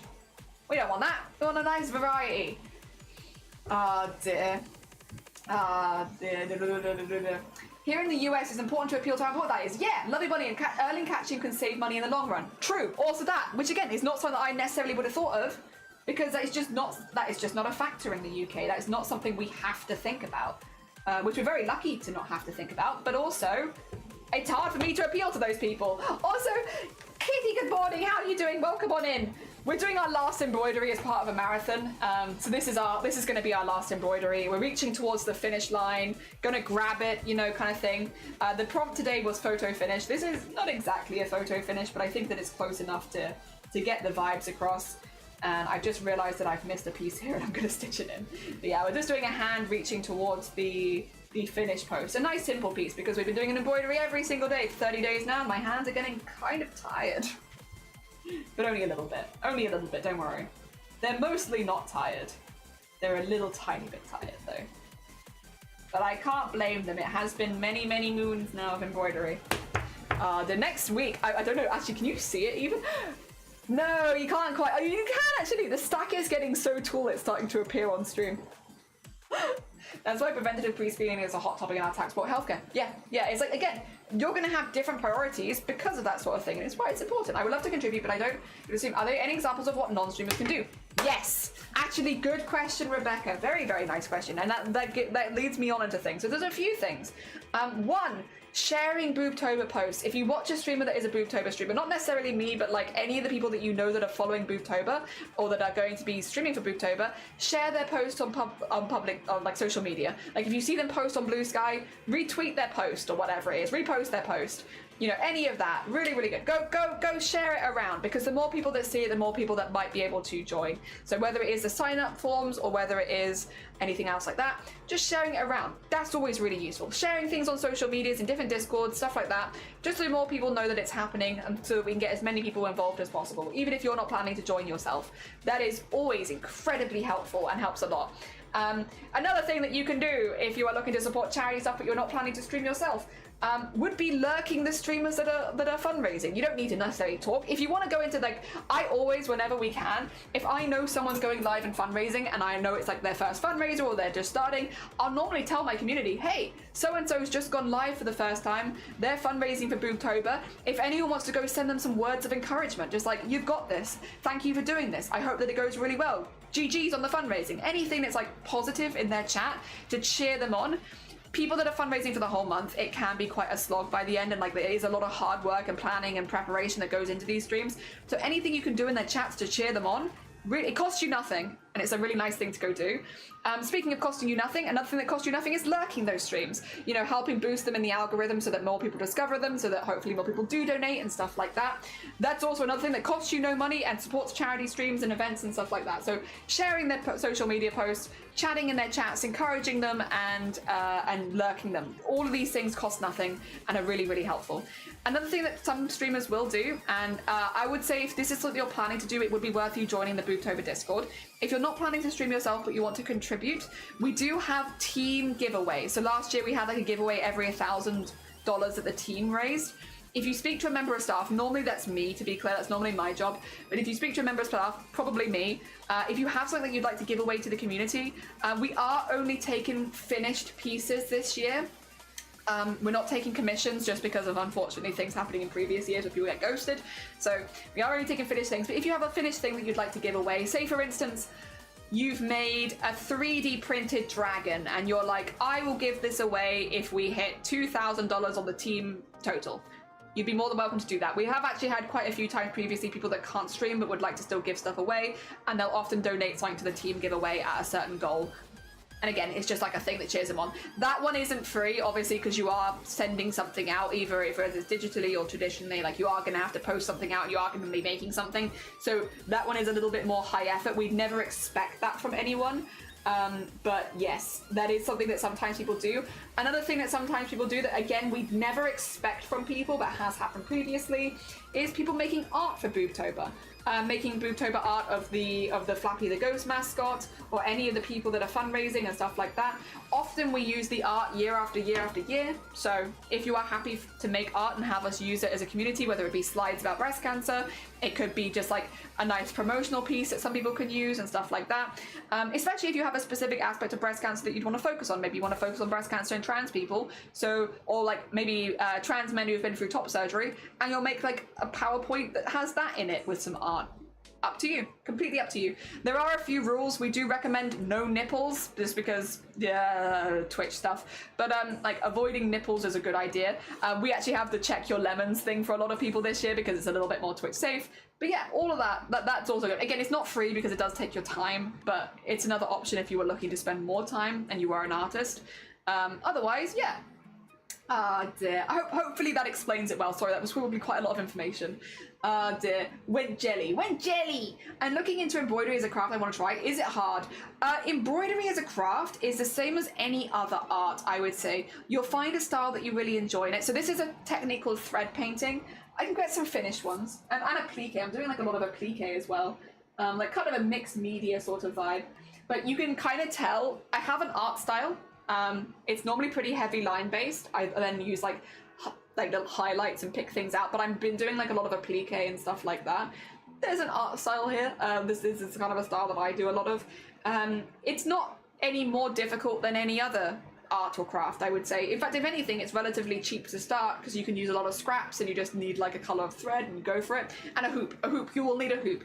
But all these things are like a couple of quid in the stores. They're not too expensive. It's just slow. I would say embroidery is an incredibly slow craft, but not an incredibly difficult one. And if you are interested, the technique is generally called thread painting. I'm doing thread painting and applique together, so a little bit more mixed media.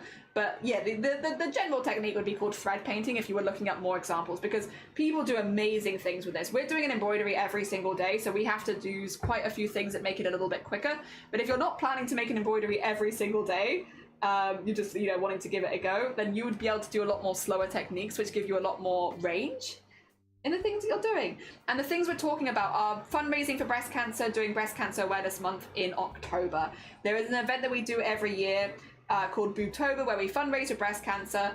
And yes, it is. We have a Discord that is for the people that are contributing to Boobtober normally. So either people that are donating stuff or people who are fundraising with us. Predominantly fundraising. It is predominantly a fundraisers Discord. It is less for sharing information about Boobtober or about breast cancer with random people, and more to do with sharing it with streamers so that they have things to say on stream. It is very much targeted towards the streamers who are fundraising with us. But yeah, we do have that server there. Having a cross-stitch fan idea that would be fun to sell for free, but encourage people to donate to some Boobtober instead. I would say with stuff like that, you have to be really careful. I don't recommend. Okay, how to put this? So obviously we have like the Boobtober merch store and stuff like that. To do this in a way where I have a clean paperwork trail, I have set up a full business account for this so that all the money has a clean paper trail from how much is being given per sale straight to the charity. I personally would not recommend doing it quite like that, just because unless you can create yourself a one that you can share it publicly, that doesn't have your private information in, that you can share to make it clear that all the money has gone to charity, we don't recommend doing it. So, for instance, we've had Cthulhu before sell fabric with a portion of charity. They've created a separate barcode from the rest of their products, which means all the money goes directly to the charity that says it does, goes into separate accounts again, which they can then provide paperwork for. It's not something that I would recommend as a low effort thing, if that makes sense, because although I would say, like, listen, I don't mean this in a rude way, because I'm not saying that you would pocket the money. That's not what I'm trying to say. What I'm trying to say is, if anybody ever questioned you, would you be able to show them the proof without doxing yourself? And if the answer is no, then I wouldn't recommend to do it. Just for safety, genuinely just a safety thing on Twitch. It's one of those things you need to be able to prove your paper trail, because people will ask that you can prove it at points, and it is very worth to have a very clean paper trail with stuff like that. And be able to actually share it. What I would probably suggest, what you could do, Rebecca, instead, and I would say to like actually work the logistics about DM me, like get this in messages, because I'm gonna forget all this after stream. Send me a DM with your ideas in it. But my general suggestion would be to actually work with streamers. So if you know a streamer who is fundraising for Boobtober, be like, hey, I'd love to support a couple of streamers with this pattern. If people donate $5 to that you could send them a copy of this pattern, you know, and work with the streamers to do that. So someone who already has an active campaign, that way the money is all going via Tiltify, so it's very easy to prove that all the money is going straight to the charity event without you having to set up a private charity campaign. And you'd also be supporting other streamers that are also taking part. Actually, Saki did something similar last year, so it might be worth reaching out to Saki. Saki said, I want to do some giveaways, but I also understand that not everyone can do giveaways in Boobtober, and so here are some giveaways that I'm going to give to other streamers to give away on their channel if they hit certain milestones, and we organize that in the Discord server. So that's absolutely something we could do. I would say to do it like that. But yeah, it's not because I don't trust you. That's not in any way what I'm trying to say.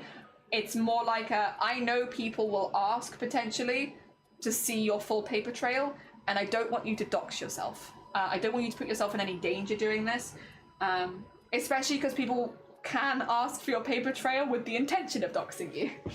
Ah, dear. I just want people to be safe, and I think that that's probably a safer way of doing it, where you're supporting the streamers that are fundraising, but also keeping yourself safe.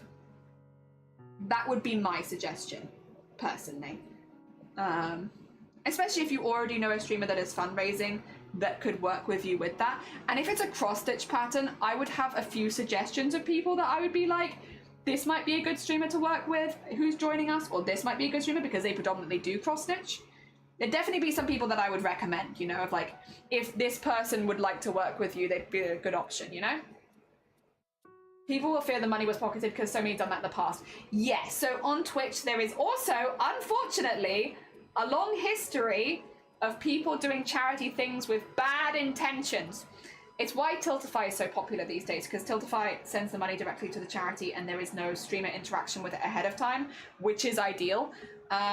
Unfortunately, you've probably seen some of these if you've been on Twitch for a while, but if you haven't, there's been some really big Twitch scandals of charity events saying they're doing it for charity and then taking a proportion of the donations and paying themselves for the charity events or like profiting off it.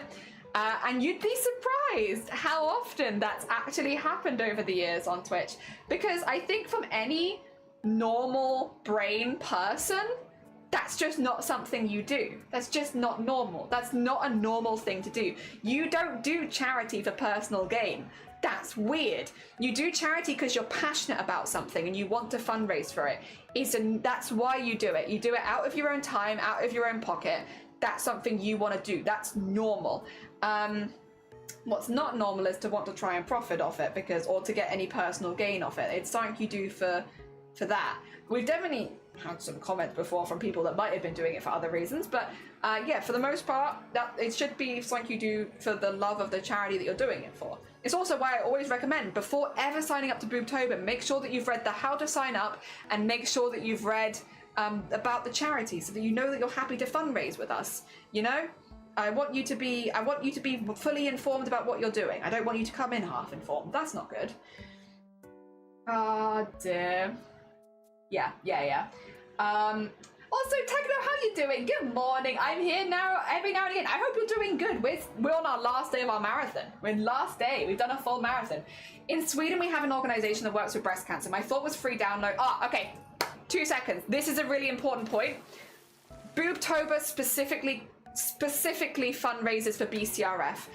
The reason we do that is it's just a safety thing. We do not fundraise for other breast cancer charities. Now, this is not because of like we dislike breast cancer charities or anything like that. That's not the case. We always would be like, if you're fundraising for a different breast cancer charity, amazing. We love that and we wish you the best of luck, but it's not part of Boobtober. Boobtober very specifically uses the BCRF logos and stuff like that. So it's really important because different breast cancer charities have different breast cancer ribbons. It's all a copyright, this kind of thing.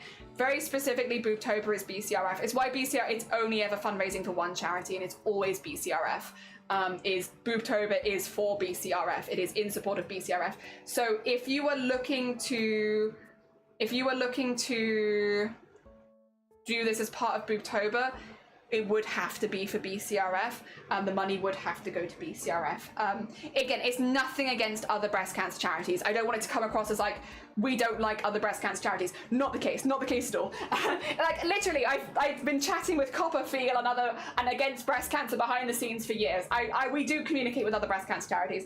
It is simply this is a rule kind of thing. It has to be like that. Oh dear. Yes, that's super important. So many charities out there need help. Yeah, and thank you for the congratulations. It was just an example, but for the Boobtober. Yeah, so Boobtober, sorry, I might be misunderstanding Rebecca, but Boobtober is specific. I'm sorry, I think I've maybe misunderstood then. This might be better in a DM. I'm gonna also put it out there. This might be a little complicated for trying to work out live on stream. It might just be worth you shooting me a DM, writing it all down exactly what your plans are. Because otherwise I don't want to just sit here misunderstanding, because that's not fair on you either. I'm not here for wasting people's time. I don't want to waste your time. Dear. Yeah, maybe whack it in a DM and we can discuss it off stream. But yeah, I guess for anyone who is curious and does need to know, Boobtober will always be specifically for one charity, and that charity is now BCRF because we use the BCRF assets. You can't use BCRF asset and then fundraise for a different breast cancer charity. That is a really big bad idea. Hard to send money from country to country without tax collectors sticking their fingers in it. It's usually best to support a charity in your own country or do international crypto. So the reason we do BCRF, and again, I'm gonna say I would rather people not discourage donating to BCRF because it is a charity that I really like. First of all, done a full background check. I know exactly how their money is used and they are very, very clear with it. Very clean, very clean. And that's always a really nice one. It's good to be able to easily find out exactly how the money is used. BCRF is a charity that regardless of where you live in the world, you benefit from the work they do. I can get you the link to them if you would like to. If you would like to double check any of the information that I am saying, because I ain't lying, but I understand sometimes it helps. They are the largest private funder of breast cancer research. Which means what they are specifically doing is looking for better treatments for breast cancer, better earlier detection, and one day hopefully a cure for breast cancer. That is specifically what they are doing. They are a much less personal charity. They're not working so much with one-on-one people. They are working to try and cure breast cancer. They're working to try and get more treatments, earlier detection, make people's road with breast cancer much easier. What that means is, it doesn't matter where you live in the world, you benefit from the work the BCRF has done. You've already benefited from the work the BCRF has done. They have been, you have been benefiting from the work that they do, and the money that we raise for Boobtober fundraisers for that work to continue and to help them support with that. Yeah, that's why we do BCRF, is because obviously Twitch is a worldwide platform, which means we have people from all over the world here. We wanted to make sure that we were, well, A, fundraising for a charity that had like a good track record and was being good, you know, of course, that's very important. But B, we wanted to fundraise for something that wherever you live in the world, that you can tell the community that you're fundraising with, hey, you will benefit from this. You know, this is something that you'll actively benefit for, especially because breast cancer is such a common cancer. It is the most common cancer. Because it is such a common cancer, because anyone can get breast cancer of any gender, of any age. We wanted it to be really clear that you could benefit from this, your family can benefit from this, your loved ones can benefit from this. And yeah, BCRF is the best one for us for doing that. Yeah, hopefully that explains it.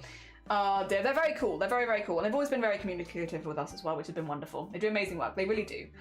Science. So yeah, it is a more science-focused one, which I know is not everyone's cup of tea, but we wanted to focus on stuff that, again, that you could benefit, everyone could benefit from. You know, if you know someone who's going through breast cancer, who's been through breast cancer, they have likely benefited from the research of the BCRF. And you can help fundraise towards that, which again, makes it feel a bit more personal to a lot of the people that are taking part, which is good. I clicked, you joined the server! Not sure if we're gonna make a lot of money. So, when it comes to Boobtober and what we do here, the most important thing is awareness. Do not worry. Whether you raise $1, $100, or 1,000, it actually really doesn't matter that much to us. Obviously, any extra money raised is good because it all goes to fund research, but the most important thing for us during Breast Cancer Awareness Month is to just be able to talk about breast cancer casually, in a normal way, with your community, to spread a little information. It could just be that you have a few points that you really, really like. You know, like you're like, I want to talk about specifically breast cancer in men.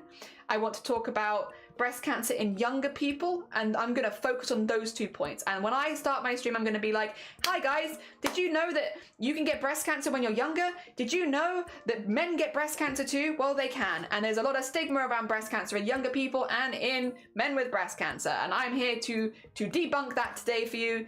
That happens, and we are fundraising for a breast cancer charity to help fundraise, to raise more awareness, and also raise money for, you know, the research they're doing into breast cancer. Done.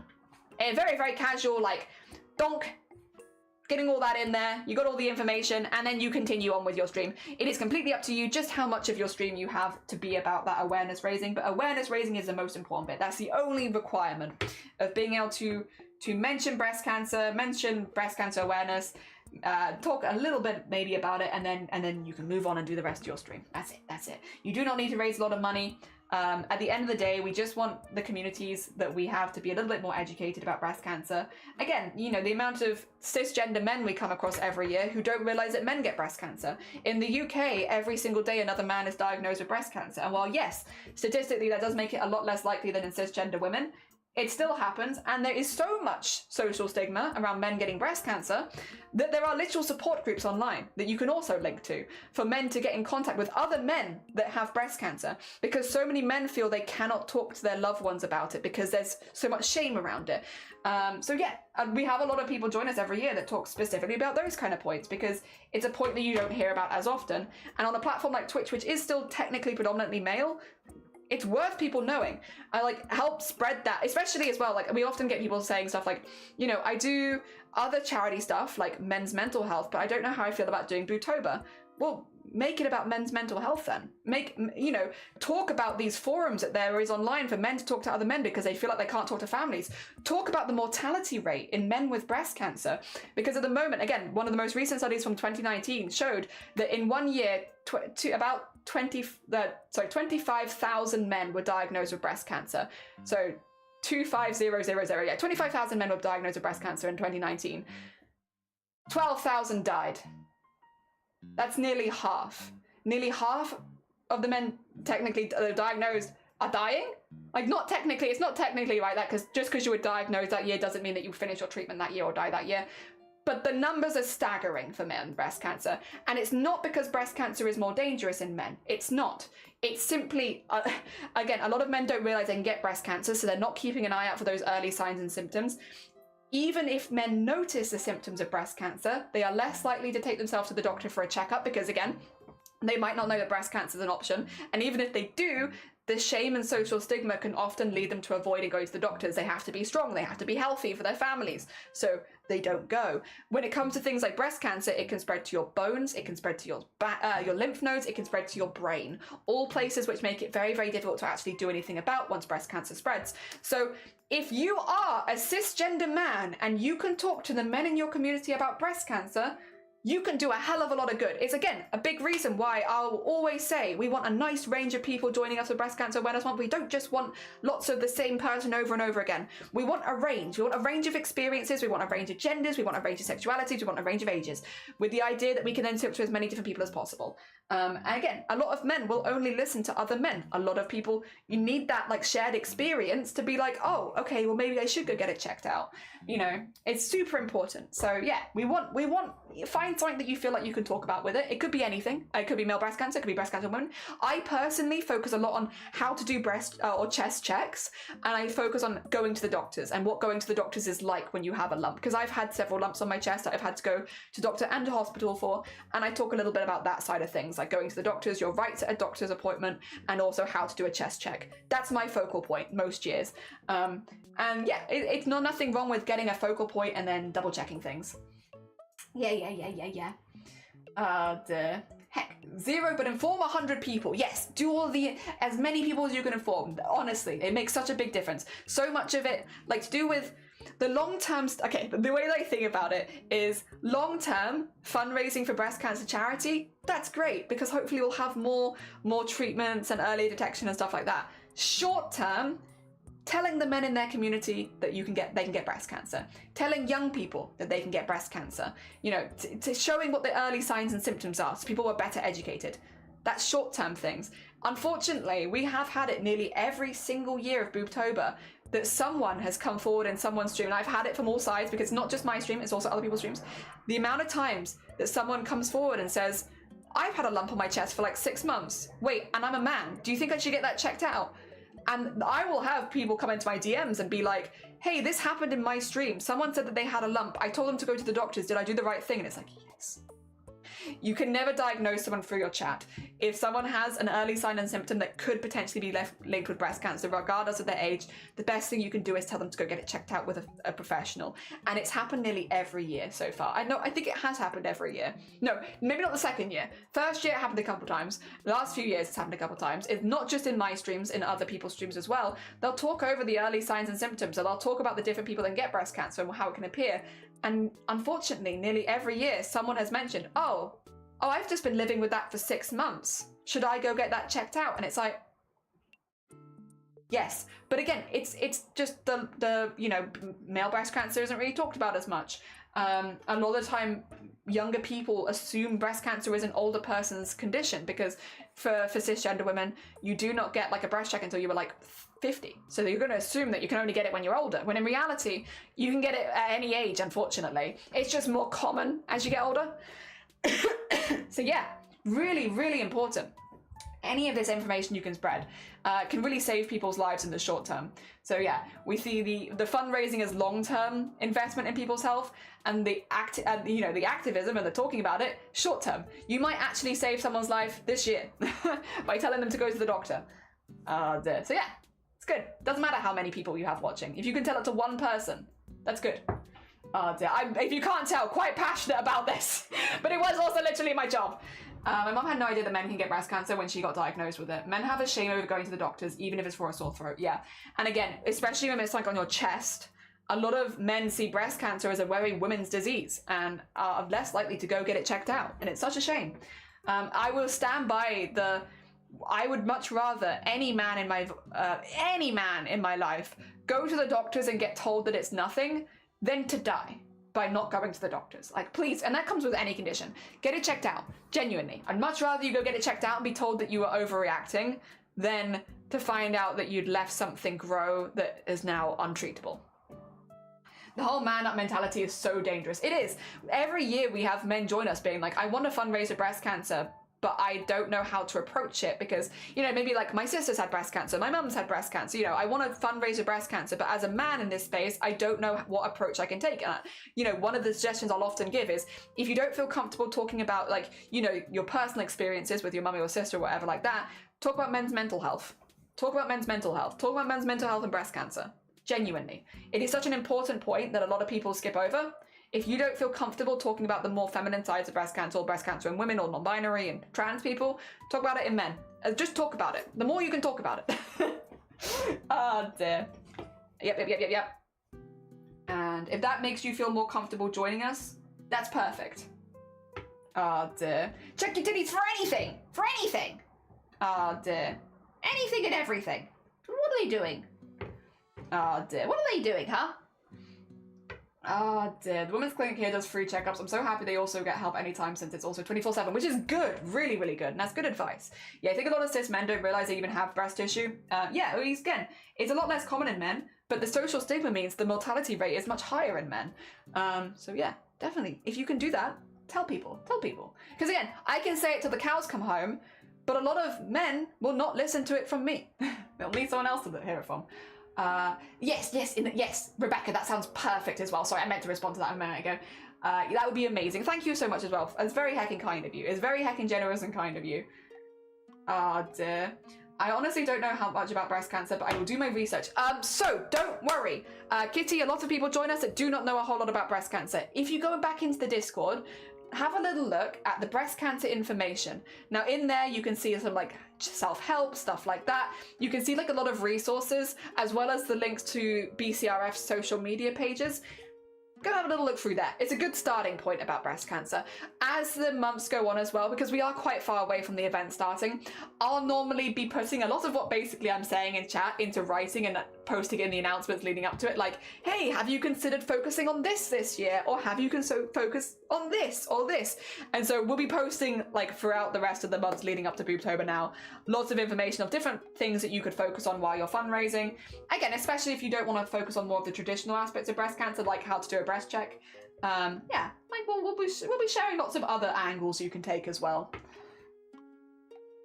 Dear Jelly is taking their own advice liberally. It's almost like schools don't tell about that. It's hard for health teachings to happen for various reasons. That and many other things matter. Yeah, I think this last couple years I have seen a real uptick in more people talking about breast cancer in men and other like, again, another thing. This is, again, one of those things of like, I could say it till the cows come home, but it's really not going to mean that much from me if you're looking for people with a similar experience. But it's the trans women can have a slightly increased risk of breast cancer because estrogen, if they are on hormones, because estrogen and progesterone are growth hormones, which means you can grow more breast tissue, which means you can then develop breast cancer slightly more likely.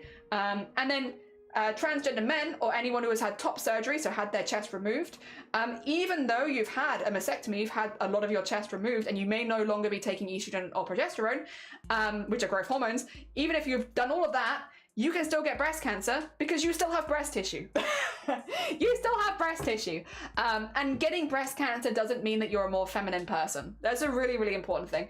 You know, if you get breast cancer as a trans man, it's not because you're a feminine trans man. It is simply unlucky. It's the same tissue as anywhere else in your body. And while, yes, having a mastectomy, having top surgery can reduce your likelihood of getting it, and again, taking testosterone instead of progesterone and estrogen can also reduce your likelihood of getting it. It doesn't mean that you can't get it in the same way it doesn't mean that cis men can't get it. And again, if you're a cis man and you get breast cancer, it's not because you're a feminine person, it's not because you're overweight, it's nothing like that. It is just unfortunate bad luck. And again, important to share those kind of things, but I can say it till the cows come home. But a lot of people in those groups won't necessarily listen to me, because if I'm not in those groups, why would you listen to someone without shared experience? Which is why it's important to have a diverse range of people joining us. Ah, dear.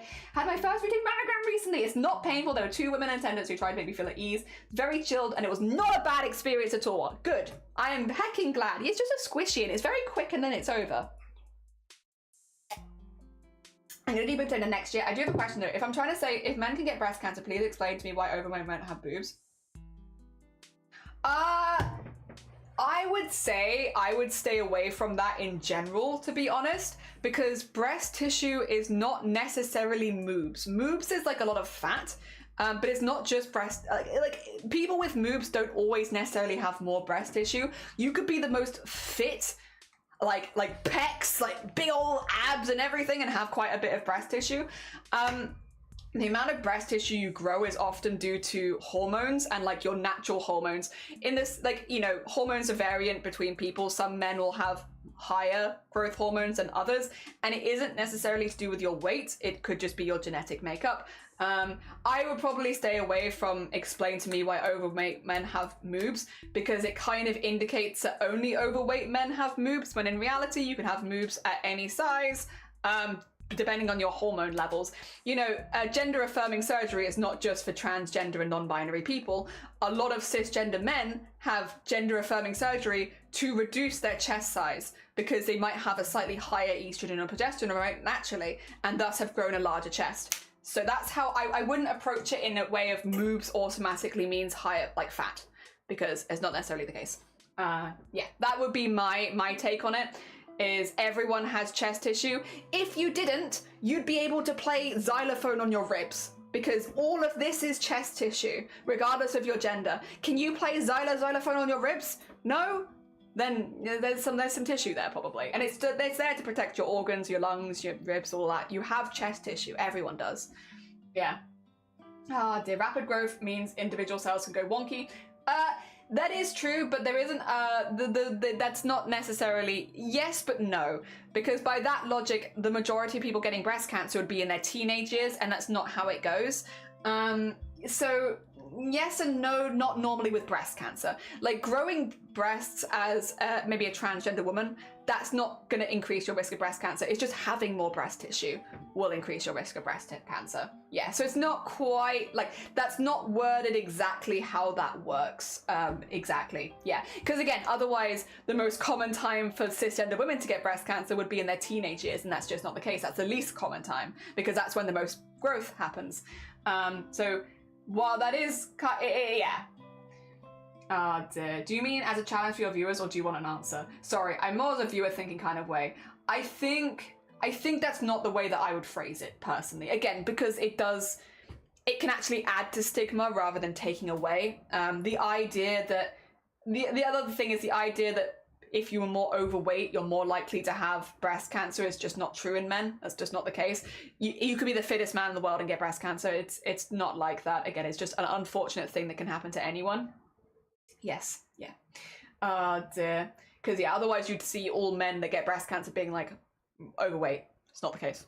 Yeah, just unfortunate. Same as tissue as anywhere else in the body. You can get cancer anywhere, and the chest is no different. Yeah. Hopefully that explains that. Dear. Dear. I had lymphoma removed the growth on my upper left abdomen, just below the breast. That was meant to be cancerous. I was 6'2" man, and it really can happen to anyone. Yeah, and genuinely. Oh, that's big! Oh, GG's! That's a big un! You grew a big un! Nice. I'm glad you managed to get it removed though. I'm glad you're hopefully doing okay at this point. Wow! Impressive. Impressive growth. Oh dear. Sorry, that's probably not a very delicate way of approaching that. My bad. Sorry. No. I don't mean it in any kind of rude way. I mean it in no kind of rude way. I've seen a lot of chest growth. Like, wow, that's a big one. Normally they're a little smaller. But like, no, fair enough. Dear. Also, yes, because your breast tissue starts under there and goes the whole way around. Dear. Yeah. I didn't mean it's the only reason, but it does increase the risk in general because you have more breast tissue, but the growth of the breast tissue doesn't increase it. It's just having that more extra breast tissue. Also because estrogen and progesterone are both growth hormones, which again, those are hormones that can increase your risk of breast cancer. Both of those hormones, which will be higher naturally in cisgender women, but when you take those hormones, and also sometimes cisgender women, if you've had a hysterectomy, you're probably also taking those hormones, but also transgender women, when you're taking them, may again increase the risk overall. But it is not the growing of them that increases the risk. It is just the having the higher hormone level and having it. Sorry. It's a bit of a complicated one. I would probably recommend, if you want a better explanation, to Google the science behind it. But yes, it's not like the growth of it is what causes it. That's not the case. But it's the hormone itself, which happens to be a growth hormone. Sorry, I'm probably not explaining it in the best way possible. But yeah, it was massive. Also, Cthulhu, good morning. I hope you're doing well. Grew 300%. Impressive. Genuinely. Oh dear. Also, True Blue! Wait, thank you so much for the raid! How was your stream? Sorry, you've caught me just yapping and yapping. How was your stream? What did you get up to today? I hope you had a really good one. Blapple, good morning. Oh dear. You had it stuffed and mounted because it was super... Okay, here's the thing. I've seen so many growths. I've seen so many. And I was like, that's a big one. Oh, large. Oh my god, sizable. Not that size matters. Oh, wait. Not that size matters. Regardless of the size of the lump, you should get it checked out. But, you know, not the best way I've described. Not the best. Not the best. Not the best. Oh, dear. You know what I mean. And this is serious, super dick energy, I swear, Chad mood. Hell yeah. Don't worry, Jelly. There's interesting info. I'm glad. Was working on a Gundam today. Oh, nice. Yes, please do. I'd love to see it. We're working on a hand reaching towards a goalpost right here. Do you want to fight? Yeah. Yeah, I'd love to. Why, though? Why? Why do you want to fight me right now? What have I done? I feel like I've not done anything this minute. But if you want to fight, I'll never say no, Blapple. I'll never say no to you. I'll always fight you if you want to be fought. I'll do it. For you. Ah, dear. Okay, just checked if your lump... Only get checked if your lump is impressive. No! Any size. Any size. The size doesn't matter. Oh, dear. I haven't got an authority. I know. I've not wanted to fight you even once. Well, I like bickering with you, but I don't want to fight you. Also, Nugget says, hi, Nugget. How you doing? Good morning. I kind of want to see it. We can't have it in the Discord, unfortunately, because we have to keep everything within TOS in the Discord, and removed body parts is against TOS. You're not allowed to show removed body parts, like dissection and such.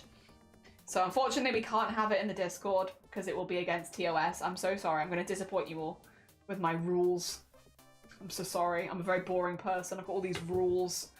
Oh dear, it's going to be Gundam for the first Gundam day over TwitchCon this year, and the largest project to date. Good heckin' luck then. I hope it's, have you already finished it or are you still working on it? If you're still working on it, good heckin' luck. I hope it's going as well as possible. For anyone who's just joining us with the raid as well, hello, hi, this is the last day of my streaming marathon. We have been doing an embroidery every day for 30 days, and this is day 30. Oh dear, hell yeah. No, you're fine, crap, you're fine. Indeed, welcome to Bandemonium. Welcome to Bandemonium. We're just talking about breast cancer and early signs and symptoms and looking after yourself. I wouldn't post something like that, so I wouldn't expect anyone else to. Yeah. Grobert and Horizon. See, I wanted to keep, I wanted to see, I didn't want to keep them, but I wanted to see my tonsils after they were removed because they said they had ruptured. They were like exploded tonsil, and I wanted to see it. And they were like, oh no, we've already got rid of it. And it's like, why would you wake me up? Tell me one of my tonsils was one of the most interesting things you'd seen. You were like, wow, it was really cool. Like, it properly exploded. It was so cool. And then not show me. Like, that's so rude. It's so rude to be like, wow, your tonsil from the back, wild. Not seen anything like that for a while. Really cool. And then, can I see it? No, we've already got rid of it. Why wouldn't you show me? Show me. I wish to see it. I wish to see it. That's so rude. That's the last straw. Dismantle the NHS. Yeah, literally. Oh, dude. I'll start next week and I finish a 3D preview for a friend. Lovely. I think I'll grab it, but I don't know about Horizon, Dark Horse. Ooh, be careful of the fights. Oh, that's just cruel. That is cruel. At least take photos. Yeah, you bought a biscuit coffee. Oh, are you enjoying them? I hope. Oh, wait. Oh, so I can see, so tasty. I'm glad you're enjoying them. I'm glad you're enjoying them. Biscoff is delicious. Hell yeah. Also, hello. We should do Discord Art Share actually in a minute, because I said I was only going to go for 4 hours. I'm going to be... No! Have a lovely... Just want to say hello. No, it's nice to see you, Blapple. Lovely to see you. I hope your stream was really fun. Have a good stand. Have a good stand. Look after yourself. I want to imagine you're doing a JoJo stand, which makes me such a stereotypical person. Dear. You're like bending your back the whole way, and you've got your arms in the air, and you're going like, you're yelling, screaming. You've almost done 5. Just a quick stream, guys. Just a quick stream. I don't know why I wanted to do a quick stream today, though. I probably have a personal responsibility I'm forgetting. I'll likely remember as soon as stream's over. Don't worry. That would track. That's me. That's me. Oh dear. Oh, people need to do themselves. I need to put hearts on them. Have hearts. Have hearts. Have all of the hearts. Hell yeah. Also, by the way, did you guys know we have like 40 people that have said they're streaming with us for Boobtober 2025 so far? 40. That actually doesn't include me either. I removed myself from that because I didn't want to be promoed. But we got 40 streamers after 1 day that have signed up to join us. Again, if you are planning to stream with us for Boobtober, you can set your role in the Discord server as a Boobtober streamer, and it will ping you up on the side when you're live, which is useful. Yeah.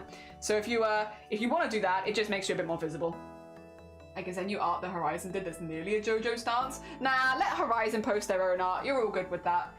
Jelly, aren't you meant to end stream early? I was, yeah. I don't know why though. I think I figured out knitting now.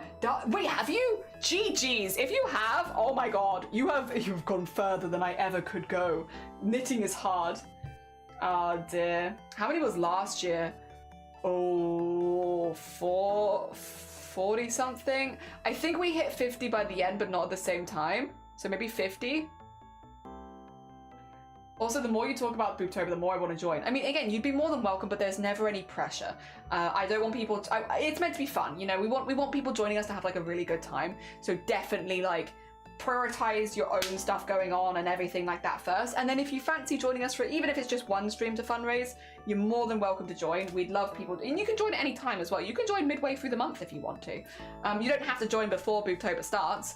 You've got plenty of time to think about it. And a lot of the time we do have people join midway through Boobtober because they're like, I don't know that I can commit to a date until they can commit. And then they're like, okay, so I didn't think that I could do fundraising this year, but it turns out that I can, so I'm going to join for a stream tomorrow. It happens every year. We have people join like that last minute where they're like, oh, it turns out I can do it, so I'm going to do a stream tomorrow and then that'll be my Boobtober stream. GG's. More than welcome to. It's why sometimes it gets a little hard to keep track of numbers, because when people join like nearer the end, it's like, oh, they might not be in the video and stuff like that, but they did technically still join us. But yeah, no, you're more than welcome to join. Or again, no pressure. If you don't want to join this year, you could always have a join next year. Absolutely fine. Absolutely fine. All right, I am going to go do Discord Art Share. You can kind of see where this art is going, I think. I think it's a pretty vibey piece. Pretty simple. I'm going to be putting some like lines in this, but yeah. I want a sweater with 2 ghosts as boob. You need to go. Have you seen Feathered? Feathered's got that. Feathered's already got that. They made it, not this year, but last year on stream. The people that commit halfway through should be labeled as cleavage crew.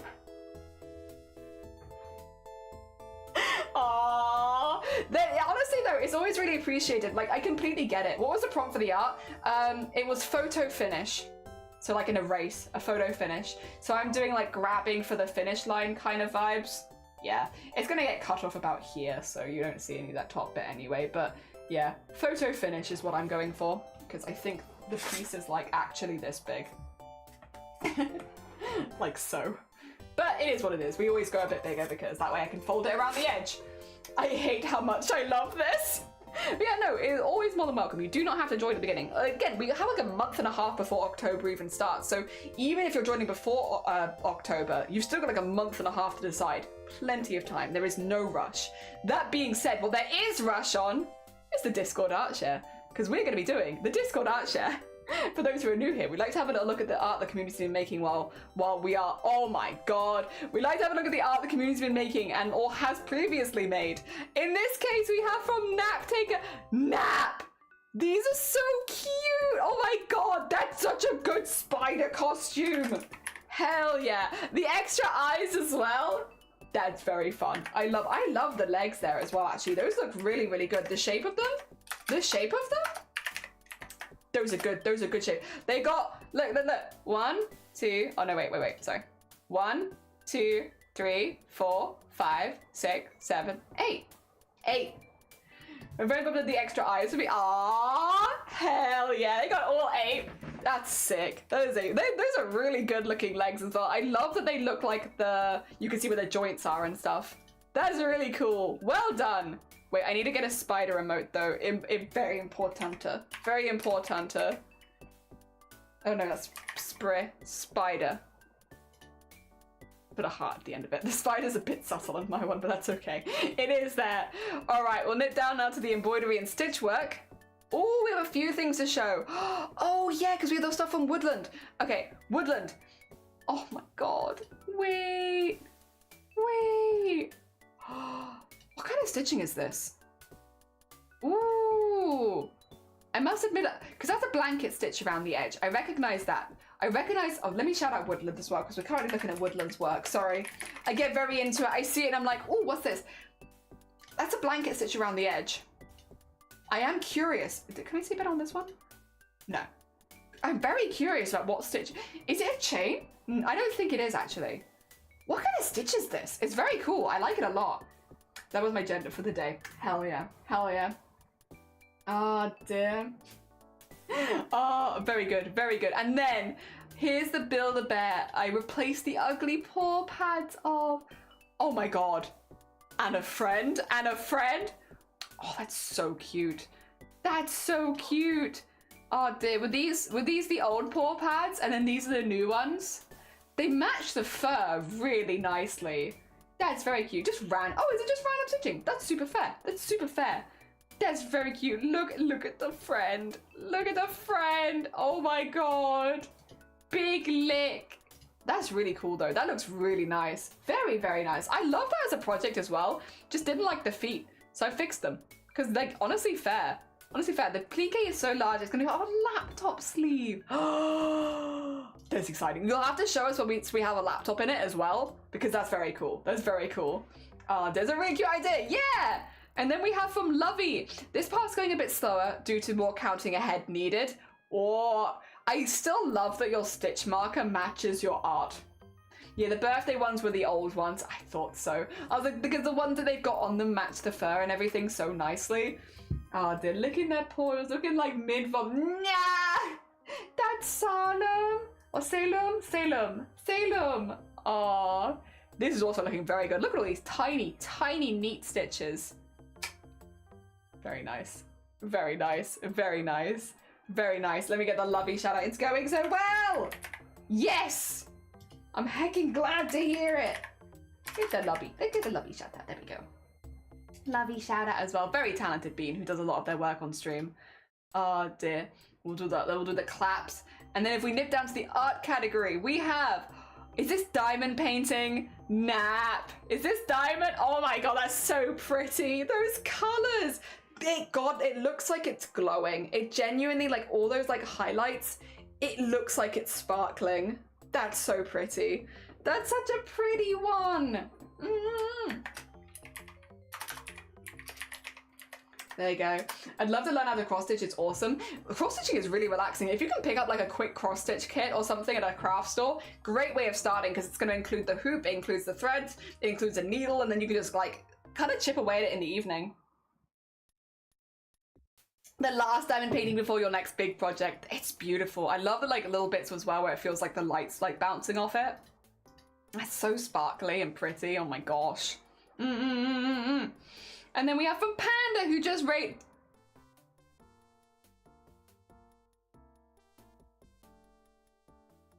We have from Panda who just rated us this. Oh, wait, this is what you made on stream? Oh my gosh. Oh Oh, that's so cool. Oh, that's so cool. Wait, get the shout out for this one. That's so cool. That looks amazing. Oh my god, the details, all the tiny details, all the tiny pieces. Hell yeah. Like 200 parts. Yeah, I'm not surprised. I am not in any way surprised. I'd be more surprised if you said it was less. That's really, really cool. Well heckin' done. Very impressive. Another person who does their work on stream if you want to go check that out. Then we have Art by Horizon.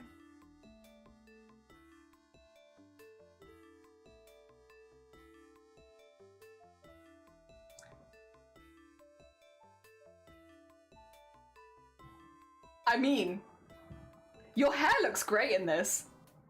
Which, I love the colors you can see running through it in this particular picture.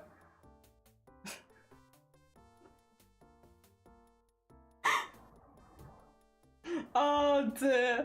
It's a look. It's a look. Yeah, what was happening on your stream? What was happening on your stream that you made this face? I hope nothing bad. That's like the wait. That's like the I stubbed my toe on my desk face. Oh dear. And then we have from Rebecca and Dag. Well, no, Dagon's was before stream. Sorry. We have from Rebecca. My headache knitting. I'm at a thumb increases, and the pattern does explain how you're supposed to do it. But yeah, real headache knitting. Oh my, that is. You know what? That is real headache knitting, but also that is so delicate and pretty. That is so delicate and like look how tiny that pattern is. Oh my gosh. Oh my gosh. That's so pretty. That is so it's so small. That's so cool. Really, really nice. Oh my gosh. What about just because I try not to focus on people that have posted stuff off stream, like while we're not live, just to avoid giving people a space to post stuff where they don't have to worry about being on stream if they don't want to be. If you want me to show on stream, I can. I try to only show the stuff that's posted while live so that people have a space off stream, and I almost accidentally did the wrong thing with you. I apologize. It wasn't on purpose. Dear. Yeah, well, it wasn't on purpose. Didn't mean to. I try my best. I am a human, but yeah, I didn't mean to do that. Oh, I will say, this was posted off stream yesterday, but I want to show it so badly, but I'm gonna be good. When people post things while we're not live, I don't show them on stream just to try and be as like, you know, chill as possible. But if you're in the Discord, you want to go through those. They're so cute. That being said, from Rift, I've had a rough couple of weeks, so I haven't done much work on crafts, so enjoy potato. Oh, potato. Oh my gosh. I love your binary blanket as well. That's really cool. Wait, Lego Tato with actual Tato. Wait, Lego Tato with actual Tato in the same pose. Oh. Oh, look at them. Look at them all curled up and...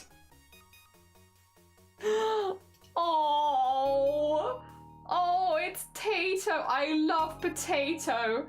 I love potato. So cute. Oh my gosh. I love their like ramen bed as well. That's so sweet. That's so sweet. All right, that is everything that's been posted in the Discord for now. I am gonna head off, but I don't know why. Because I've been having a great stream, but I think there's something that I have the looming feeling over me of there's something I must do. Oh, but we can raid in a Stand Up to Cancer streamer today. So there are streamers on Twitch today that are doing Stand Up to Cancer fundraising, and I've been trying to raid them all week. I've been trying so hard to raid the Stand Up to Cancer lot, and I just keep missing them. But today we can raid into them. So we're going to be raiding into Kittles. I didn't know that. Oh, okay. Whew. That's a bit of a relief. I try and give people a space, but you know, as long as you're not offended, that's all fine. Then we're going to be raiding into Kittles, who is doing Stand Up to Cancer stuff. Hell yeah, I've literally been trying to raid them. Every time in the morning, I'm like, I'm just seeing if so-and-so is live. It's because I'm trying to raid into the Stand Up to Cancer bunch. But then I missed them by like half an hour every day. So yes, we're going to be going into Kittles, who is currently fundraising for Stand Up to Cats. They're doing a Lego stream right now. It looks like they are making a Lego Lion King piece. Very, very heckin' cool. Very, very heckin' cool. So we're going to be going into there. So we can support their charity fundraising and all the good stuff. Otherwise, when I next see you, I'm not going to be doing this event anymore. It's the end. So next week we're going to be chilling, doing a lot of the backs for the embroideries. We're going to be going through all the embroideries we've made and stuff like that. And then yeah, just we're going to be chilling. We're going to have a nice chill week. I'll try and take at least one good selfie though, because I'm going to be going to an event this weekend. I'll try and get one. We'll see. Otherwise though, have a nice rest of your day, everyone. Grab a raid call, stick around if you can, because we are raiding into a charity stream. It's always nice when people can lurk if they can. Otherwise, yeah, see you Monday. Have a nice weekend, everyone. Enjoy yourself. It was lovely to have you here. Thank you so much for popping by. Hell yeah. Get into